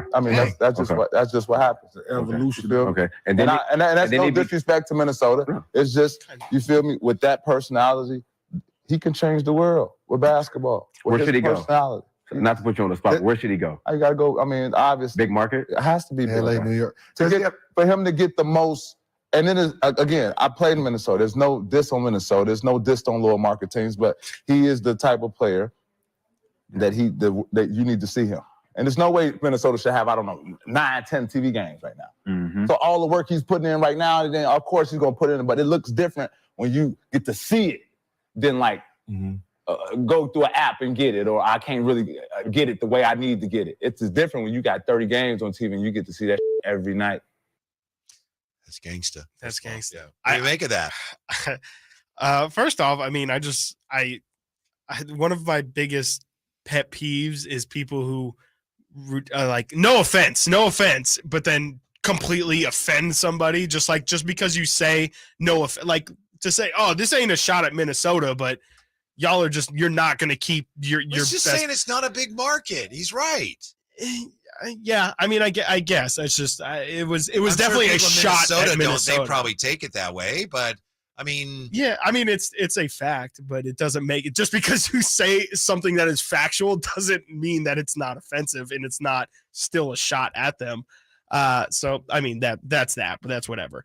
But and contradicting myself, he is right. Like he is 100% right. The fact that Minnesota, he points at it right there, has 9 national TV games, and Anthony Edwards is probably, especially with everything that happened with Ja last season, he's probably like the biggest or potentially the biggest young star that the NBA has that could really be groomed into like the mega star level. It's going to be tough for him to do it in Minnesota, but I think it's possible. Kevin Garnett was a massive figure even when he was in Minnesota, and he ended up in Boston. Yeah, he did end up in Boston, and I think that was more due to success than it was back. I shouldn't bigger say market. He ended up there, but he went there. Yes, yeah, I knew what you meant. Yeah. But and I hear what he's saying, because Anthony Edwards, I'm not going to say he could change the world or whatever, but he is a really hilarious personality, and like that hasn't been shown on the grandest level. And yeah, if he's in LA, he can do those Jimmy Fallon and Jimmy Kimmel late night talk shows and up his popularity there, and that's obviously beneficial to your brand. But I just don't like the notion, especially in today's NBA, that you have to be in a big market to be a big star. It's an issue for the NBA because the NBA has struggled with this for years, trying to keep the big name players in the smaller markets. Sure. And they've set up, with what you can sign players for and the Supermax and things like. I don't think it works. I think it's worked at times in the past, but I don't know how successful it is. I give him credit for trying. As far as Sacramento goes, you look at this Kings team, and this is a team that looks like they're, look at all the TV games. They've got a national reputation now. They've got national credibility, and there's nobody on this team right now where if you're the Kings, are you going, I hope we keep them? Right. No, that's 100%. great. Yeah. And it's not even because, De'Aaron's locked up or anything. It's just like, when Weber almost left, it was catastrophic. That final playoff game, they lost to the Lakers, and then Webb was going to be a free agent. Of course, he ended up coming back, and then they had even worse things that happened against the Lakers. But that was like, oh no, this is all ending right now. Yeah. And with this team right now, there's no sense of that, which again speaks to, I think, the importance of signing Sabonis. Right. Yeah. They were able to lock up all their guys. De'Aaron's locked up for another 3 years. He doesn't appear to have any interest in going anywhere. Even Tyreek Evans, from the time he got here, it was clear that he's got people that are planning eventually for him to go to a bigger market. Sure. Things didn't quite work out for him that way either. Yeah. No, that was the plan. Yeah. The thing is, the Kings haven't really had one of those kind of star level, like DeMarcus was very comfortable with where he was at. Yeah. I think he knew that if he were to go to a bigger market, it probably would lead to more criticism, but the Kings really haven't had this big mega star. Chris Webber, frankly, was a mega star at that time, especially because of just the history that all basketball fans had with him through his college career as well. It would be interesting. I hope one day the Kings do get a guy of that level, and De'Aaron definitely could get to that level, but I would be interested to see where Sacramento kind of fits. Like, is it still considered it still is a quote unquote small market, but is it a big enough market to house one of these NBA faces of the league? Yeah, and I don't know that it is, and I think that also speaks to the wisdom of putting this team together in this fashion. Sure. Yeah, you got to kind of know. You got to know everything about your situation. You got to understand where you are and what that means for the players you can bring in. Mm-hmm. You ready for the football feud crossover? Yes. Oh my God, is it J Mars and FPJ today again? Unless it's possible they're both in here, so I hope it sounds good. Okay, I was going to say I thought that maybe they'd already surrendered, already forfeit the match against you, but I guess they're up for it. Yeah, they better watch out. If it's me and Kyle together, that's a duo right there. The Friday football feud is next on the crossover. Whitey Watkins, Sac Town Sports. Get it. Need the breakdown of the latest 49er game? Everybody, Team Trey, Team Brock. Nobody likes Sam. To me, they're all 49ers. I don't care who plays. Want to know what to expect from the Beam team this season? I don't honestly know who's going to have a better record, the Warriors or the Kings. That's interesting because the Warriors did have a lot of injuries last year, but they're also old. Got to get that MLB fix down the stretch? Looking for articles from your favorite hosts. For all that and more, visit SactownSports.com. Have you Googled yourself lately? Are there negative posts from an ex-employee or from a former client? Maybe an outdated news article or sensitive personal information about your family? Search engines don't always get it right. For right or wrong, it's your reputation on the line. That's where Reputation Defender by Norton comes in. One of the most trusted names in online reputation repair, Reputation Defender has been fixing people's search results for over 15 years. Their cutting-edge approaches help you to wipe away unwanted information in your search results. They also promote the good stuff so that it rises to the top, helping you put your best foot forward. Your good name is too valuable to leave to the whims of a Google algorithm. Take control with Reputation Defender. You can start by getting your free reputation report card at reputationdefender.com or call 800-401-6681 to speak to an expert. That's 800-401-6681. Everyone loves to be outside, and so do mosquitoes.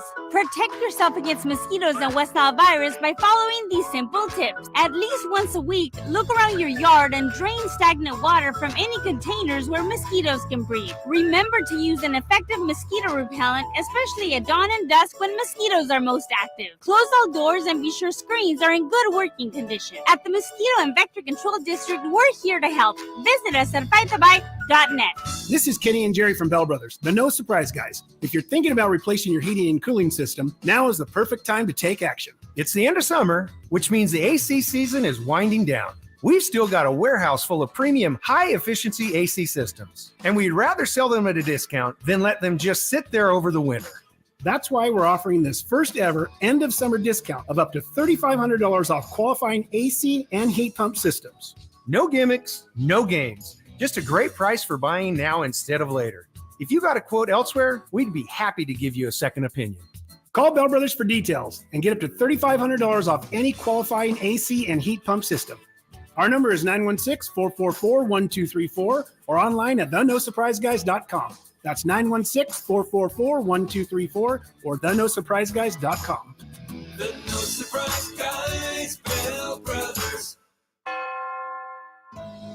Labor Day, our annual celebration of workers and their achievements, was first observed in New York, and the first Monday in September became a national holiday in 1894. Hi, this is Frank LaRosa with a word about Naturewood Home Furnishings. Each year we commemorate Labor Day with parades, picnics, and family gatherings. And right now, Naturewood Home Furnishings is celebrating with their exceptional whole store Labor Day sale. Would you like to refresh your living room? Would you like to restyle your bedroom? Maybe you want to redesign your home office. No matter whether it's your dining room, kids' rooms, accents, or accessories, Naturewood's unique store-wide Labor Day sale offers savings in every department and savings on every brand like Stanton, Omnia, England, Stickley, Flex Steel, and all the rest of the award-winning furniture. When it comes right down to it, it's all about choices and always about quality. Visit Naturewood Home Furnishings right now for this remarkable Labor Day sale. Off Highway 50 at Hazel, look for the water wheel. I suffered with plantar fasciitis for almost 20 years. I thought that foot pain was going to be with me for the rest of my life. If you suffer with plantar fasciitis, the search for pain relief can feel like an endless and hopeless ordeal. I would try drugstore, insoles and supports. I've been through surgeries, foot injections. I was trying all different things. Not a single one worked. If you think you've tried everything to relieve your foot pain, you probably haven't tried arch supports from the Good Feet store. And then I was driving past the Good Feet store, and I thought, why not? Give it a try. They wanted to make sure that they gave me the right arch support for my feet. Then it was like, okay, this is different. These make a difference. I don't have foot pain anymore. I'm so glad I met Good Feet. That changed my life. See how Good Feet arch supports work for you before you buy with a free fitting and test walk at the Good Feet store. The Good Feet store. Come in now for a free arch support fitting and test walk. It's the Labor Day Sell-a-thon at Folsom Lake Ford, and we're back with big discounts and 0% financings available with approved credit, plus top dollar for all trades. Shop FolsomLakeFord.com. It's time to play Football Feud. Yeah, it's time for the Friday Football Feud. Let's welcome, by the way, let's do it. Frank Paul Santangelo Jr. and Jim. Hey! Oh, yeah. We're ready to feud, baby. I've been ready to feud. I've been ready to fight all day. Let's go. And then we'll find out what you guys have coming up on the show. That's a good idea. Yeah, And don't use your bronchitis if you get smacked today as an excuse. Oh, come on. I would never use that as an excuse. Definitely not why I lost. Today, you guys will be opposing Whitey Watkins. And who is Rick, who are you playing with today? I thought Kyle. Kyle? Yeah, cool. All right. Let's do it. This I'm is 2-0. he's going to win. No, I'm going for dubs, man. Yeah, I'm 2-0 in this game, so we're good. Oh, All right. So give me Chris and J Mars. So you have to shout your name to buzz in here. Got it. Yeah. Got the top 8 on the board. Name the quarterback who last season threw for the most yards in the NFL. Bronchi. I heard Bronchi. Let's say Justin Herbert. Justin Herbert is a number 2 answer. 4,739. So you guys, Jay, you have a chance Say to top. Patrick Mahomes. Number 1 answer. Yeah. There we go, It was Jay. too obvious. It was too obvious. 5,250. It was So too you obvious. guys have control of the board. 8 on the board. 1 and 2 are already off the board. You want to play? Do you want to pass? We're going to pass. Gonna pass. Yeah. Bold strategy, Cotton. We'll see if it pays off. All right, Kyle. Take You're the up. throne, No Kyle. strikes against you guys. Mahomes number 1. Herbert number 2. Last year, quarterbacks who threw for the most yards in the NFL. Yards. That's Oh, right. this is good.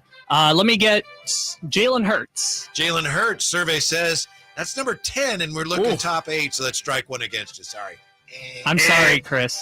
He's very I know, close. yeah. You gave me a look for not saying Patrick Mahomes, man. You just gave us number 10. The world was your oyster, and you dropped a 10 on us? Let's say Joseph Burrow. Dissension in the ranks. Let's say Joseph Burrow. Joe Burrows? Yeah. Joe Burrow. Number 5 answer, Yeah. Joe Burrow, Yeah. 4,475. Let's knock some of these off. Ding. Yeah. Thank you. Back over to Kyle. All right, we're finding the sound effects over here. Or is he looking up the answers? I think he's looking at the answers and cheating. I'll take Josh Allen. Josh Allen. He may be cheating because that's the number 7 answer. Hey! 4,283. There we go. So 3 and 4 and 6 and 8 still on the board. Yeah. How about One strike against you How about guys. my guy Kirk Cousins? Kirk Cousins? Survey says number 4. Yeah, you're dang right he was. 4,547. Oh, I'm hurt. You guys are wow. Yeah. You It was a mistake. It was a mistake. Passing. Yeah. What was the number again for Kirk Cousins? He was number 4.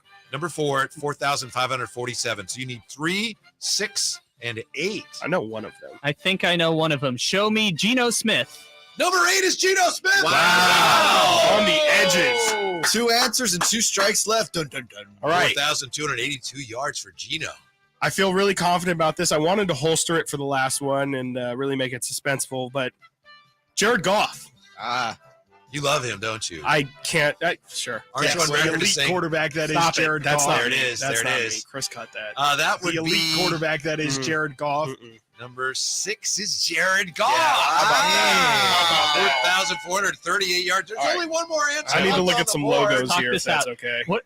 I Chris, don't think that's okay. I can't look at logos? No, you can't look at logos. Why not? Do they look at logos on the feud? No. Okay, then put your But this is phone the down. football feud. I'm playing the Chris, center hold up. protest. I think I know who it is, but I want to run it by you Sure. first. Do you think it's Trevor Lawrence? That's a good guess for sure. Again, I have to go through some logos in my head. They're allowed to talk, and you can. Yeah, you know what? I perhaps think if that's a they're good wrong. enough guess for sure. He played all 17, We have right? another guess. Yeah, he played all 17. Yeah. They were bad to Need an answer. Trevor Guys, Lawrence. Trevor Lawrence survey says, well, if it's up there, you guys win. If it's not, number 9 is Trevor Lawrence. yeah, close Number one. 9, strike Still 2 have one more. All right. against you. So 2 I'm- strikes, 1 name left. Trying to think. I mean, Aaron Rodgers still hasn't been said, but he didn't have a very good season Not- last year. I don't think it's Rodgers. I don't think it was Dakota Prescott because he missed a couple games. That's a good point. That's a great point. Number 1, Mahomes. Number 2, Herbert. Number 4, Cousins. Number 5, Burrow. Number 6, Goff. Number 7, Allen. Number 8, Geno Smith. Guess Russ Wilson. Yeah. I'm sorry, what number are we looking for here? Number 3. 3. There's my got to be a big one gosh. we're It's a forgetting. huge, obvious one here. Probably not Derek Carr, But I right? do need an answer. 2 strikes against you. Kyle, you got anything? I'm going through the teams in my head. Same. I can't. I don't want to buzz you out. I need a guess. Buzz him out, Whitey. This is ridiculous. Did Tom Brady play last year? No. he did, but it's not him. Yeah, no. Buzz him out! Jeez. 3, Kyle, give me somebody. 2. Derek Carr. Derek Carr. Survey It's not says it, but- number 14. That's fine. Yeah, I That's know, fine. we don't know who it is. Yeah. Strike 3, you're out. That's fine. Yeah, so We've huddled already. yes, Can't be back too to late. FB Jr. and No J ways. Mars. Yeah, I'm when you gonna go go. up there, get it, you win. Daniel Jones. Good answer. No, there's no way. No, Number chance. 15 is no Daniel way. Jones. Yeah, I'm like, there's no way. I thought he had like a career year Not last even- year. Not even Daniel close. Jones, the running back? Oh my gosh, how did we forget? What was it? Tom Brady. No. No, It was it Tom was Brady? not. 4,694 yards. Tom Well, they Brady. get it. You They get didn't it, say Chris. They didn't say it.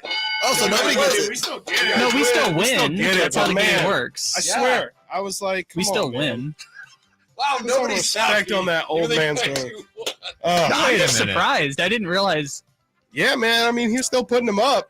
Mike Evans, Chris Godwin, you know, he's just. Yeah. they I'm were just shocked throwing. that Daniel Jones was that low on the list I because he had a refuse- career year last year. I refuse to live in a world where Daniel Jones had more passing yards than Jalen Hurts. Yeah, 9. So we go Mahomes, Herbert, Brady, Cousins, Burrow, Goff, Allen Smith. Then it went Lawrence, Hurts, Aaron Rodgers 11, Tua 12, Russ 13, and then Carr and Daniel Jones. Why does it feel like Tom Brady's been out of the league for like 3 years? Why does now? it I feel mean, like guess nobody it's- won and Yeah, nobody's it happy does. you It guys really win? Because It's- nobody really does win Yeah, in that no, case. it doesn't Like, you feel- know, We won, Chris. We won. Yeah, okay. We You know got what? 7 of them with only one That's a good strike. point. We That's a good won. point. Kyle went 3-0 it's like today. winning a majority decision, like Or 1 3-0 point on- from the judge. Yeah. 3-0, baby. Yeah. Oh, well, congratulations. Feels I hate super. to start your show off. Well, I was just going to say, now it's I'm 4 going home. hours of apathy. I give up. I'm going home. Hey, I don't know if you guys know this. The Kings signed JaVale McGee. What? Saw Yeah, that. I know. Yeah. Yeah. You know, it's easy for all of us. We've all made quips, but Jerry was saying today thinks it's a really good signing for the Yeah, Kings. no, definitely seems to be the vibe. And, they gave him a fully guaranteed deal, which means. Was it really? Yeah. Oh, wow. Yeah, Okay, I the didn't see the guarantee for the details on it. season on that. So The basketball season? The basketball, from what I read, Really? there's now Wow. just one open Yeah, I just roster didn't read spot about it. left. Okay. Yeah. Interesting. And Jordan Ford still hasn't officially Well, and I signed believe any the contract. Kings have 2 camp invites remaining. I believe so. Yeah, you can have up to Ah, 21 people. 21. They have 19 currently. Kyle's going to get one of them. Yeah, exactly. Yes. Kyle, are you planning to do that open tryout? We discussed that yesterday. Okay. I've heard Simone has filled me in on the details. Okay. Dave And said- I'm gonna need to speak to my representation before we make any final decision. Dave said that if I think he said he would pay the fee. He would fund it. Yeah, He he did. said he would fund it. So I'm gonna need Nate to come film with me. yes, absolutely. Absolutely. This can be Again, arranged. we'll speak to our representation and Okay. get back to you. All right. Dave All right. making that Yeah. big morning show money can fund it. The rest of us were Exactly. talking about taking the hat around and I getting know, some yeah. donations. Community fund. Yes. Well, I hope you guys have a great holiday weekend. By the way, yes, sir. speaking of Kings, Frankie on with us at 2:30 Yeah, today. Cardicelli? Frankie Cardicelli, that Wow. one. 3 Wow. o'clock, former Giants bench coach Ron Wotus will be joining Wow. us, talk some Giants baseball. Awesome. And then at 4:30, Sean Cunningham. So, yeah, action-packed Friday here. Holy Tremendous. crap. You guys have fun. Good to see you. Good to see you as well. Stick around for J. Mars and FP Jr. Are you going to get over this football feud loss? FP? No. Take it. I'm going to wear this all Memorial Day, or excuse me, Labor Day weekend. Yep, get the and right it's going to wear heavy on me. So thanks, guys. He'll get over it. Yeah. Let's not forget, why we celebrate Labor Day. That's right. That's how Dave wrapped up the show. He's like, Show it. let's as we go through this Labor Day weekend, let's not forget the real reason why we celebrate. Yes. Yeah. Yeah. J. Mars, FP Jr. I have next so right much here. to add to that. I'm just not going to. Sactown Sports. The elite quarterback that is Jared Goff. All new spring deals are here.